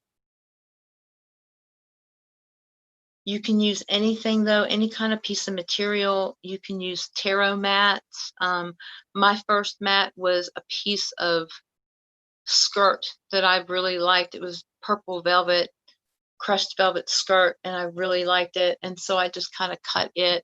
What I've been using recently, which you're going to see when I flip the camera around, you're going to see the mat that I use all the time now. And it's basically a deer skin. It's got the markings on it of the sun cross, and it's also got the circle within circle, and it has the north, east, south, and west. Those are more advanced readings, but basically it's just a piece of deer skin, and you'll notice that it looks worn and stuff like that. It's just because I use it on a daily basis, and I love it. It's my favorite one. Rather than using the fancy ones, I always use that. So something else that you will need is a way to cleanse your bones in between readings and when you first get them. What I use is Florida water. You can use Hoyt's cologne. You can use tobacco cologne. You can use rose water. I have Florida water in a little spray bottle that I just got from like Walmart, their travel section. And when you clean your bones, you don't spray directly on them. You spray it kind of above and just let the mist fall. And then you might want to do a little prayer. I do a little prayer over top of my bones, cleansing them and getting rid of all the previous energy that's been there before. So that's how you would clean them. And I also suggest cleaning them prior to your reading rather than after your reading, because if you put them up when they're wet, they do have a possibility of molding, especially if you have soft pieces in there. So your next thing that you need is, and I'm trying to go as slow as possible, but there's a lot of information I want to get in. I want to do a practice throw. So there's a lot of little lists here, but you'll need something to represent the questioner or the querent. Beads and shells are the most popular. I use worry dolls, which are really cute. And especially when I'm at an event, it gives something for the querent to take away with them, and they can take them home and they have their energy in them. And it's kind of like a little souvenir. So that's what I use, are worry dolls. A pointer, some kind of device that you can point out your bones with so you don't have to disturb them, especially whenever you have a lot of pieces. You don't want them to get disturbed. I use an African porcupine quill. It's not a necessity, but it's something good to have. You can use the end of a pencil or any kind of pointy object, but the African porcupine quill to me gives off a good energy, so that's why I use that. Another thing you will need is a set of cowrie shells, and they look like this. I'm sure that you've probably seen them. They look like this on one side, and then they're round on the other side. And now these are used for yes and no questions. If you roll the cowrie shells and you ask for, say, am I going to get a job next week? And you roll them and you have the two shells show up, split side up, that would mean a yes. If it would be the round sides up, that would mean a no. And if you have one of each, that would mean a neutral, that you need to reword the question. If you reword the question 3 different times and you still don't have an answer, that means the ancestors are just not wanting to answer at that particular time. You use the cowries during the reading, because if you hit on something, the querent might have a question and say, hey, I know what that is. For example, going back to the job example, if they're saying, if it came up saying, well, you know what, you might have a new opportunity of a job coming up, shortly. And the querent may say, I know what that is. Is this about a record deal? You would roll the cowries, throw them, and it would come up either yes, no, or neutral. And then if it was neutral, you would do it 2 more times. I hope that makes sense. It'll make more whenever we're doing the example throw. If you don't use them during the reading, you usually use them at least after the reading. Almost everyone has yes or no questions, so we set those aside. But we don't forget to clean those. Whenever we're cleaning the bones, make sure that you clean the querent's piece and we're going to choose this one, the querent's piece, and you also clean the cowrie shells as well. So our next thing that we need is a starter kit, a minimal starter kit. So I have a list here of what minimally most starter kits have in them. And I'm going to show you what they are. We start off with the raccoon baculum, which looks like this. And it stands for love and fidelity, which is a subject piece. A muskrat mandible, which looks like this. And if it's this side up, that means it's good communication. And if it's the rough side up, that means it's bad communication. So in other words, if more the teeth show, it's bad communication. Now, when doing your reading, most of the time, if a piece is upside down, it's not speaking, which means you do not read it. However, in some cases, like the muskrat mandible, it means something on both sides. So you might want to just take note of that. The black cat bone, which normally you have a cat bone that represents the black cat bone. It just so happens that I have a real black cat bone in my kit, and that means luck, very lucky. If it's pointing toward your piece, that means it's very, in the piece it's pointing towards is very lucky. That area is lucky in their life. A snake vertebra, which looks like this. It's very small, and it stands for strength and flexibility. A shark's tooth, which most everyone knows what a shark's tooth looks like, and it stands for out for blood. That's a dangerous piece to get. That means if you would get that, say, near the work piece, that somebody or something is out for blood in a very derogatory way towards your work. So to beware. It's a beware piece. A small skull. I have a little howlite skull, and it represents ancestors. If it's pointing inward, that means that it's looking favorably upon you. If it's pointing outward in the reading, that means that you need to do more work with the ancestors. When reading bones, you work with your ancestors, and it's very important to keep that in mind. After we go over these little pieces, I'll explain to you about the ancestral altar. So you work with your deities, but you primarily work with your ancestors, and they speak through you and give you the reading. So it's very important that you get a good communication with your ancestors. The next piece that we have is the deer slice, and it looks kind of like this, and it's a slice of an antler, and it stands for home and hearth. The next one would be a thimble, and this could be work or school. If it's upright like so, that means it's overflowing. If it's down, that means it's stable. And if it's on its side, that means things are rocky in work or school. Then you have a ring. The ring stands for commitment.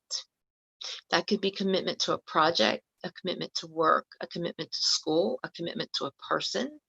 It doesn't have to be a romantic commitment. It could be a commitment to almost anything.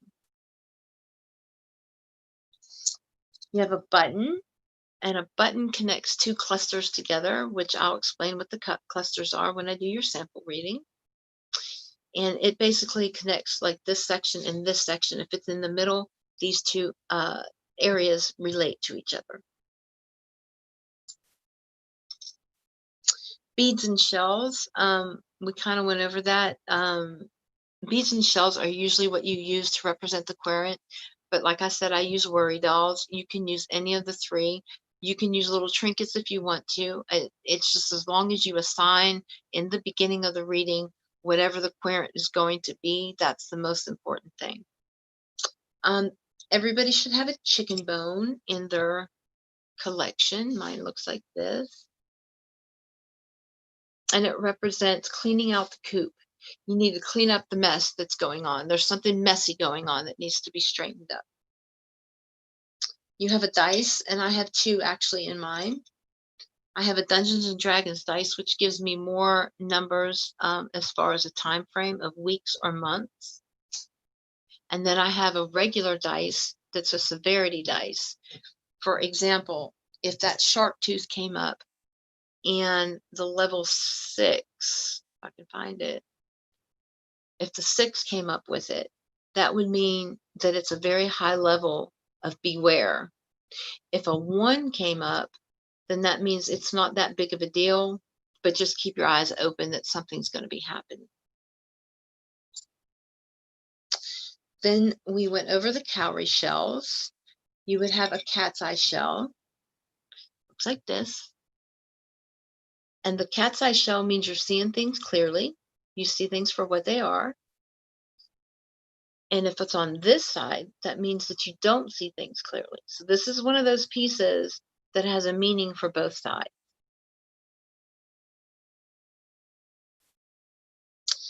Then you would have a coin. This is a subject piece.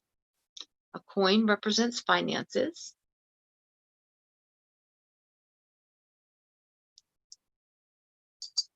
A bell, just a little bell, represents happiness.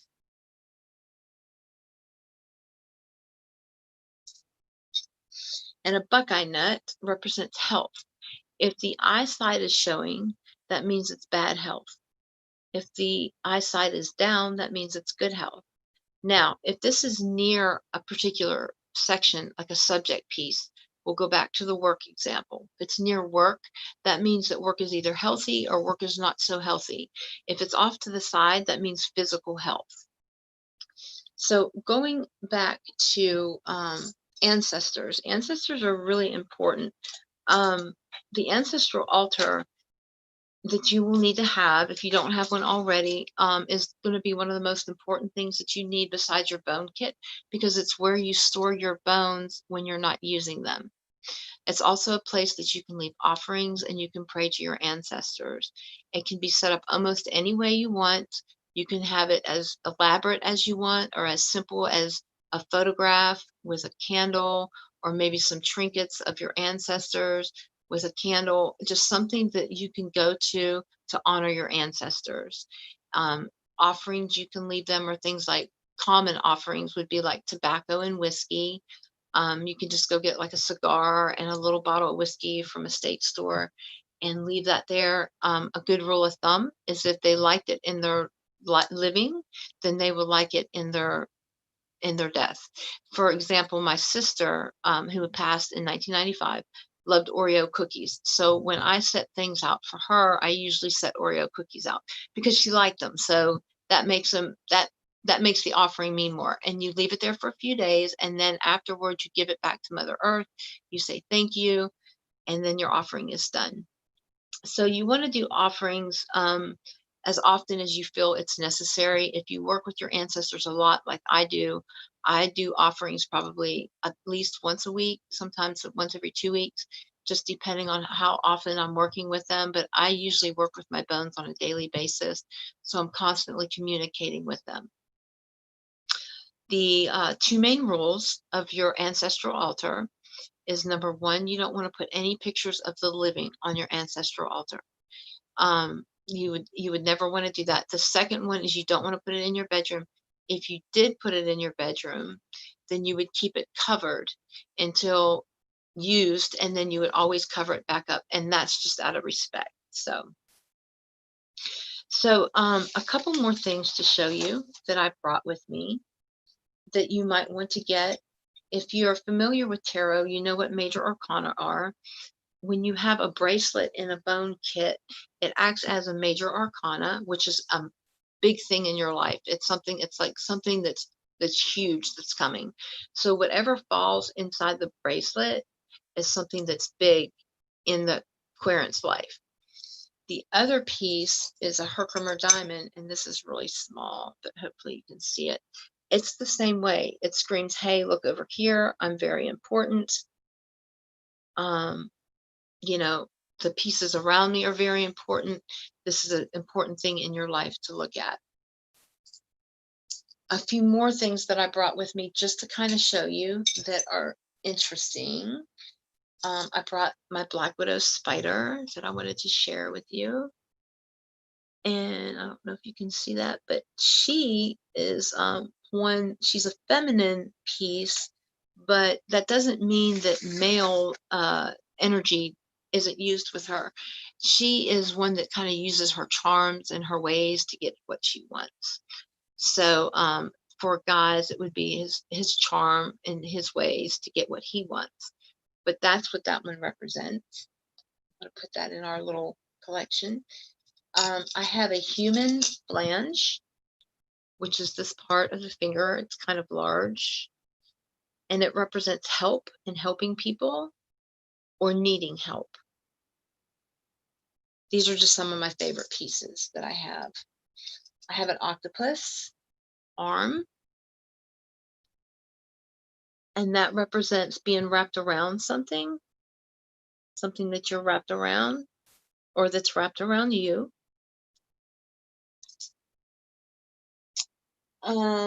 I have a tiny little piece. This is a mammoth tusk fossil, and it represents a person of leadership, a person of guidance, and someone who wants to take care of you. Just a couple more. My crow's foot. I love my crow's foot. I think it's precious. And it represents if something is caught in its grasp, that's a warning. So the crow's foot itself is okay, but if there's something in the grasp, that means it's a warning that something's going to happen. Two more. We have my silver fox nose. I don't know if you can tell that that's a nose or not, but it basically represents being able to see through people, being able to see the garbage. In other words, they see clearly as to what's going on, and you cannot pull wool over their eyes. So that's a good piece to get. The last one I want to show you is tiny. It's a fingertip. It's a human fingertip, and it represents a balance of responsibility.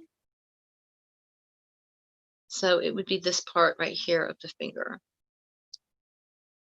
So that's a good one to get as well. Sometimes you have you need meanings for bones that you don't have a bone that has that particular meaning, so you need to create something. Chicken bones, fish bones, buffalo bones, those are all good bones to use to represent different meanings of things. For example, I needed a piece to represent a legal matter in someone's reading, so I just used the simple chicken bone. And now this bone is in all of my readings in case somebody has a legal issue. I just use it for that. I've assigned it to that. So when you get your bones, you want to introduce them individually to your ancestors, piece by piece. Anytime you get a new bone, it's the same thing. Piece by piece, you introduce them. You want to carry them on you as much as possible. You can carry them in your pocket if at all possible, in your purse if you have a purse. Sleep with them under your pillow, and you want to bond with them. If they're not on you and you're not using them, the best place to keep them is near your ancestral altar. So that's really important. As far as meanings are concerned, they come from different places. You have traditional meanings, which I was lucky enough to learn through a friend of mine from Pennsylvania that was passed down through his family. And then you also have meanings that just resonate with you. It was very hard to get information out, like on the internet and through books and stuff like that. And I brought a couple of books to show you. It's very hard to find information on meanings and how to throw bones and how the process of doing it. Which is one of the reasons why I brought the book. I wrote a book called Throwing Bones, Divination for the Modern Practitioner. And inside of it, it's got like 50 pages of meanings. It's got the beginner reading, which I'm about to kind of show you kind of how to do it as best as we can with the time that we have. It's got a bunch of other information in it too, but it's packed full of information if you want to learn how to read the bones. Another really good book is by Michelle Jackson, Bone Shells and Curios. And I'd say that the first half of the book is excellent. The last half is not bad. It's just that it shows like example readings. It's a little harder to follow, but the first half of the book is really, really good. There's other books out there that are good, but they're mostly for like history and things like that. They have a little bit about reading bones, but not as much information as the other two that I showed you. But they're these books right here. There's Throwing the Bones, and this is by Cindy Rhodes, and it's actually a really good book if you want to just learn information on bone throwing. Throwing the Bones by Catherine Ironwood. It's also very good and informational. It does have some meanings and stuff like that in it. And then Oracle Bones Divination. This is more on I Ching, but it's got a lot of history in it, and it's really good as well. The two that I recommend, though, are, like I said, Michelle Jackson's Bone Shells and Curios, and then, of course, I'm going to recommend the one that I wrote. So, like I said, it's got everything that you need in it, things that we're discussing now, plus a lot more detailed. It's got 11 different throws in it, 50 pages of meanings, like I said, how to process your own bones. It's just got a lot of good things, and we'll talk about that in the market. So we'll set that aside for right now. So we're ready to go ahead and start. Like how I'm going to do an example throw for you. And what I'm going to do is turn around the camera. Let me get situated here.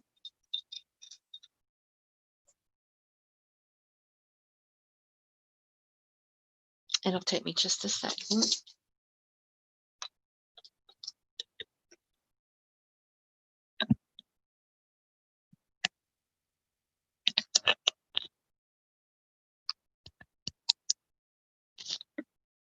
Okay, hopefully that'll stay. So the first thing that you want to do is you want to pick the piece out that's going to represent the querent. And we've already decided that this is going to be our piece. And we put it in our pile.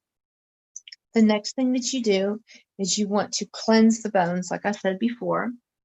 So we'll do that. We're going to use our cleaner, our Florida water, and don't forget our cowrie shells. Put those in there as well. When we spray, we just kind of spray above and let the mist flow through. I always say a prayer over them, so I'm going to do that. And basically, you're just praying to take away the previous energy from the previous reading. So you start with a clean slate.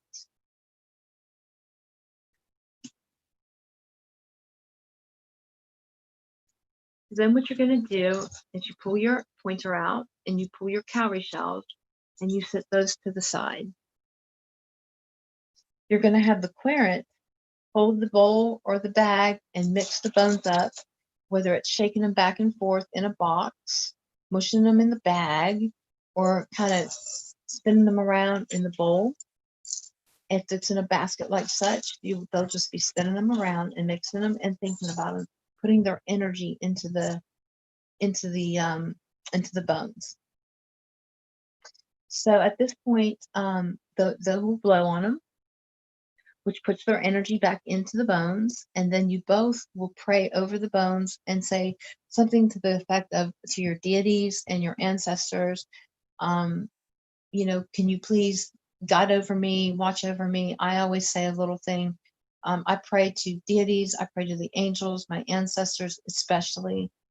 Lord and Lady, please help me see the answers to the questions this querent so to seek. I claim this is, so mote it be.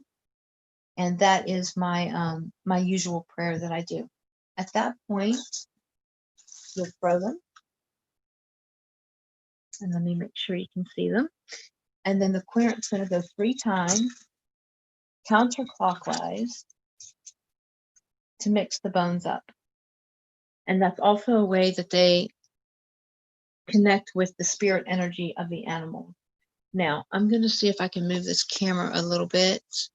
We start with, I'm going to I don't normally lift up the pieces, but because we're doing this with the camera, I'm going to lift up the pieces. We start with the querent right here. And here's the querent, and the querent is actually doesn't really have much surrounding her. The crow's foot is there, but it's not really speaking because there's nothing in its grasp, which is actually a good thing.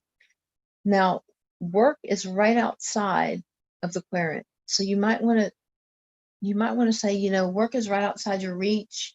It looks like it's rocky because it's on the side. So this is going to start to tell a little bit of a story. We start with that. We move on to the bracelet, which, remember what I said, the bracelet is like a major arcana. It's a big deal in the life of the querent. So it probably has to do with whatever is going on over here. So we've got quite a cluster that we're looking at right here, but we want to read what's inside the bracelet. So the buttons in the bracelet, that's not going to be applicable because it's inside the bracelet and it's turned on its side, so it's not really connecting to much. But the octopus arm is inside the bracelet, if you can see that. The octopus arm. So there's something that's wrapped around the querent, and that might be what's causing the issues at work. Now, we go to the Herkimer diamond next because it's also a major thing, and it just so happens to be next to the bracelet. So this whole group right here, this whole group looks like it's all pertaining to the querent in a very large way, in a very huge way. So around the Herkimer is the ancestral piece that's looking outward, which means the ancestors are not looking favorably upon the querent. They're going to need to do some work.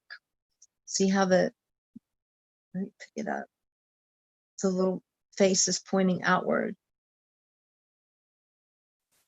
It looks like this is going to be about 7 months because the dice showed up on a 7. So it looks like it's going to be in the 7 months, between now and 7 months. I'm trying not to disturb them too much. So let me look at it a little bit and see if I can analyze what's going on. The love bone is there. So the love bone and the chicken bone is there. That tells me that there's something scattered. There's something scattered amongst maybe love and fidelity. Maybe something's going on with a significant other that is causing the querent to be wrapped up into a situation that's affecting her work. The shark's tooth is right outside of the bracelet, which is a beware. That's beware something or someone's out for blood. So that's telling me that something's going on in the work area that's also affecting the love area, and in the love area also affecting the work area. I hope that makes sense. The fingertip is there, but the little dot is up, which means it's not speaking, so we don't read that. It's flipped upside down, so it's not speaking. If you look in this little cluster right here, it shows home and hearth and a leader. There's a leader at home and hearth that's trying to help out with the situation. Someone who's trying to give their assistance, I should say, in a leader type way, in a fatherly type way to the querent, and it's regarding finances because there's the coin. So all this kind of has to do with each other. This whole space right here has to do with each other. Now at this point, the querent may say, I know who it is that's trying to affect me, that's trying to affect my job, that's trying to affect my home life. I think it's, we're going to say, Charlotte. So at that point, you would roll the cowrie shells. They would ask out loud, is this person that's affecting my love life and my work, is this Charlotte? They would blow on them and throw them. So I got one of each, which means it's neutral. I have to reword the question. I've got one that's round, and I have one that's the split side up. So that means I have to reword the question. Okay, is this person that is affecting my work and my love life, is this Charlotte? Okay, this time I got 2 split side up, so the answer would be a yes. So that is how you use the calories during the reading. So my next little cluster that I go to would be over here. Let me make sure that you can see it. It's right here. And what you're showing right here is a lot of commitment. The ring is here, so that's a lot of commitment. It is on a level 1, so there could be more commitment suggested to be there, maybe be a little bit more committed to what's happening over here. But there's good communication, which is excellent, and there's a lot of luck on their side, which is excellent. And it shows that they do need help. This is that I need help bone. So they're very lucky. They have great communication. They're very committed to making all of this work, but they do need a little bit of help. So that basically kind of tells a story of this querent has got someone in their life named Charlotte that is affecting their love life and their work life, and they're making things kind of wrap around and kind of making it a little bit tough on them. To beware for that person is out not to help them, but to harm them. So beware about getting that help from that person, and that there is someone that's leading them in a good way, in a positive way, regarding their home and hearth, regarding their finances. So always try to leave on a positive note if possible, but kind of reiterate what you've said throughout the whole thing. Now, as far as health, we look over here. The health piece is by itself and it's on its side. The eye is pointing to the side. So health is going to be kind of over the next 7 months. It's going to be kind of, kind of iffy, kind of hit and miss. Had it been turned over, it would be healthy. Had it been turned upright all the way, it would be unhealthy. But it's on its side. So it's telling me that it's kind of hit and miss. Their health is, they may get a cold, they may have bad allergies, they may get a virus of some sort, but it's nothing that's going to be serious. So that's how you would do the clusters and the actual throw of the bone. So now I'm going to turn this back around.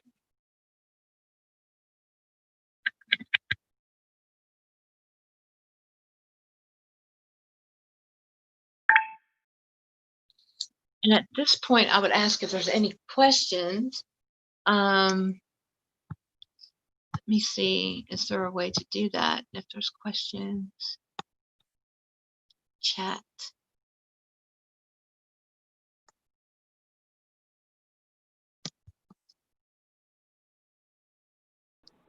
Can you hear me?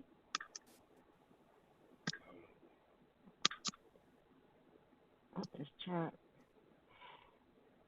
So yes, at this point, I would ask, is there any questions on any of the throws, or I can do another example throw if you would like. Can you hear me? Can you hear me talk? See where there's. Can you hear me talking? Any? No. Okay, let me try audio settings. Questions? Okay, so we can just do another sample Can you throw. hear me? Can you hear me now? I can hear you now. Okay, great. Yeah, so I've been monitoring YouTube, and there haven't been any questions that I can see. But honestly, it would be great to show another throw. I think that would be very interesting. Okay, yeah, I'll do another throw. I'll add a couple pieces to it to make it a little bit bigger. Okay. Yeah. Okay, great. Sounds great. Let me do that.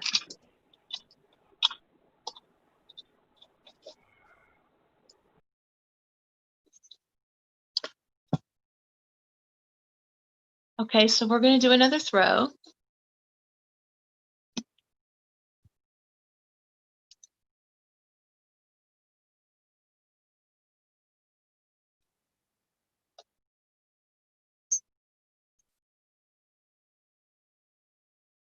Okay, so I added a couple extra pieces just to kind of make it a little bit more interesting. My box has over 300 pieces. So if I did a full throw with that, we would be here for quite some time. So what we're going to do is we're going to pretend like we've cleansed them. Okay. We've got, let's see, let me pull the calories out. We've got our querent in there. Everybody's cleansed. Everybody's good. We've said our prayer. We're going to mix them up, blow on them, say our little prayer that asking for the deities and the ancestors to please guide us through this reading and show us what the querent would like to see, the answers that they wish to have to their questions. And then we toss them. And remember to go at least 3 times counterclockwise, and spread them out. Don't be afraid to touch them. Spread them out really well. Okay. So we're going to start with the querent again, which is up here. And she's back by the crow's foot again. But the crow's foot has actually got the black widow spider in his grasp. Now, the 0 on the dice, let me just show you that. The 0 on the dice means this is something that's happening right now. So this is currently what the querent is going through. The grasp is on the black widow spider. And remember I said the black widow spider is using your charms and your like sensuality and that kind of thing to get your way. Well, that's a warning not to do that. That's a warning that she needs to step back and figure out a different way to get what she wants. So that's a really important piece right there. That's a big warning. It does show that there's a lot of power. She's got a lot of power that she can use. She does not need to use her charms to get the way that she wants. She needs to step back from that. That's just going to be detrimental to her purpose. So then we go to the bracelet, which is right here. And inside the bracelet, it looks like she's got some legal matters. I left that in there because my querent, my pretend querent, has legal issues. And so I left that in there. And it looks like it's something big in their lives. And the little fingertips in there, which is a balance of responsibility.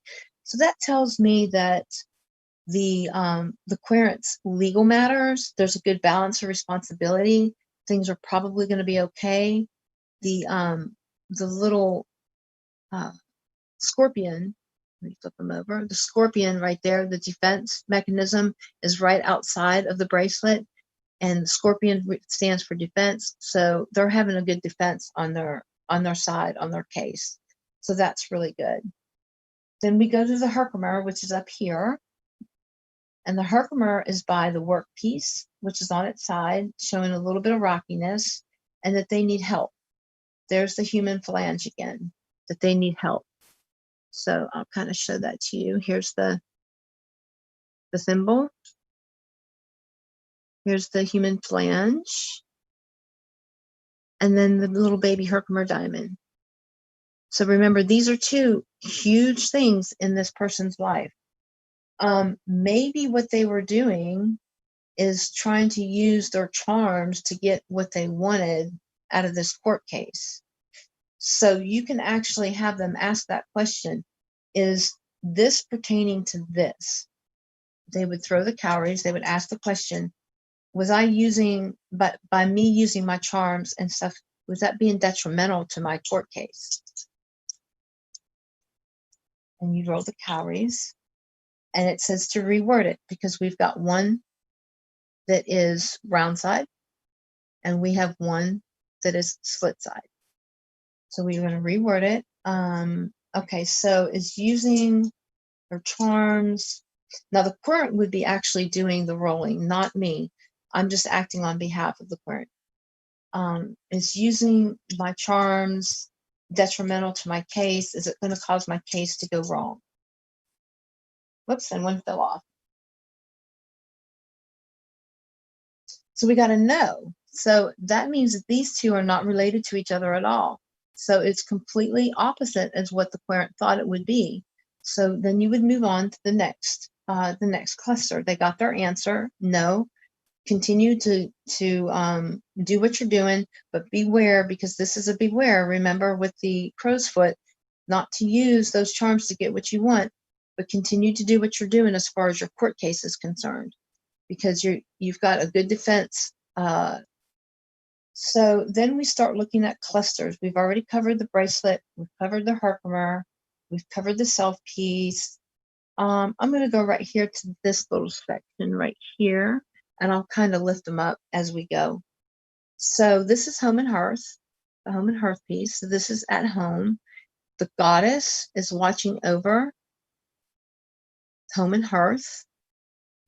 The silver fox nose is there, which means the querent can kind of see through people, anybody that's causing an issue. And it just so happens that the shark's tooth is right here, and so is the lock, and somebody or something that is out for blood. The lock represents being trapped. So this can see through what's going on. I can see through the person that's doing this, and they may at this point say, hey, I know who that is.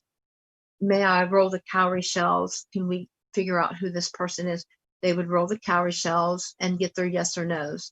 So I hope that makes sense in using the cowries during the throw. They are, which means they can manifest anything that they want as long as they're guarding their home and hearth. So this is telling me that there is somebody out there that's going to make them try to feel trapped regarding home, but they're going to see through that, and the goddess is watching over them, and they're going to be able to manifest that away. They're going to see who this person is. It's not going to be hidden. They're going to see it.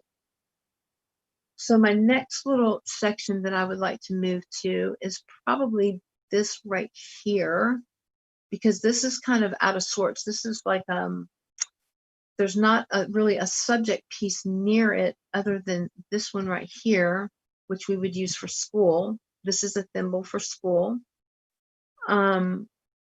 It's close enough to where it could affect it, but we'll read it first and see.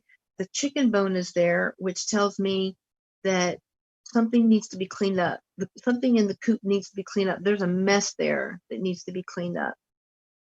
There's bad communication, because we have the muskrat mandible with the rough side up. So there's bad communication. And also we have water, which is serenity, but it's flipped over. So something is causing their serenity, their peace, their happiness to be affected in a negative way. And it's like a mess that they need to have cleaned up. Maybe some bad communications going on. And it's right outside of school. My gut feeling is telling me it's affecting their school. It does show strength and flexibility, and it does show good luck, but it shows that they're going to need to clean up something that's going on as far as their school is concerned. And they're going to also need to have better communication as far as their school is concerned, for their water to show up, for their peace and their serenity to be okay again. So another piece that I would look at is the ancestor piece, which is the skull, and it's facing inward, which means they're looking favorably. The ancestors are favorably looking upon the whole reading. It is pointing directly at the health piece, which is rounded. The eye side is down. That tells me that's good health.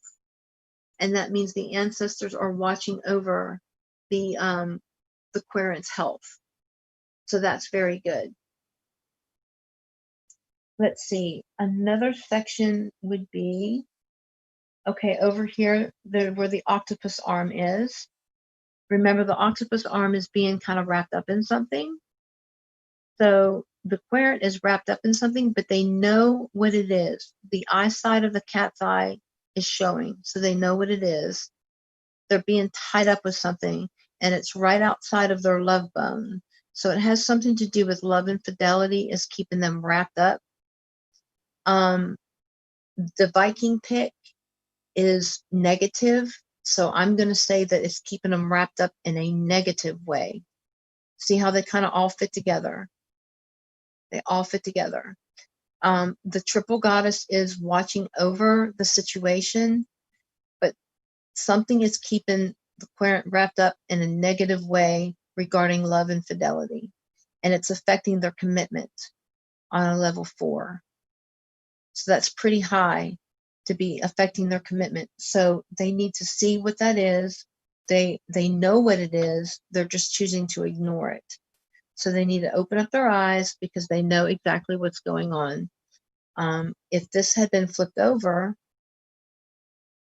whoops, if I can get it to this side, that means they wouldn't know what's going on and that they were blinded as to what's happening. But they can see what's happening. They know what's going on. So that's how you would read that little section right there. So that's pretty much how you would do it. This is just with a few more extra pieces in here. And we've got this over here by finances. This is a good little section to read by finances, the coin. This right here means that it's things are emotionally healing. So things in the past are being healed now in the future. So something that has to do with their finances that was like a mess in the past is now being healed by that leader, that guider, that person that wants to protect them. And this piece means moving in the right direction. So it's going in the right direction toward happiness. So that's how you would read that. Because you've got the bell, you've got the stingray barb, which I know I didn't go over, but that means moving in the right direction. You've got the coin, which is finances. You've got the mammoth tusk, which is the leader, the protector, helping to heal emotions and heal whatever financial problems this person had. So that's how you would read that. At the end of the reading, you want to thank the ancestors and your deities for being with you during the reading. And you can also anoint your parent on their forehead with some oil, and that's called the crowning.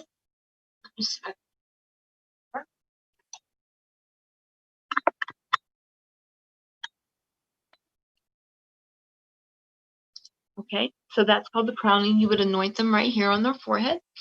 And that's just basically a blessing that sends them off with good hope and a blessing. And I always give them their little worry doll to take home with them because it has their energy in it already, and they can take it home as a nice souvenir. They can bring it back if they're going to be repeat clients. I have a lot of repeat clients that are long distance, and I have a collection of worry dolls and their little names on sheets of paper at my house that's specifically for each set of clients. So that's a good idea too if you're going to have multiple clients, especially long distance readings. So is there anything else that I can answer as far as like a question? So I didn't see any other questions in the YouTube, but so the one person says that it's all sort of new, and so she's not really sure about how to formulate questions. Hang on, let me read it. What I would say for me is I thought you really did a kind of a nice job. I appreciated it, but let me read the question. So okay, the question is, does this sort of tradition of throwing the bones, does it keep adding new items in sort of as time marches on, and so symbols are not bones, right? So do Right. locks haven't been around since the Neolithic, probably, so what right. So how often maybe does it pick up new traditions or new symbols, that sort of thing? Do you know? Well, there's different types of like I said, there's different types of throwing bones. Like some people throw dominoes, some people throw dice, some people throw runes. There's a form of scapula where they take turtle shells and they throw them in fire, and when they crack, they read the cracks. So there's different forms. This particular type of throwing bones that I teach classes on it and such. This has been around since like the slave trade, that kind of thing. It's a mixture of Native American, African, and Southern hoodoo. So it's bones, shells, and curios. It's a mixture of all three. And it's basically started with things that were just found around the house. Once you start doing a bone set, you start finding things that you can use. That's why I have so many pieces. You don't have to have so many pieces in your bone set. You know, a good bone set is maybe 60 pieces. That's plenty to work with. Starter sets usually come, you know, like 30 pieces, 40 pieces, something like that. Deluxe kits are anywhere from 40 pieces to 80 pieces. It just depends on like what kind of kit did you start off with or what you collect on your own. But as you go through, you'll find yourself adding things to your collection that are not necessarily always bones. There, you can use any type of seashell. You can use all chicken bones if that's all you have is all chicken bones, and assign meanings to those chicken bones. Or you can use curios, and there's also something called charm reading, which I'm not sure if the questioner that was just asking is familiar with that, but that's where you just read charms and stuff like that. So I hope that answers the question a little bit. This is just a particular style of reading that I teach, and it's from here in the United States. That's great. Another person just said that it's been fascinating. She really appreciated it. So maybe one last time for the folks out there, what's that book again? Oh, of course, Throwing the Bones by Atalanta Moonfire, Divination for the Modern Practitioner. And it's got everything you need to know in it. Like I said, it's got 50 pages of meanings, but it's got 11 different throws. It has how to prepare your own bones and get your own bone kit. And it's available on my website, which is atalantamoonfire.com. So it's easy to find, and it's only $17. If you get it from my website, it's $15.50, and it comes with a gift. So. Okay, great. Well, thank you for a great presentation. Really appreciated it. And so you can just leave the meeting whenever you're ready. And okay. Yeah, and I will try to make it through the technology to the next thing. Thank you very much. Okay. Thank you so much. I had fun. Thank you for having me. Bye-bye.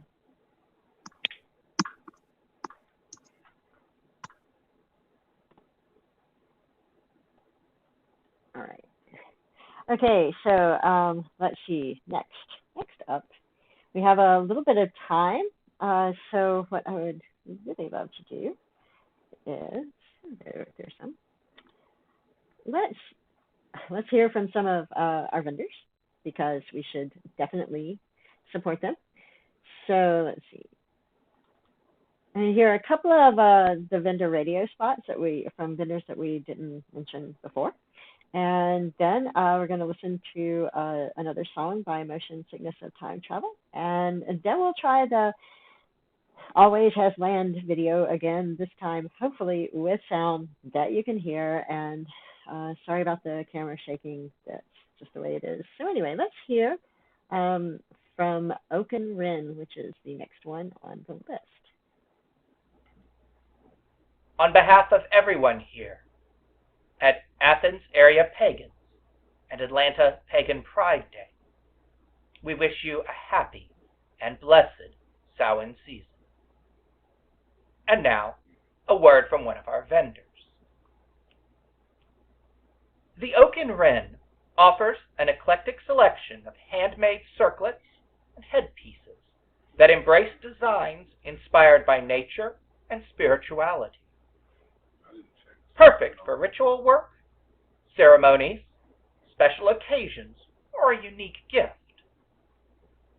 I hope you'll stop by their site to explore the various designs and find a piece that you connect with, one that's uniquely meaningful to you.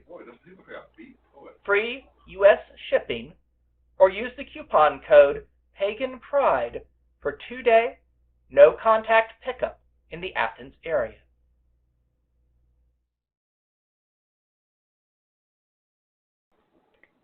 All right.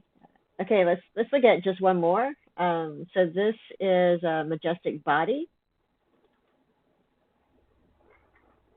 Be safe and be well. And on behalf of everyone here at Georgia Pagan Pride Day, we wish you and yours a blessed Samhain, and a happy Halloween. And now, a word from one of our vendors. Majestic Body Chiropractic and Massage, Mindful Breath Atlanta. An integration of over 30 years of mindful breath facilitation, massage, yoga, dance, and music training. Please visit Majestic Body Chiropractic and Massage and our other vendors at the Marketplace and Town Square. You'll find the link down below.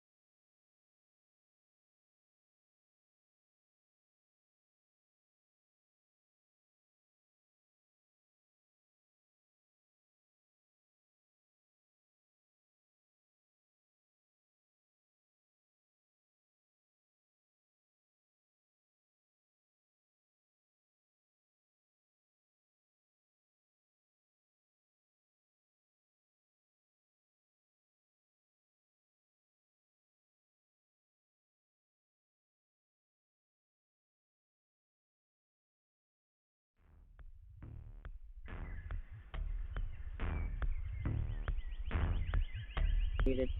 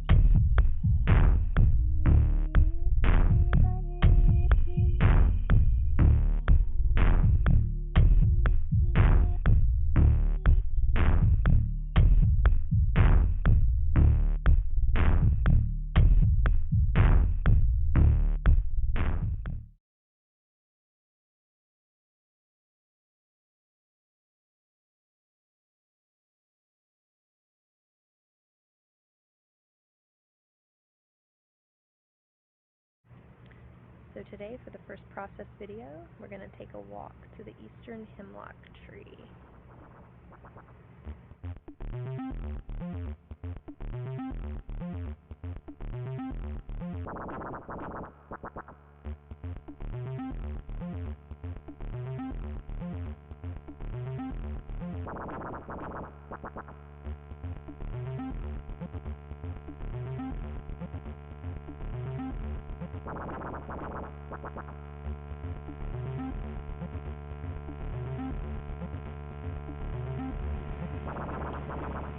here at the eastern hemlock tree, which I just found the other day.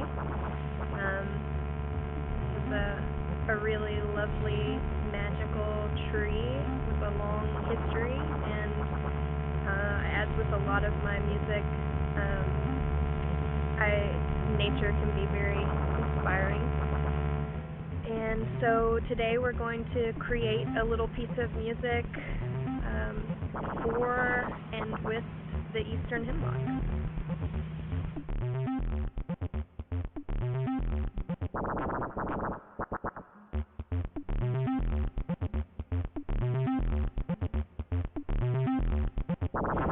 The instrument I've brought with me today is one that I really, really love to take with me.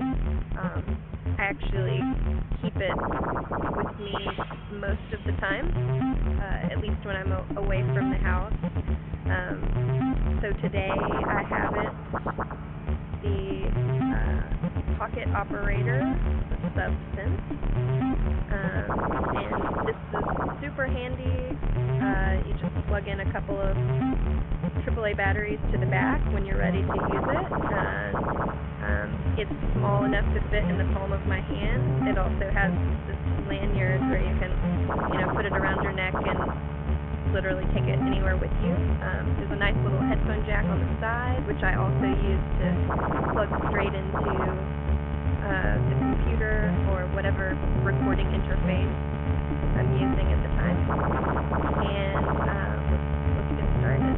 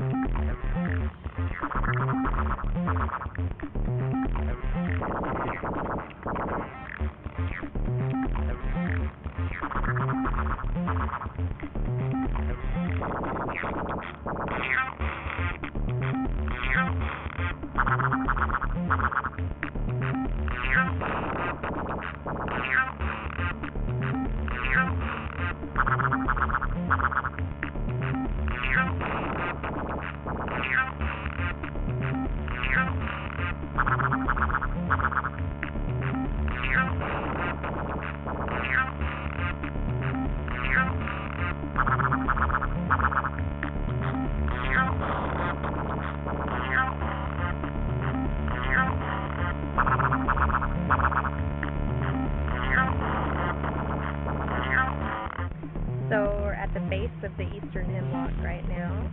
You can see it towering up above me. And I'm going to sort of run you through the basics of using the pocket operator after, of course, throwing your batteries in. So here we see it's got a nice little visual, very appropriate. To get started, if you just want to play around, you can hit any of the buttons, if you can hear that. And that's for playing it, like a monosense. You can also record your own, and there are some preset sequences, and you can choose those based on the buttons as well. To get started with that, you just hit a play button. See.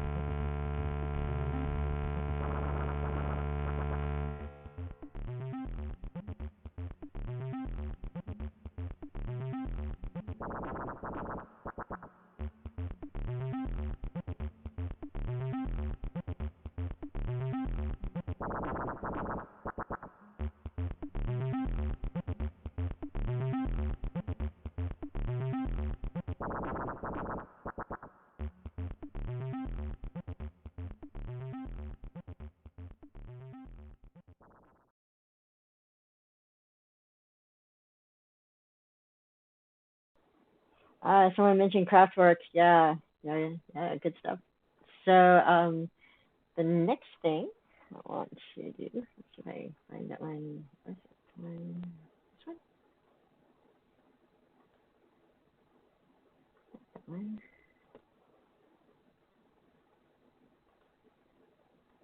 Oh, maybe I'll just go find it. I can't. All right, pick it up. So I'm going to show it is, it's time to even show it. All right, good.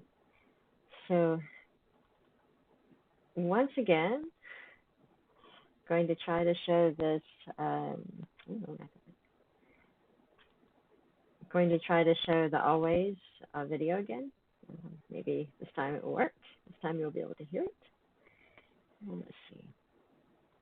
First I have to find it. All right, here we go.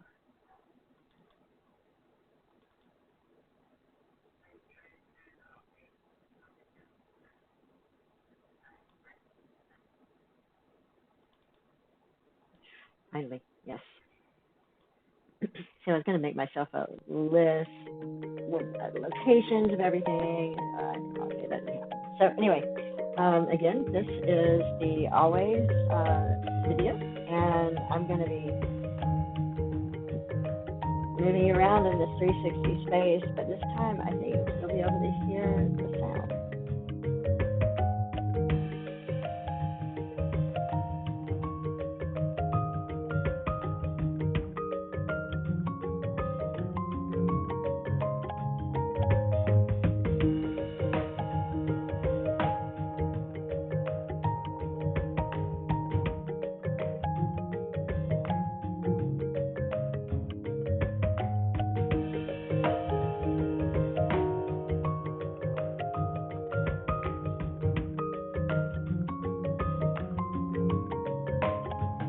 So that's me there talking as always. Welcome to Always.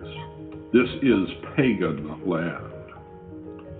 Athens Area Pagans Incorporated was founded in 2005, and from the beginning we said our main purpose was to help the pagan community by creating connections and infrastructure, not just for directly religious purposes, but also to promote the general welfare of the community by creating communication networks, providing resources, helping support pagan businesses, and so on. About 6 years ago, we decided the best way to pursue that purpose was to acquire land we can control and develop in accordance with our vision.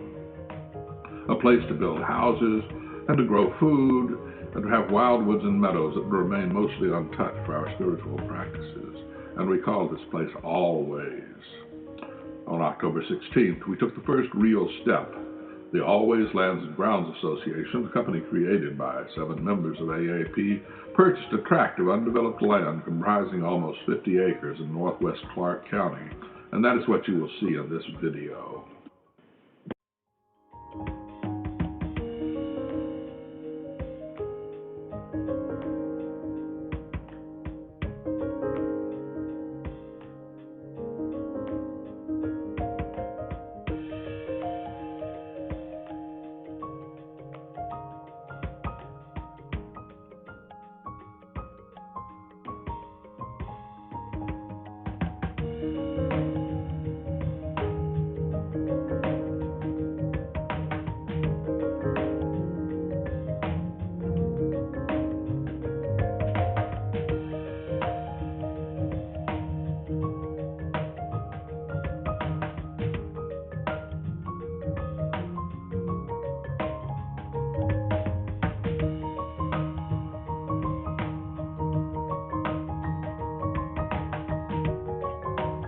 In case you wonder, we're ducking under spider webs, trying not to mess up their wonderful creation.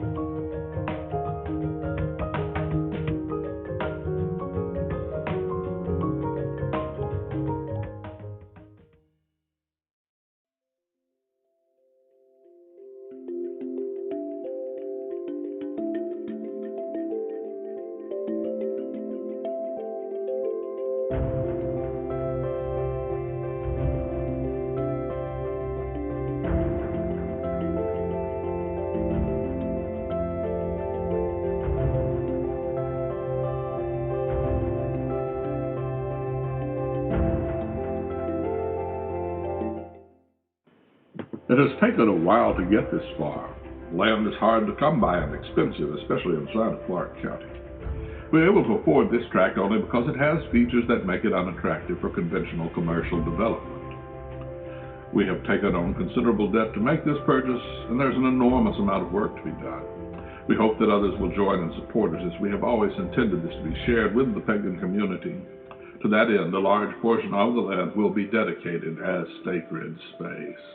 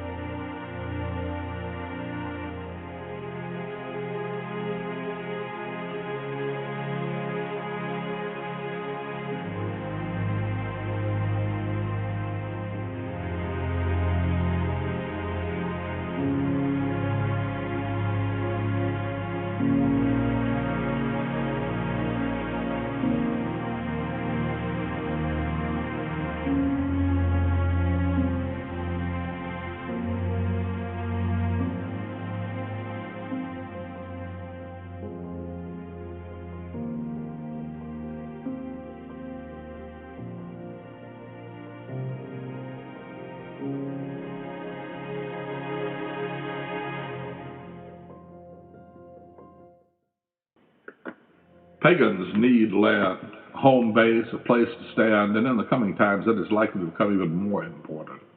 To us, this is more than simply owning and having space. It's also an act of magic, inscribing the sigil of our will large upon the face of the earth, and we hope that you will join us in giving power to that intention. Blessed be.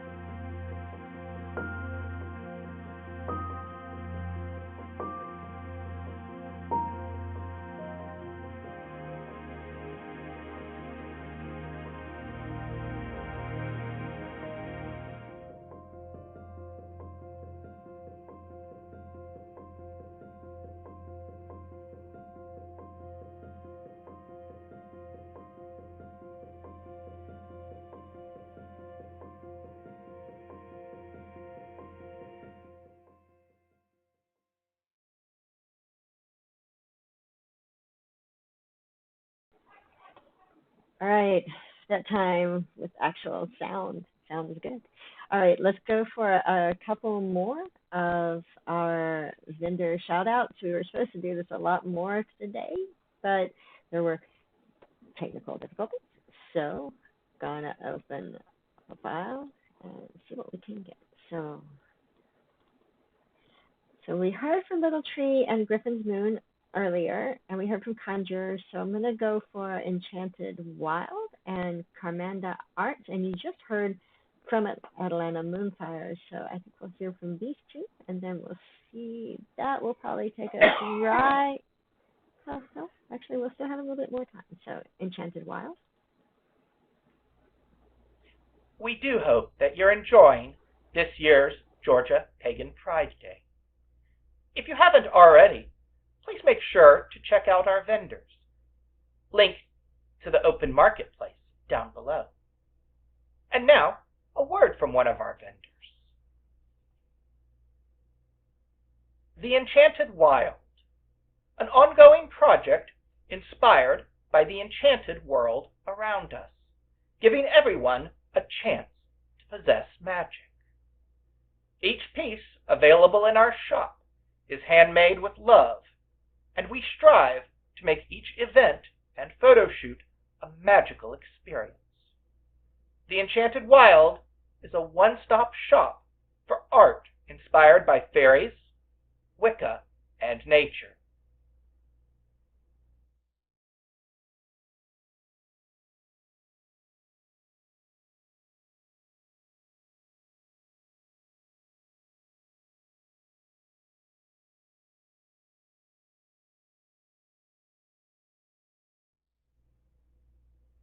From all of us here at Athens Area Pagans and Atlanta Pagan Pride Day, we hope that you're enjoying this year's festival. And now, a word from one of our vendors. Looking for artwork of whimsical wildlife and monsters?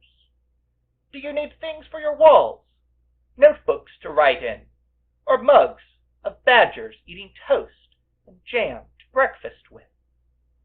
Carmanda Arts all of these things that you just learned you needed right now. Using a classical illustration style, Carmanda brings to life all manner of weird and whimsical creatures, from lantern-bearing barn owls to hipster trash possums. She also takes commissions for art of fantasy characters, pets, and pets reimagined as fantasy characters. Find her work on Etsy, Instagram, Twitter, Facebook, and Patreon at Carmanda Arts Things and at CarmandaArtsThings.com.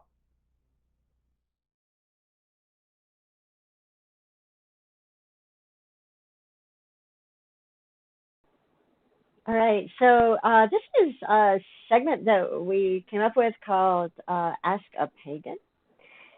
And if you have any questions that you'd like to ask a pagan that you might not know, please feel free to put them into the chat on the YouTube stream, and we'll see them, and we'll probably answer them as long as we can answer them. Let's put it that way.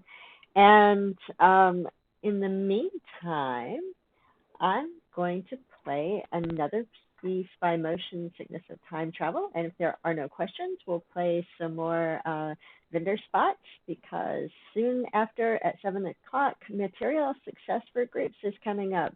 The lady who led our ritual earlier, she is going to be presenting this at 7 p.m.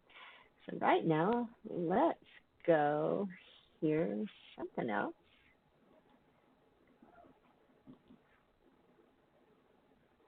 from Motion Sickness of Time Travel.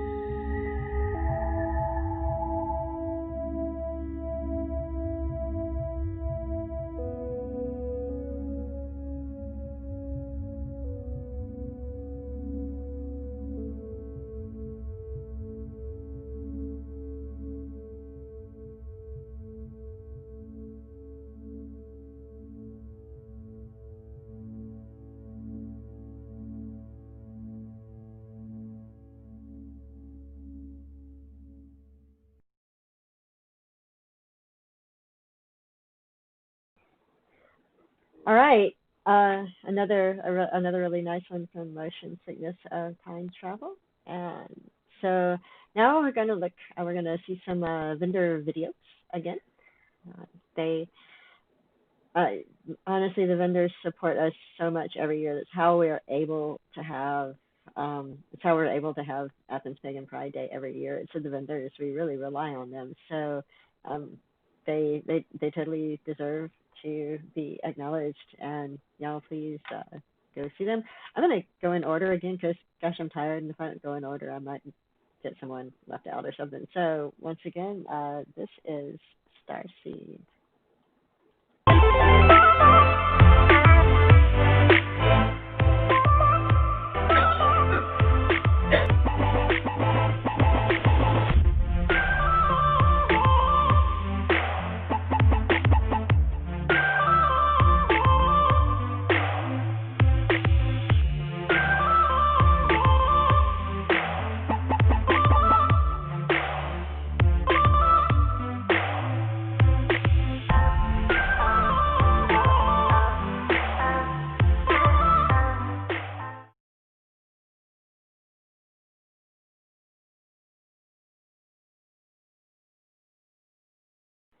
Awesome. That was from Starseed, as you could see. So the next one up is Griffin's Moon.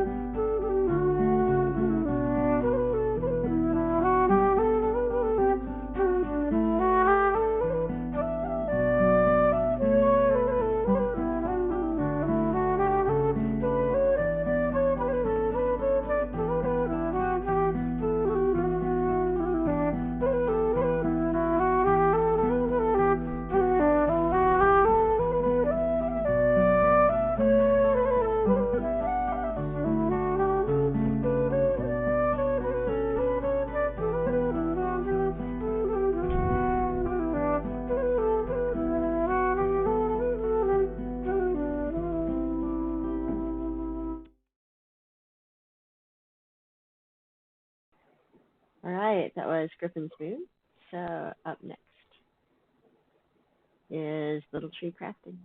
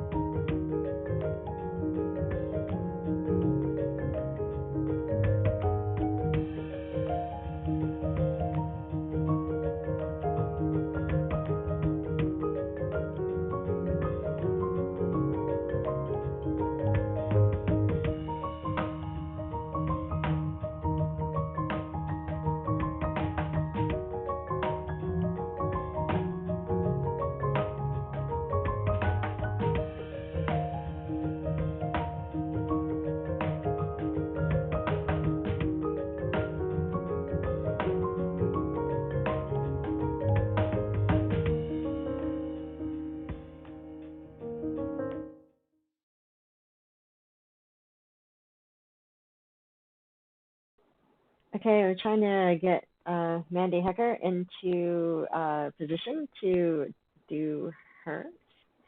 And I'm gonna, let's see, we'll play this one more for you while I go and talk to her and get her situated, and she should be up just a minute or two after 7.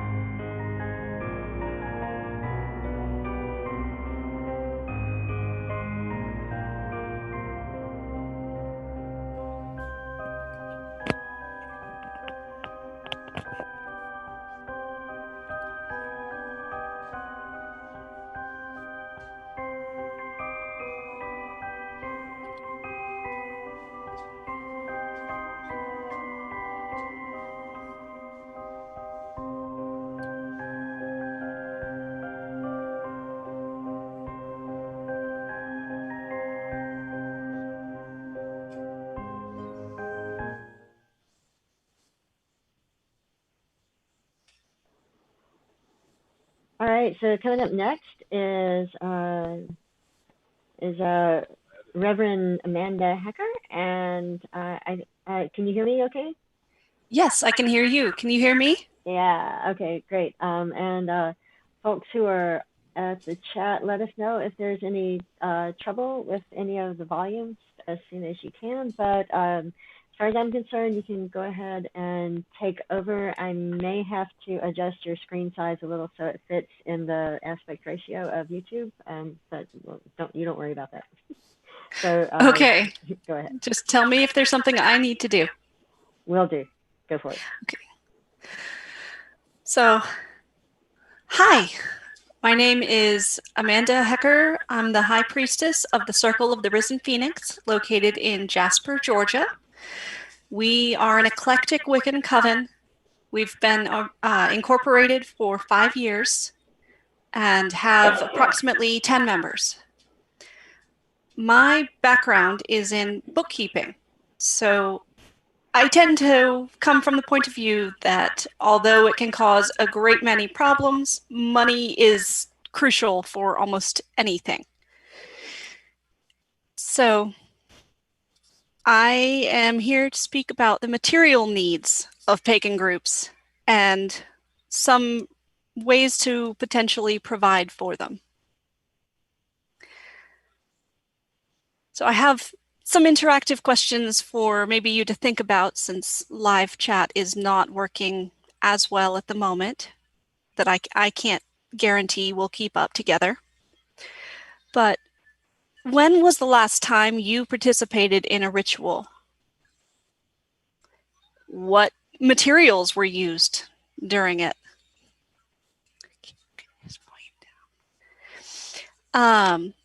Who provided these materials? How about all of your ritual accoutrement? Your altar, tools, robes, the space you were in?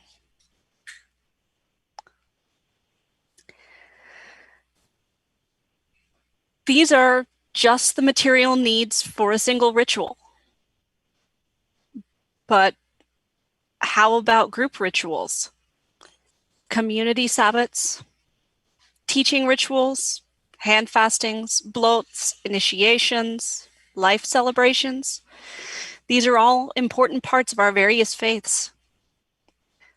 Where can you host them, and who will provide for the public, the seekers who are just beginning, the poor. Many of us provide for our own consumables, certain key tools, maybe a bookshelf altar space.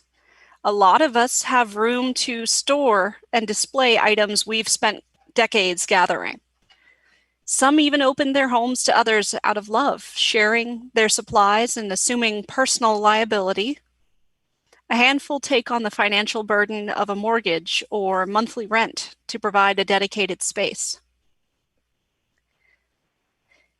It's unfair to expect a single person or household to provide for a coven.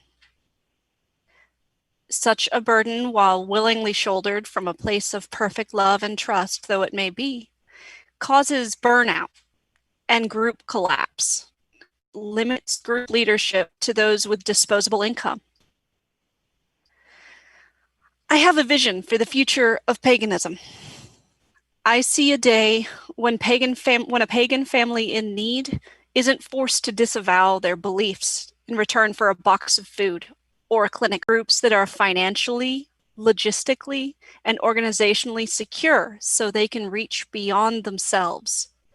Groups that nurture, train, and support their members in mundane specialties of our community's need.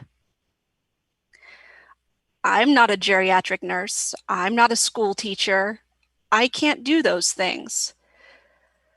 We need people who can organize community infrastructure and people who can fill those positions. There is a handout in the Georgia Pagan Pride Day chat group called Material Success for Groups. It's a bit more organized than I am sometimes just speaking on my own.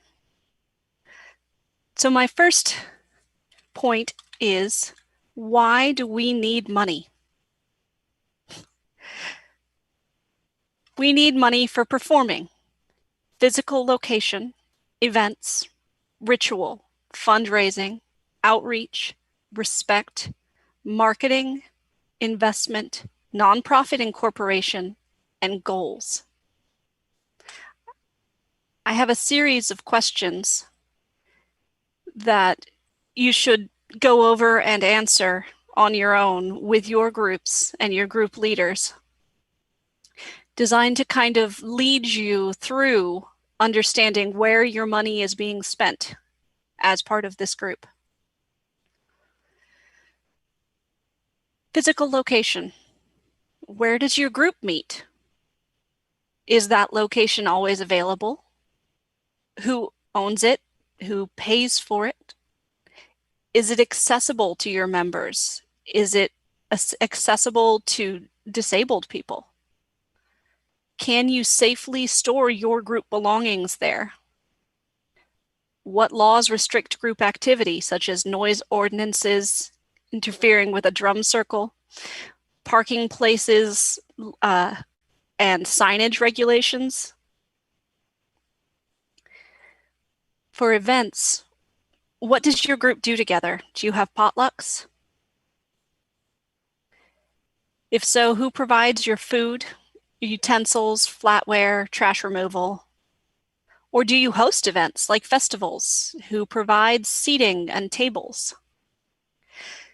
Similar questions can be found all throughout this. I don't want to read the entire handout to you. Some other points though, fundraising. It costs money to raise money. You have to have, other than asking on a social media platform that somebody has to manage, for material donations from your followers, you need a product to raise the money with. You can do a bake sale. That's absolutely valid.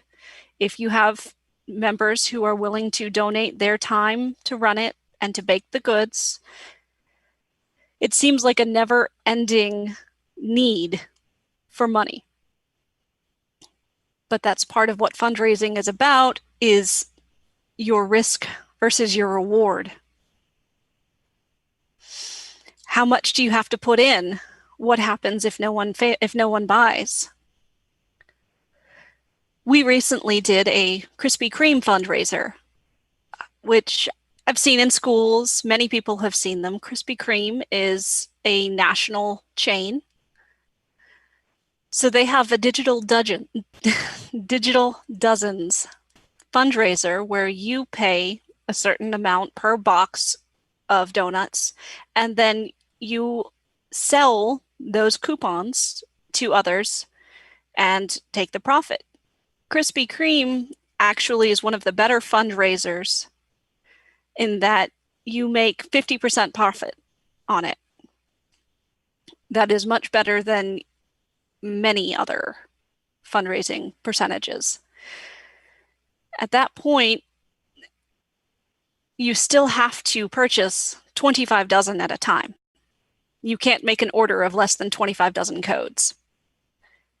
Now, right now, they're doing digital dozens. They're doing virtual codes, which is a great help as we were able to run this fundraiser, and we didn't have to commit to boxes of donuts waiting to be sold. But we do still have 8 dozen sitting in our store, should you be interested in purchasing one. So how much effort does each fundraiser take?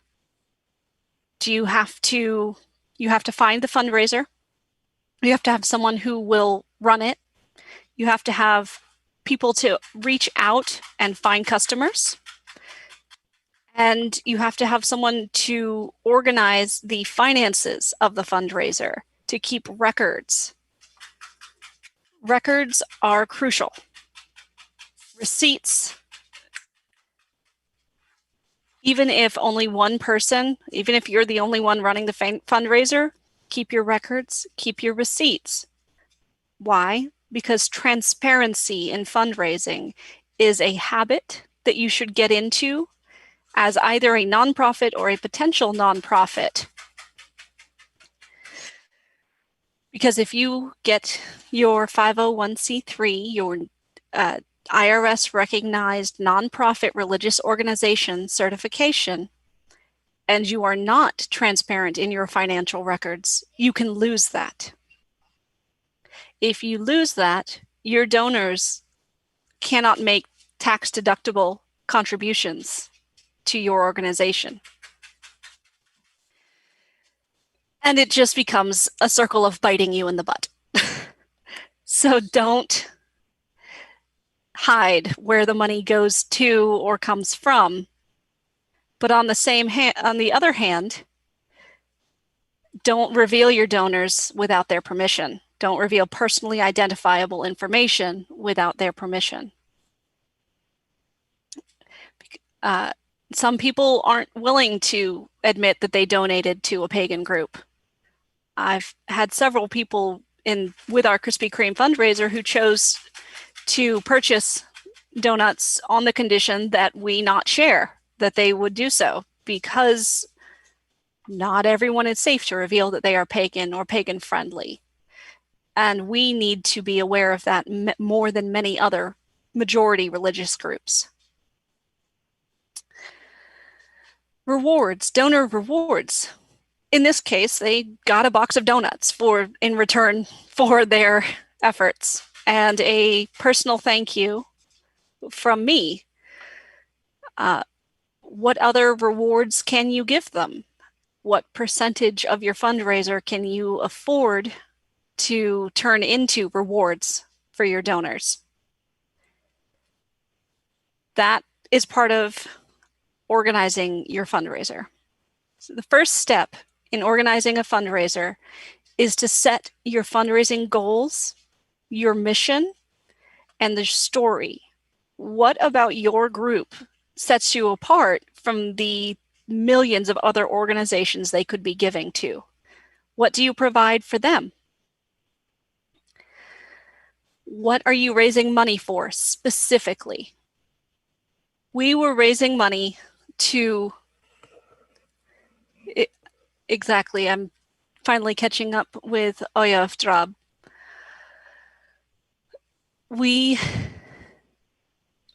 Excuse me. We need to know why you're raising money. our fundraiser was specifically for costs of transporting our circles events to online, for getting professional Zoom, for hosting a festival event that was coming up, and for beginning to support a Cub Scout pack, which is one of our major goals as a circle. So then step 2 is to identify your fundraising team or a specialist if you can afford one. Never been there. But your fundraising team is important. Who can organize those? And we'll touch on organizing your volunteers in a moment. Step 3 is building your prospect list. Who can you ask for donations? Who can you ask publicly? Who must you ask privately? How are you going to reach out to them? You can make a public post on Facebook or whatever social media you're on. You can chill at your local festival. Right now they're online, which makes it a little harder to have the personal interaction often required for solid donations. But you can still do it. Are you fundraising solely at your members? That's a dangerous and easy trap to fall into. When the only people you can think of to ask for money are the same people again and again, your wells start running dry. Step 4 is create a fundraising campaign plan. Write down all of these things we're talking about. Write down who is going to reach out on what social media on what day. How often are you going to post? Are you only going to post progress updates, or are you going to post inspiring messages, thank yous, things like that? Who's going to create an infographic to show where the money is going and the thermometer style fundraiser updates? Those people like seeing pictures. Those get the most response. And make it creative. We had a box of Krispy Kreme donuts that I would fill in donuts for every $2, every 2 orders raised. And then the top one was the baker's dozen for the 25 orders needed in order to actually order the donuts. And then at the end, step 5, say thank you. Either in an email, a handwritten letter is great if you have the person's address or a way to deliver it to them safely. Or publicly, you can thank all of your donors without going into their names, or use their craft names if they have them. But it's very important for donor retention that you thank them. They feel like their money is going where you say it is going. And they feel like they have received something, even if it's just warm fuzzies, from their donation. It's better if they have something tangible in return for their donation. But you can do just the warm fuzzies. So a lot of this we're talking about relies on volunteers. And we all want to help our groups. If we have a shared goal for the group, it's easier to work together to work towards that. And we tend to be, as a whole, pagans tend to be very caring and giving, and will occasionally give of ourselves so much that we flake out and have nothing left to give with no notice. So how do we, as group leaders, as organizers, as fellow volunteers, prevent that? One of the main things that I've learned in my research on this issue is avoiding or limiting long-term commitment volunteering asks. Ask someone to come in and provide the cakes and ale for one ritual. Make a rotationary list where they know they're providing for this Sabbat or for this Esbat. But don't expect the same person to do cakes and ale every time, or they start feeling used or put upon, or they start forgetting because so many other things come into their lives. Make it something new for them to do. Obviously, if they don't enjoy doing that, then pick something different, but that's one example. You can also vary the way people volunteer. I have spent quite a bit of my life with time and no money. I have yet to experience much in the way of money, but no time, but we're getting there. So don't ask people to volunteer and to give the wrong type of energy. Don't ask those who have no time to do labor-intensive work, to go sit at a festival for several hours, or to repeatedly sit down and take a chunk of their day to write a newsletter. Ask them to show up for something and bring cakes and ale, bring paper plates, or any, compostable is better, but to do something small, to pay for something, to give into your cauldron of plenty, your donation pot. That's something that they can do and feel good about, and they are giving in return for their participation. On the other end, those with time but no money may prefer to sit and attend and talk with new people and take the whole evening to make sure people feel welcome.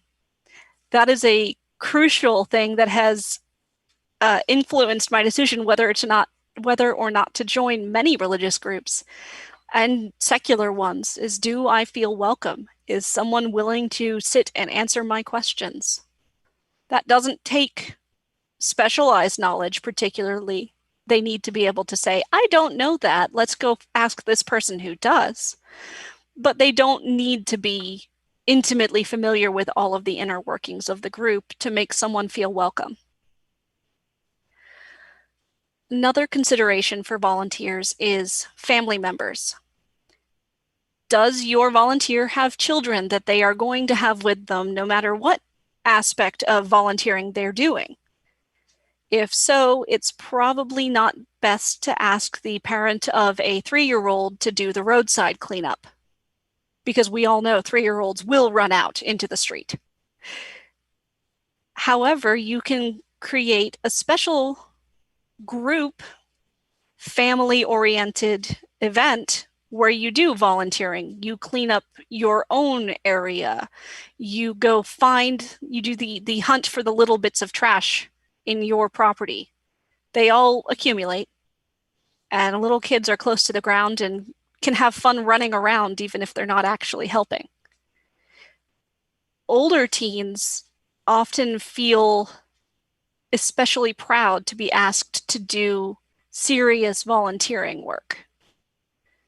You give them responsibility, one that if it falls down, it's okay, but an important responsibility. You have them do, I can't think of it right now, but I remember when I was a teenager, we had to help break down my parents' church barbecue and put all of the chairs away, which only the big kids were strong enough to do, but still young enough to do the walking back and forth. And so it felt important to us to be able to do that. Another consideration is, what day of the week are you asking them to contribute? If you're only asking for Saturdays and Sundays, either people are finally relaxing, or they've scheduled all of their non-work activities on those days, or they don't work Monday through Friday 9-to-5 jobs. Their jobs may be on the weekends. If you stagger your volunteering opportunities, you're more likely to have people to fill them. I'm sure everyone has found out that scheduling all of these online meetings is harder than scheduling the in-person ones. All of us are very in flux right now, and trying to get everyone together for one day in a strange situation can be very, very difficult. Instead, you have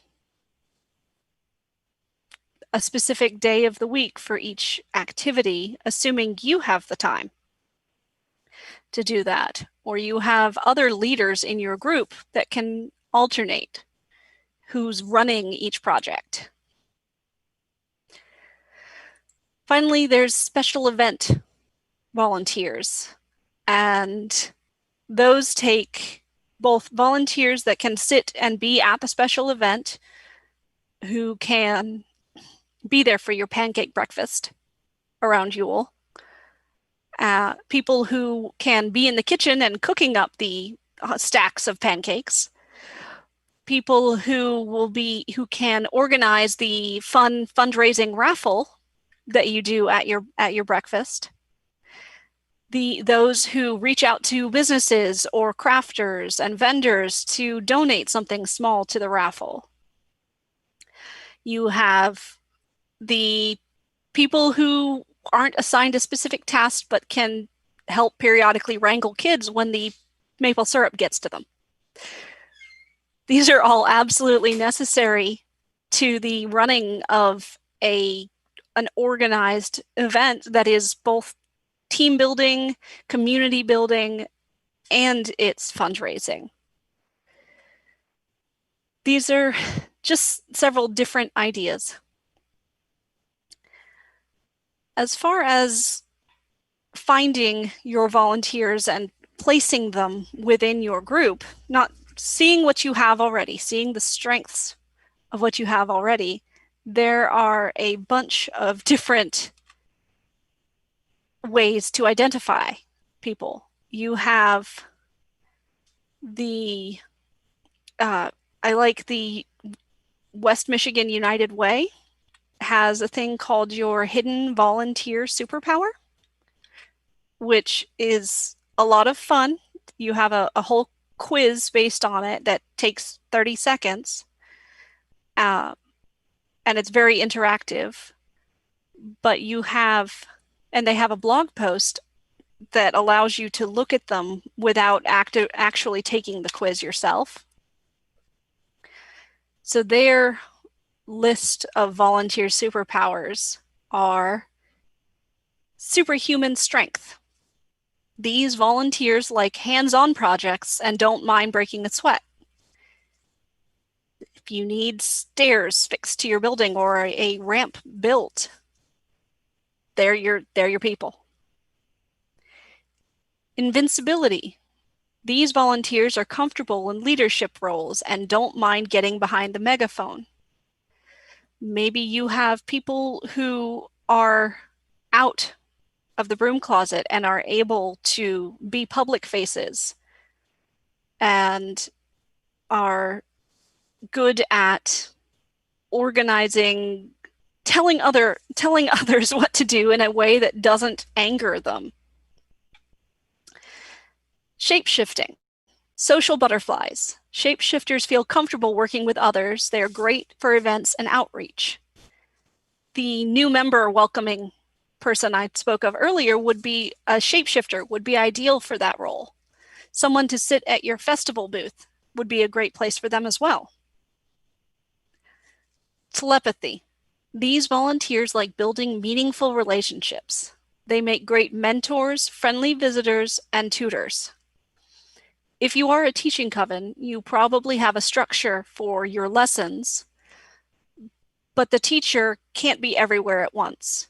These are good people to insert into your study groups who know the material and can help when the way it's being taught doesn't line up with the way that student learns. Precognition. The planners. These volunteers are very organized. They like administrative tasks and working behind the scenes. These are the people you want one of on your team, every team, for everything. They are gold. But don't try to put them in the spotlight. They flounder, they don't enjoy it, and you'll be misusing an amazing resource. The link for these volunteer superpowers is in the handout on the Georgia Pagan Pride chat group.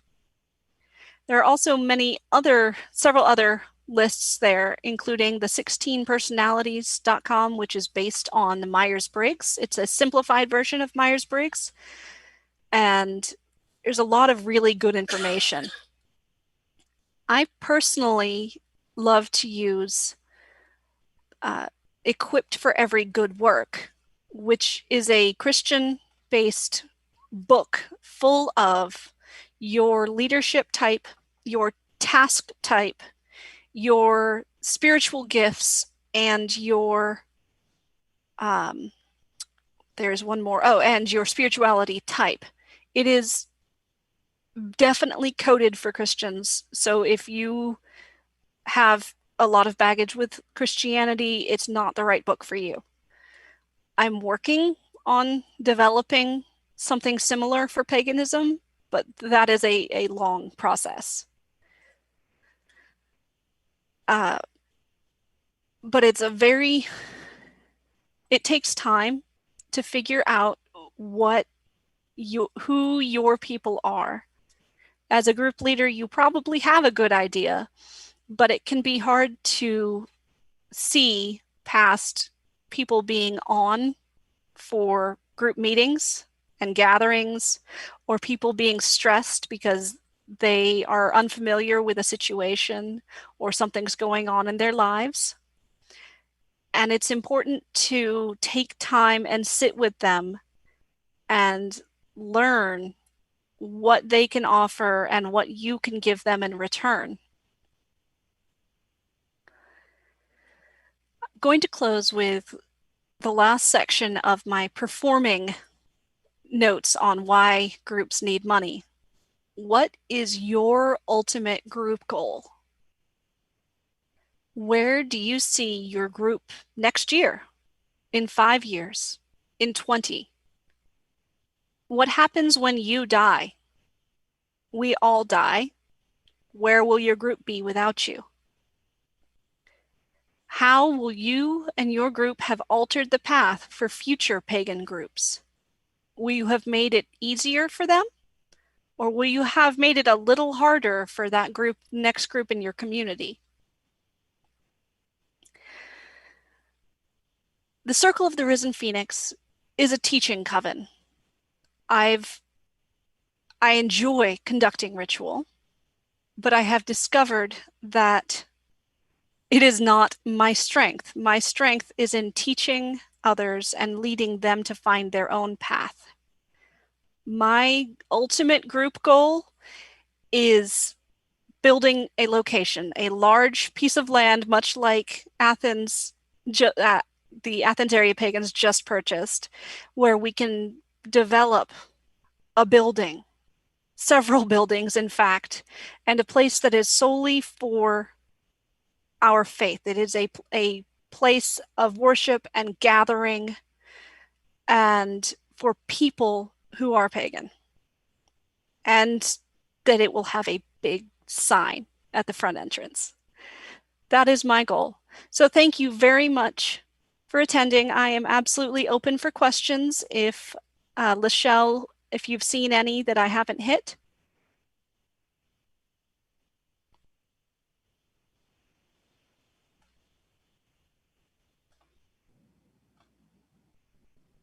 Okay, so probably everyone can hear me at the moment. There is there are mostly thank yous and just saying yes, these are very important and practical topics, and made me think of one of the things that we ran into. You talked about not asking for long-term commitments from your members. So we went to a loan officer. Can we get a loan?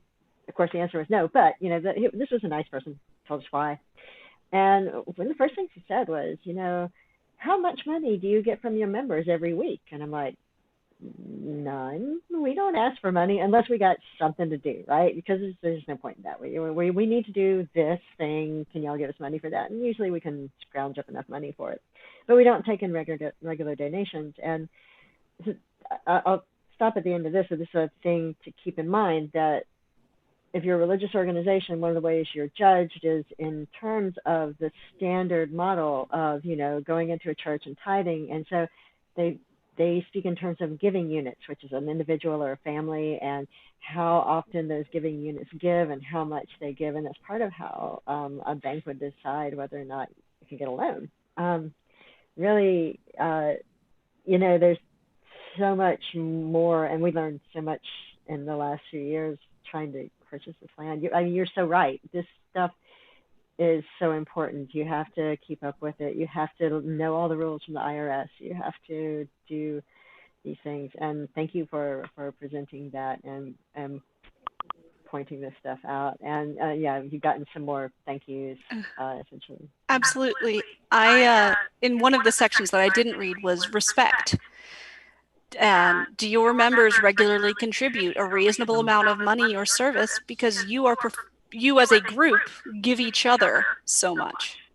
And do you find financial problems keep your group from fulfilling group commitments? How do you manage your public image? And how often do you have to ask your members for extra money? I think that if you set the expectation of reasonable based on the family or the giving unit, reasonable donations on a regular basis, then we wouldn't have to ask for extra money as much. And it feels better. They know that they can expect, exactly, Earth River, they know that they can expect a certain quality of service because they are contributing. And so it's a almost ownership in what they are committing their time and money to. And there are some slippery slopes that could be had with that, but I think that if it's done with intent and transparency, it's absolutely a valuable practice. And like you said, for getting a bank loan, it's crucial. Right, absolutely. So transparency also, I just want to second that. Transparency is also really key, because you don't want the members. Okay, transparency should not mean, let's point fingers at the people who can only give $2 a month versus the ones who can give $200. That's not the point of transparency. Don't do that. But but it can't seem shady, right? You need to be able to show people this much came in the donations, this much went out in these fees. I think all of these things, that transparency is the thing that I think the most will help keep things from going negative. Everyone knows what's going on. So I think you're really right about that. I mean, when my family and I go to a festival to sell and do tarot readings and do outreach on behalf of our circle, the circle covers our expenses, and we do take a share of profits because we have spent hours and driving, creating the items we sell, learning the skills.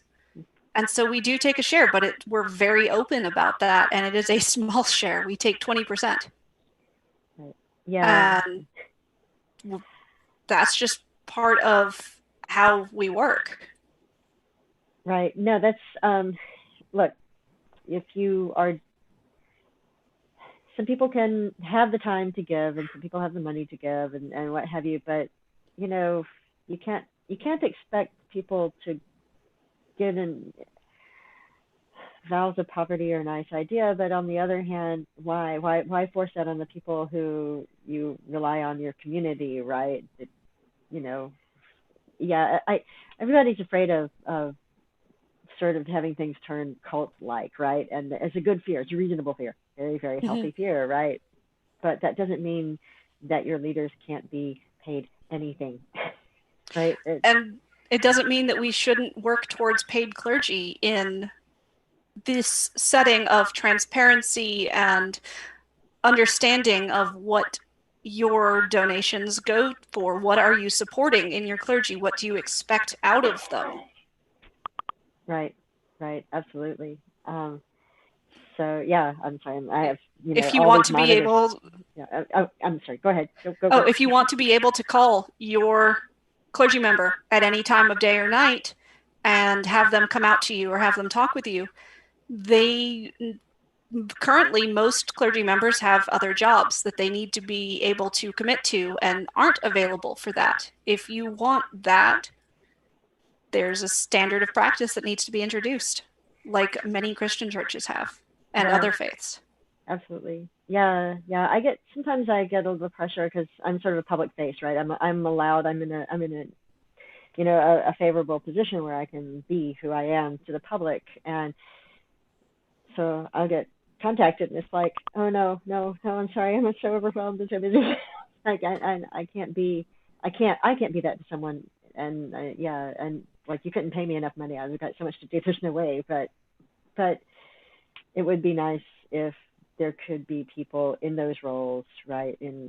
That having paid clergy, or even if it's part-time paid clergy or something, just so that people are,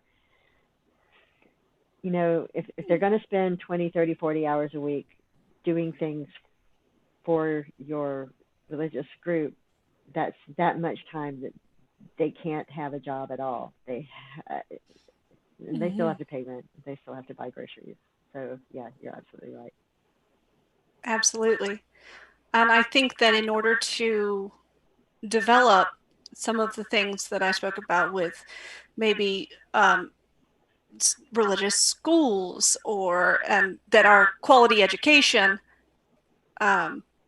obviously very important to me, or charities that focus more on traditional soup kitchens, pantries, things like that, we need to have people who are paid to do that.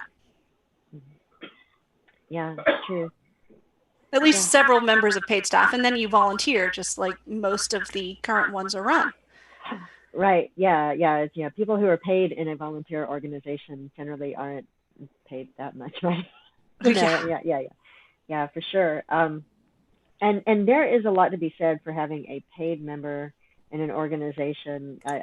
Our organization is all volunteer. No one gets paid, and that's great in a way. But it also means that if at any moment there's just no one who can get away from work, then whatever it is just doesn't happen, right? And so you can't have the reliability that you would have if you had a paid staff member, someone who could just sort of help things along. And so anyway, these things are really important things to talk about. And I think we can get creative. Our hope is to use sort of rent from the land as the way to support the open spaces for pagans to use without really having to worry too much on donations. And that's our hope. Maybe that will work. Anyway. Yeah, absolutely. That's a very good, sustainable idea. And that is the problem with donations, is you generally can't consider it sustainable income. Right. Not for a long time could we get there. Yeah.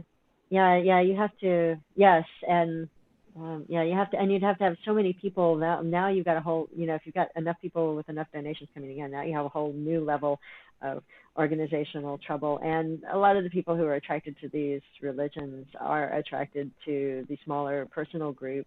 They don't really like heavily organized religion, and we're not advocating for that. We're advocating for, I would think what you're saying, organized infrastructure, right? It's not necessarily that anyone's telling you what to do. It's not that sort of organization, right? Yeah, I'm not talking about, the Circle of the Risen Phoenix K through 12 school. No, I'm talking about this K through 12 school that is taught by, is run by a pagan organization, but it's multi-faith, multicultural. It has nothing to do with me. It has to do with providing for pagans. Right. Yep.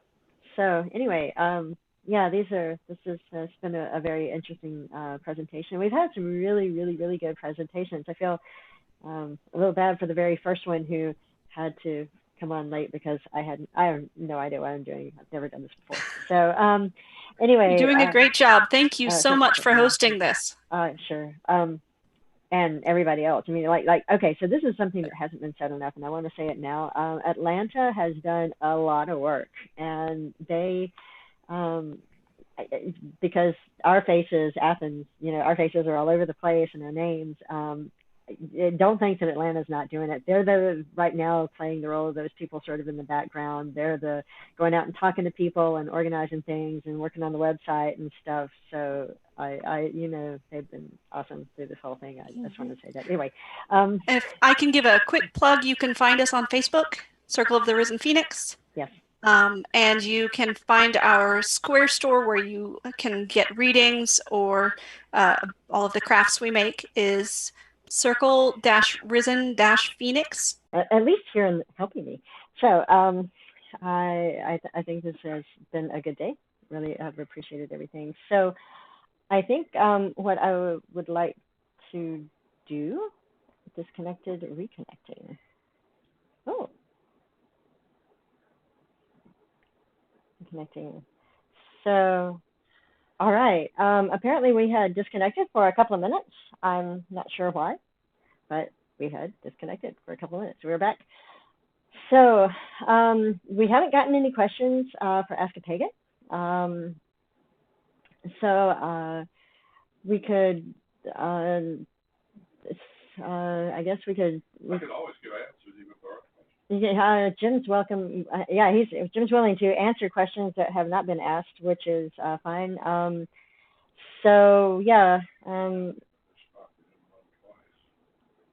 Spots that we didn't run twice. The vendor spots? Okay. Let's do the rest of the vendor spots. That sounds like a good idea. All right, so I'm going to go back to here.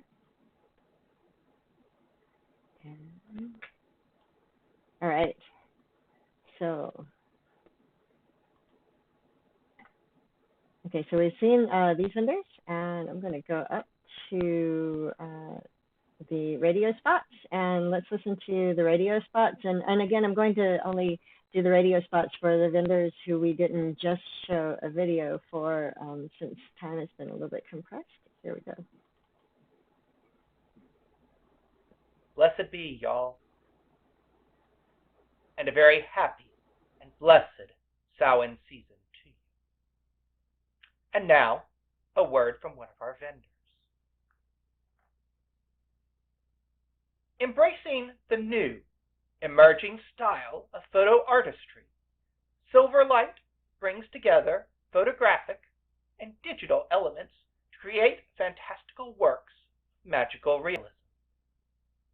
Silverlight is the studio name for Madeline Locke, who's becoming a regular sight at conventions and art shows around the Southeast.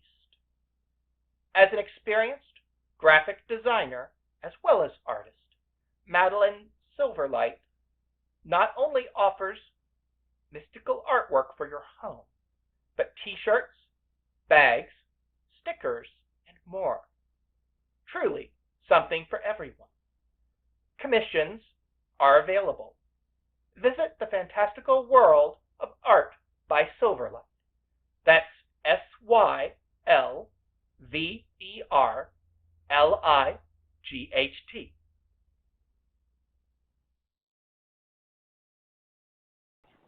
Awesome. So while I'm queuing up the next vendor, and please go and support all these vendors. They're really, really, really great people. I just want to remind you that we'll be back here tomorrow at noon. In fact, we'll start a little bit before noon, probably 11:30, 11:45, and we'll do it right this time. Anyway, so here's Circle of the Risen Phoenix. Merry meet, merry part, merry meet again. Blessed Samhain to you and yours. And now, a word from one of our vendors. The Circle of the Risen Phoenix is an eclectic Wiccan coven based out of Jasper, Georgia. Its focus is on teaching, fellowship, and outreach. Please be sure to check out Circle of the Risen Phoenix and our other vendors in the marketplace and town square. Link down below. All right, so that link to the market and town square is not below, but it is indeed GAPPD GAPPD.org, as in Georgia Pagan Pride Day.org, GAPPD.org. Click on Market or GAPPD.org/vendors. And this is Oaken Rin.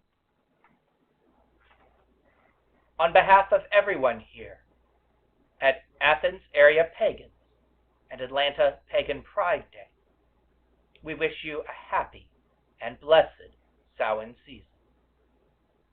And now, a word from one of our vendors. The Oaken Wren offers an eclectic selection of handmade circlets and headpieces that embrace designs inspired by nature and spirituality. Perfect for ritual work, ceremonies, special occasions, or a unique gift. I hope you'll stop by their site to explore the various designs and find a piece that you connect with, one that's uniquely meaningful to you. Free U.S. shipping, or use the coupon code PAGANPRIDE for 2-day, no-contact pickup in the Athens area. All right. So, yep, I do hope to see all of you back again tomorrow around, say, 11:30, 11:45. And in the meantime, this is Majestic Body. Be safe and be well. And on behalf of everyone here at Georgia Pagan Pride Day, we wish you and yours a blessed Samhain and a happy Halloween. And now, a word from one of our vendors. Majestic Body Chiropractic and Massage, Mindful Breath Atlanta. An integration of over 30 years of mindful breath facilitation, massage, yoga, dance, and music training. Please visit Majestic Body Chiropractic and Massage and our other vendors at the Marketplace and Town Square. You'll find the link down below. I guess anyone who's watching now knows that's GAPPD.org, but why not say it again? GAPPD.org. This is Enchanted Wild. We do hope that you're enjoying this year's Georgia Pagan Pride Day. If you haven't already, please make sure to check out our vendors. Link to the open marketplace down below. And now, a word from one of our vendors.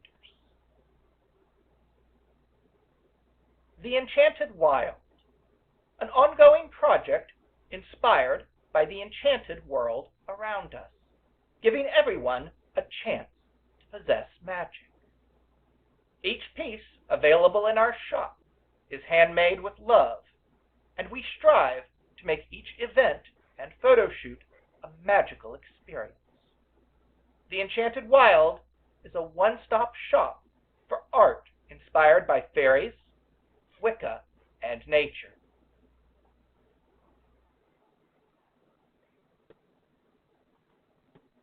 So, next up is Carmanda Arts Things. From all of us here at Athens Area Pagans and Atlanta Pagan Pride Day, we hope that you're enjoying this year's festival. And now, a word from one of our vendors. Looking for artwork of whimsical wildlife and monsters? Do you need things for your walls, notebooks to write in, or mugs of badgers eating toast and jam to breakfast with? Carmanda Arts all of these things that you just learned you needed right now.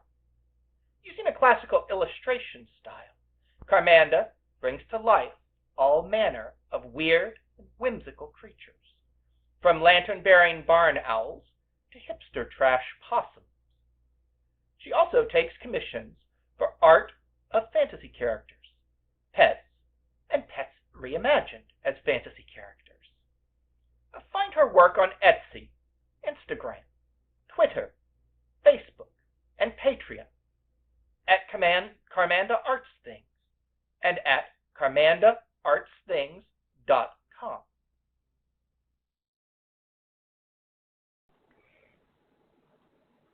Okay, so there's one more, Atlanta Moonfire, and then we will hear another one from Motion Sickness of Time Travel after that to take us out for the evening.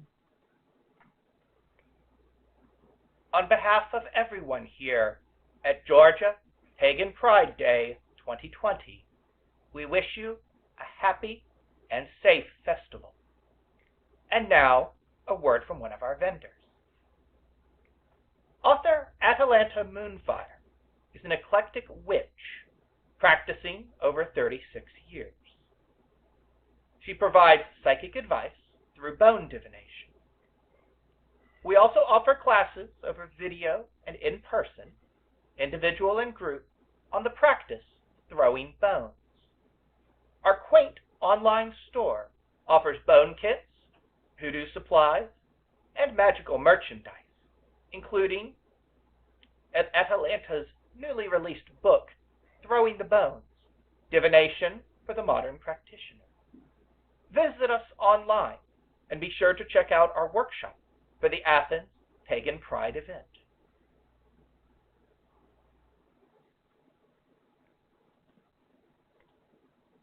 All right, so just one more today.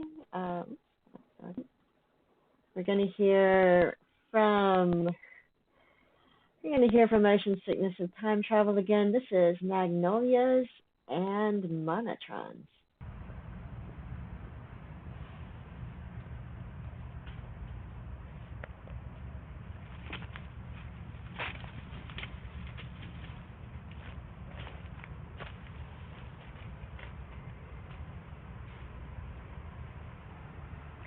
Welcome to the second process video for patrons. I am about to demonstrate another one of my favorite synthesizers to take on the go. This is the Korg Duo Monotron. It's a little ribbon synthesizer with 2 voices and about 5 knobs for affecting things. And the keys are ribbon, as I just said, so this is what we'll be working with today. And I am currently underneath the magnolia tree. This is a huge old magnolia tree, and I can show you a little bit of how wide and large this tree is. Tons of huge branches for sitting on, and checking out the synthesizer. So let's turn it on and try it out.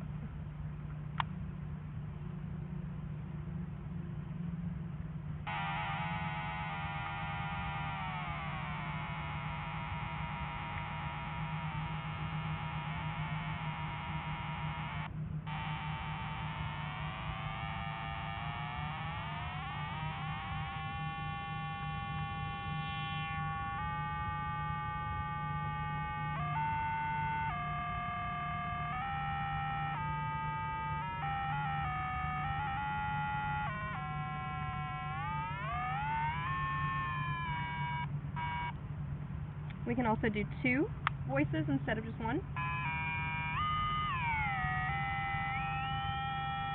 Now you can hear the second voice come in.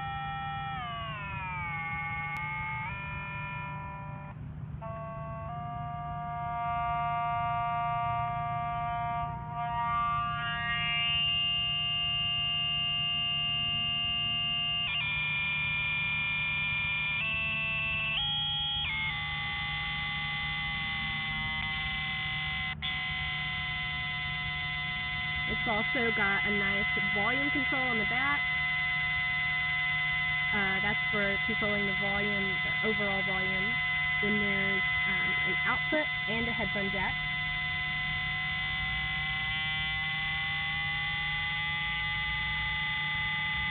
What I've been working with is this modulation, and there's a pitch for each, a cutoff, and then our peak.